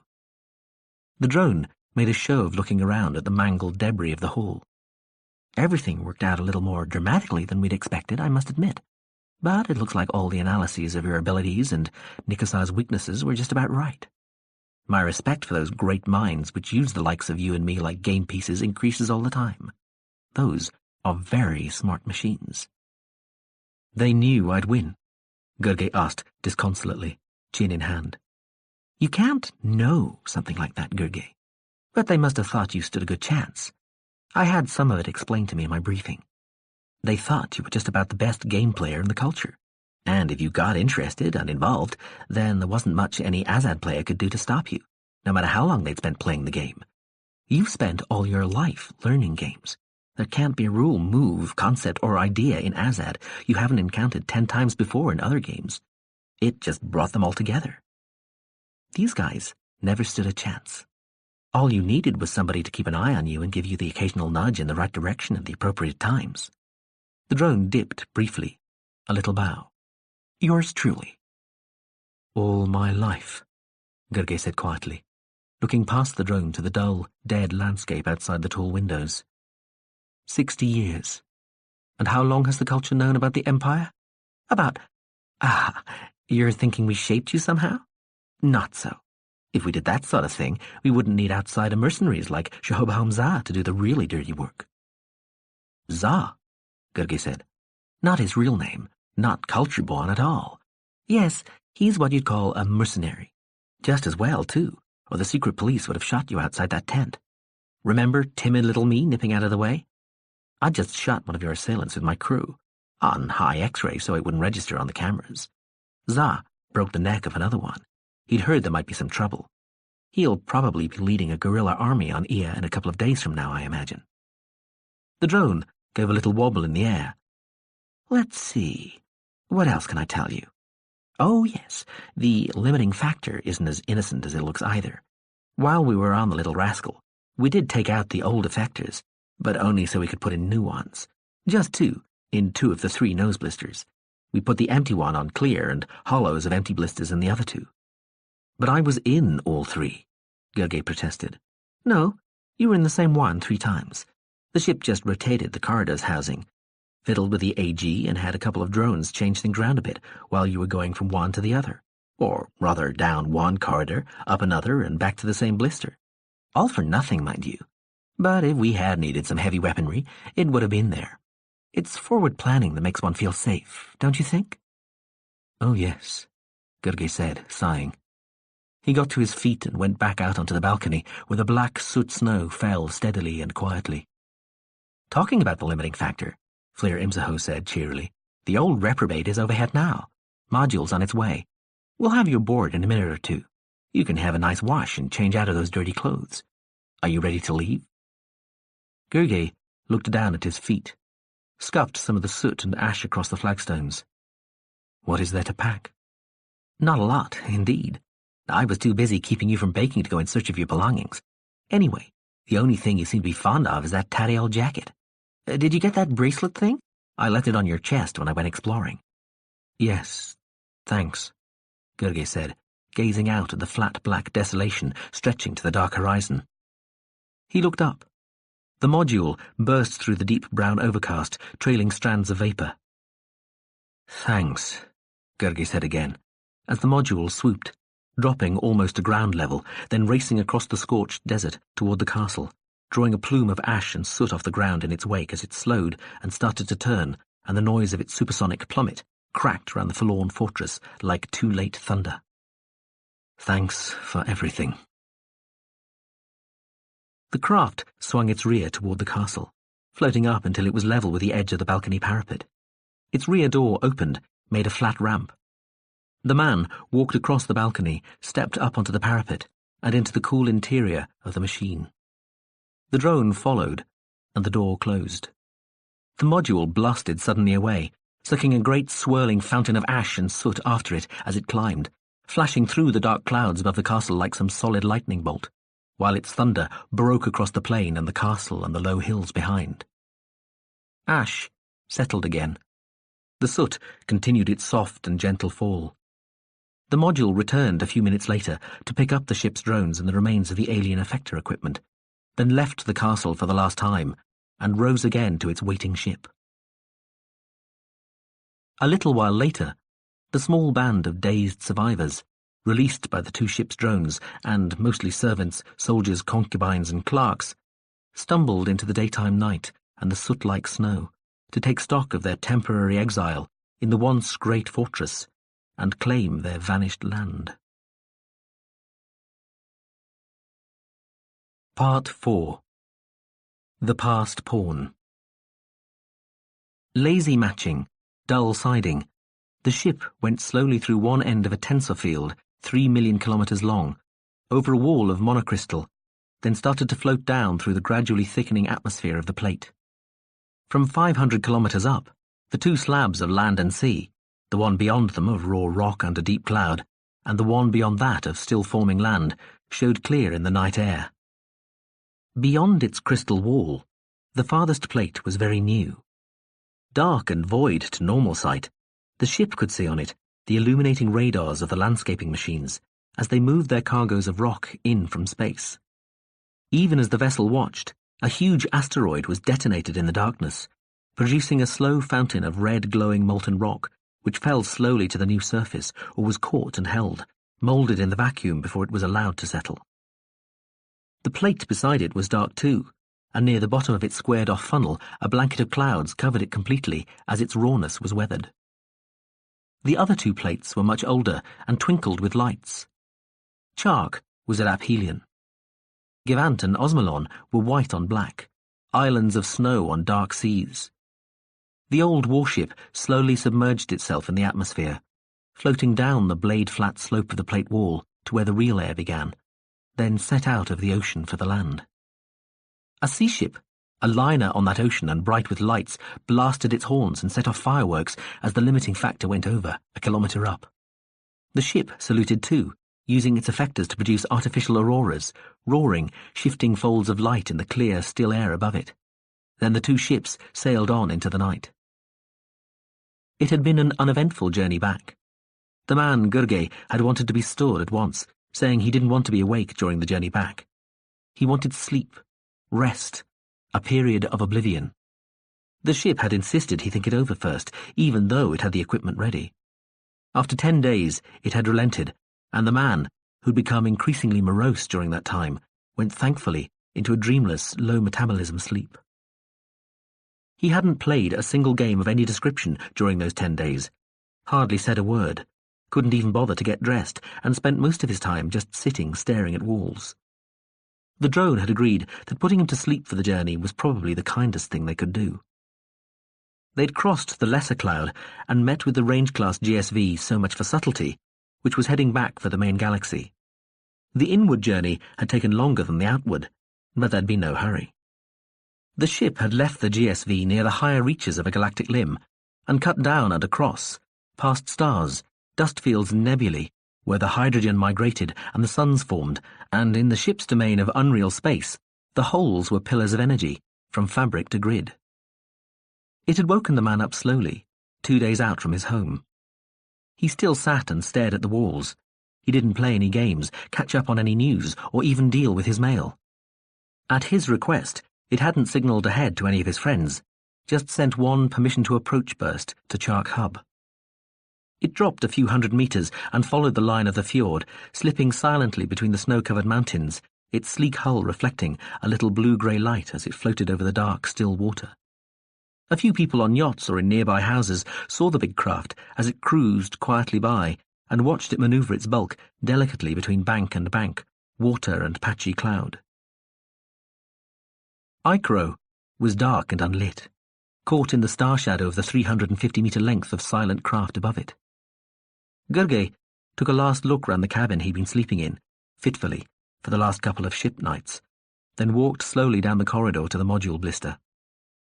Fleer Imsaho followed him with one small bag, wishing the man would change out of that horrible jacket. It saw him into the module and came down with him. The lawn in front of the dark house was pure white and untouched. The module lowered to within a centimetre of it, then opened its rear door. Gurgey stepped out and down. The air was fragrant and sharp, a tangible clarity. His feet made cramping, creaking noises in the snow. He turned back to the lit interior of the module. Fleer Imsaho gave him his bag. He looked at the small machine. "Goodbye," he said. "Goodbye, Journo Gurgey. I don't expect we shall ever meet again." "I suppose not." He stepped back as the door started to swing closed and the craft began to rise very slowly. Then he took a couple of quick steps backward until he could just see the drone over the rising lip of the door and shouted, "One thing!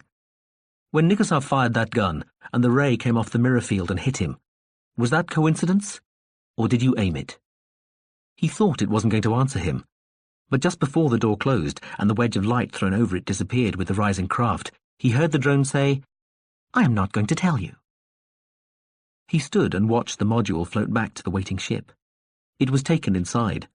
The blister closed, and the limiting factor went black. Its hull, a perfect shadow, darker than the night. A pattern of lights came on along its length, spelling "Farewell" in Moraine. Then it started to move, rising noiselessly upward. Gurgey watched it until the still-shown lights were just a set of moving stars and fast receding in a sky of ghostly clouds. Then he looked down at the faintly blue-grey snow. When he looked up again, the ship had gone. He stood for a while as though waiting. After a time, he turned and tramped across the white lawn to the house. He went in through the windows. The house was warm, and he shivered suddenly in his cool clothes for a second. Then suddenly, the lights went on. Boo! Ye Maristanu leapt out from behind a couch by the fire. Chamlis Amalgnay appeared from the kitchen with a tray. "Hello, Journo. I hope you don't mind." Gurgey's pale, pinched face broke into a smile. He put his bag down and looked at them both. Ye, fresh-faced and grinning, leaping over the couch, and Chamlis, Fields orange-red, setting the tray down on the table before the banked fire. Ye thudded into him, arms round him, hugging him, laughing. She drew back. "Gurgey!" Ye, "Hello," he said, dropping his bag and hugging her. "How are you?" she asked him, squeezing him. "Are you all right? We annoyed Hub until it told us you were definitely coming. But you've been asleep all this time, haven't you? You didn't even read my letters." Gurgey looked away. "No, I've got them, but I haven't." He shook his head, looked down. "I'm sorry." "Never mind." Ye patted his shoulder. She kept one arm round him and took him to the couch. He sat, looking at them both. Chambliss broke up the damp sawdust banking on the fire, releasing the flames beneath. Ye spread her arms, showing off short skirt and waistcoat. "Changed, haven't I?" Gurgey nodded. Ye looked as well and handsome as ever, and androgynous. "Just changing back," she said. "Another few months, and I'll be back where I started." "Ah, Gurgey, you should have seen me as a man. I was dashing." "He was unbearable," Chambliss said, pouring some mulled wine from a pot-bellied jug. Ye threw herself onto the couch beside Gurgey, hugging him again and making a growling noise in her throat. Chambliss handed them gently steaming goblets of wine. Gurgey drank gratefully. "I didn't expect to see you," he told Ye. "I thought you'd gone away." "I went away," Ye nodded, gulping her wine. "I came back. Last summer. Chark's getting another plate pair. I put in some plans. And now I'm team coordinator for Farside. Congratulations, floating islands." Ye looked blank for a second, then laughed into her goblet. "No floating islands, Gurgey." "Plenty of volcanoes, though," Chambliss said sniffily, sucking a thread of wine from a thimble-sized container. "Perhaps one little one," Ye nodded. Her hair was longer than he remembered, blue-black, still as curly. She punched him gently on the shoulder. "It's good to see you again, Gurgey." He squeezed her hand, looked at Chambliss. "Good to be back," he said, then fell silent, staring at the burning logs in the fireplace. "We're all glad you're back, Gurgey," Chambliss said after a while. "But if you don't mind my saying so, you don't look too good. We heard you were in storage for the last couple of years, but there's something else. What happened out there? We've heard all sorts of reports. Do you want to talk about it?" Gurgey hesitated, gazing at the leaping flames consuming the jumbled logs in the fire. He put his glass down and started to explain. He told them all that happened, from the first few days aboard the limiting factor to the last few days, again on the ship, as it powered out of the disintegrating empire of Azad. Chambliss was quiet, and its fields changed slowly through many colours. Ye grew slowly more concerned-looking.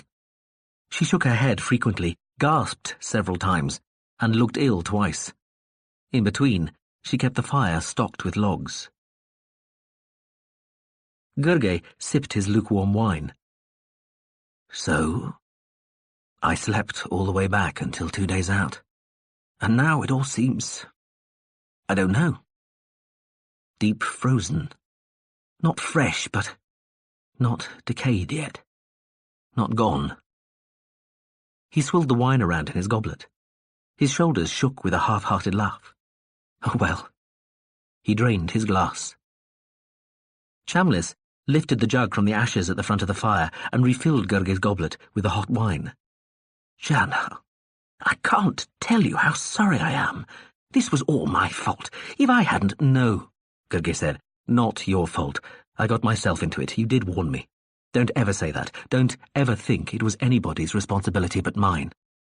He got up suddenly and walked to the fjord-side windows, looking down the slope of snow-covered lawn to the trees and the black water, and over it to the mountains and the scattered lights of the houses on the far shore. "You know," he said, as though talking to his own reflection in the glass, "I asked the ship yesterday exactly what they did do about the Empire in the end, how they went in to sort it out. It said they didn't even bother. Fell apart all on its own." He thought of Harmin and Mononine and Inklate and Atsen and Bamoyer and Za and Olos and Croo and the girl whose name he'd forgotten. He shook his head at his image in the glass. "Anyway, it's over." He turned back to Ye and Chambliss in the warm room. "What's the gossip here?" So they told him about Haflis's twins, both talking now, and Baruelal leaving to go GSVing for a few years, and Alt's Hap, breaker of not a few young hearts, being more or less acclaimed, embarrassed, forced into Baruelal's old post, and Ye fathering a child a year back. He'd get to meet mother and child next year, probably, when they came for an extended visit.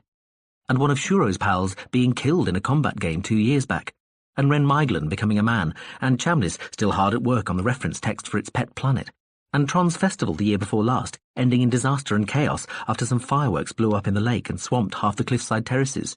2 people dead, brains splattered over lumps of stonework, hundreds injured. Last year's hadn't been half so exciting. Gergely was listening to all this as he wandered round the room, reacquainting himself with it. Nothing much seemed to have changed. "What a lot I've missed," he began, then noticed the little wooden plaque on the wall and the object mounted on it. He reached out, touched it, took it down from the wall. "Ah," Chamlis said, making what was almost a coughing noise. "I hope you don't mind. I hope you don't think that's too irreverent or tasteless. I just thought—" Gergely smiled sadly, touching the lifeless surfaces of the body that had once been Morin Skell. He turned back to Ye and Chamlis, walking over to the old drone. "Not at all. But I don't want it. Do you?" "Yes, please."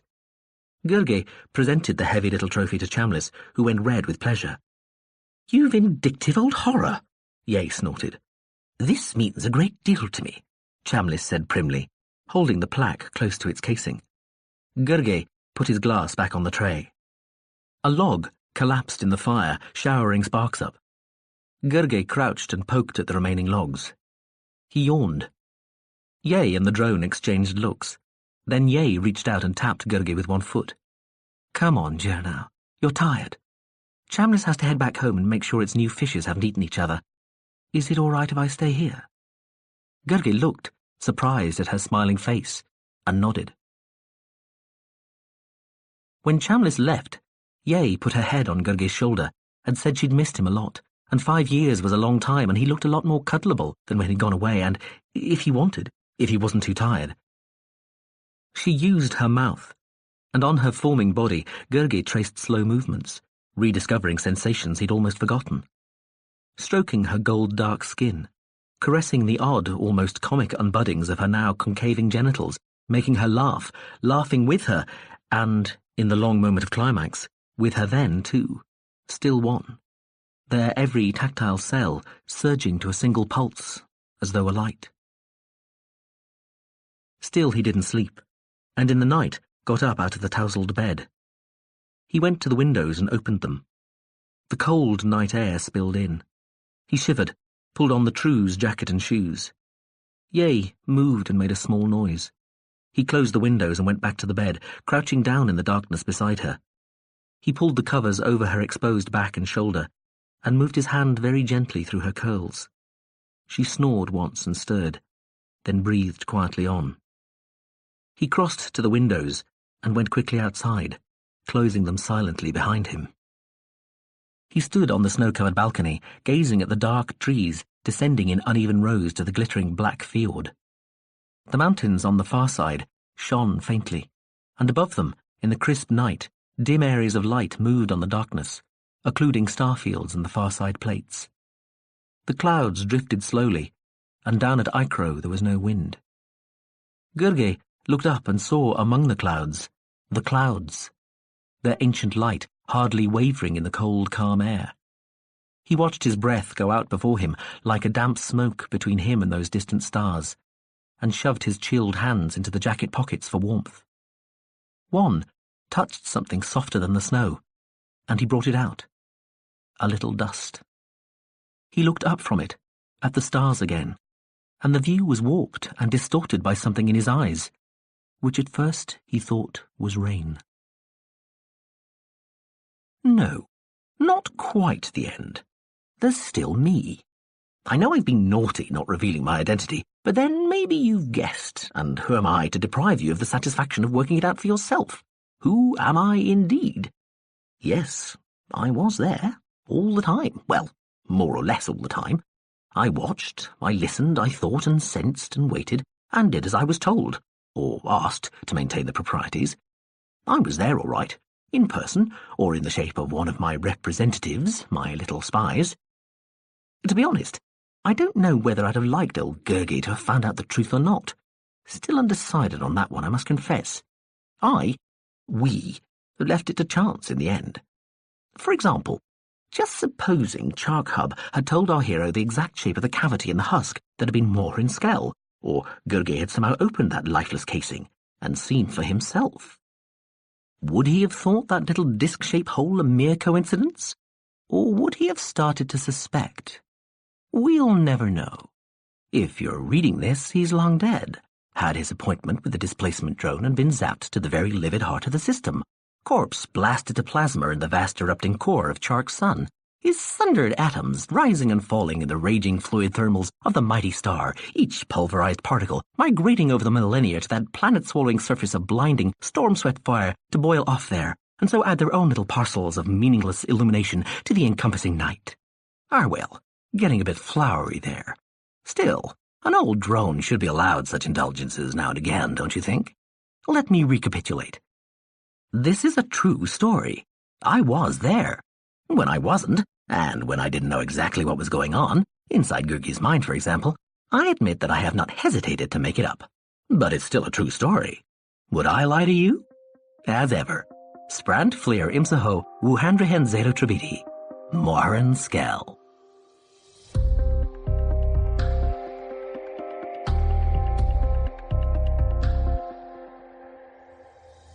This has been The Player of Games, written by Iain M. Banks, read by Peter Kenny.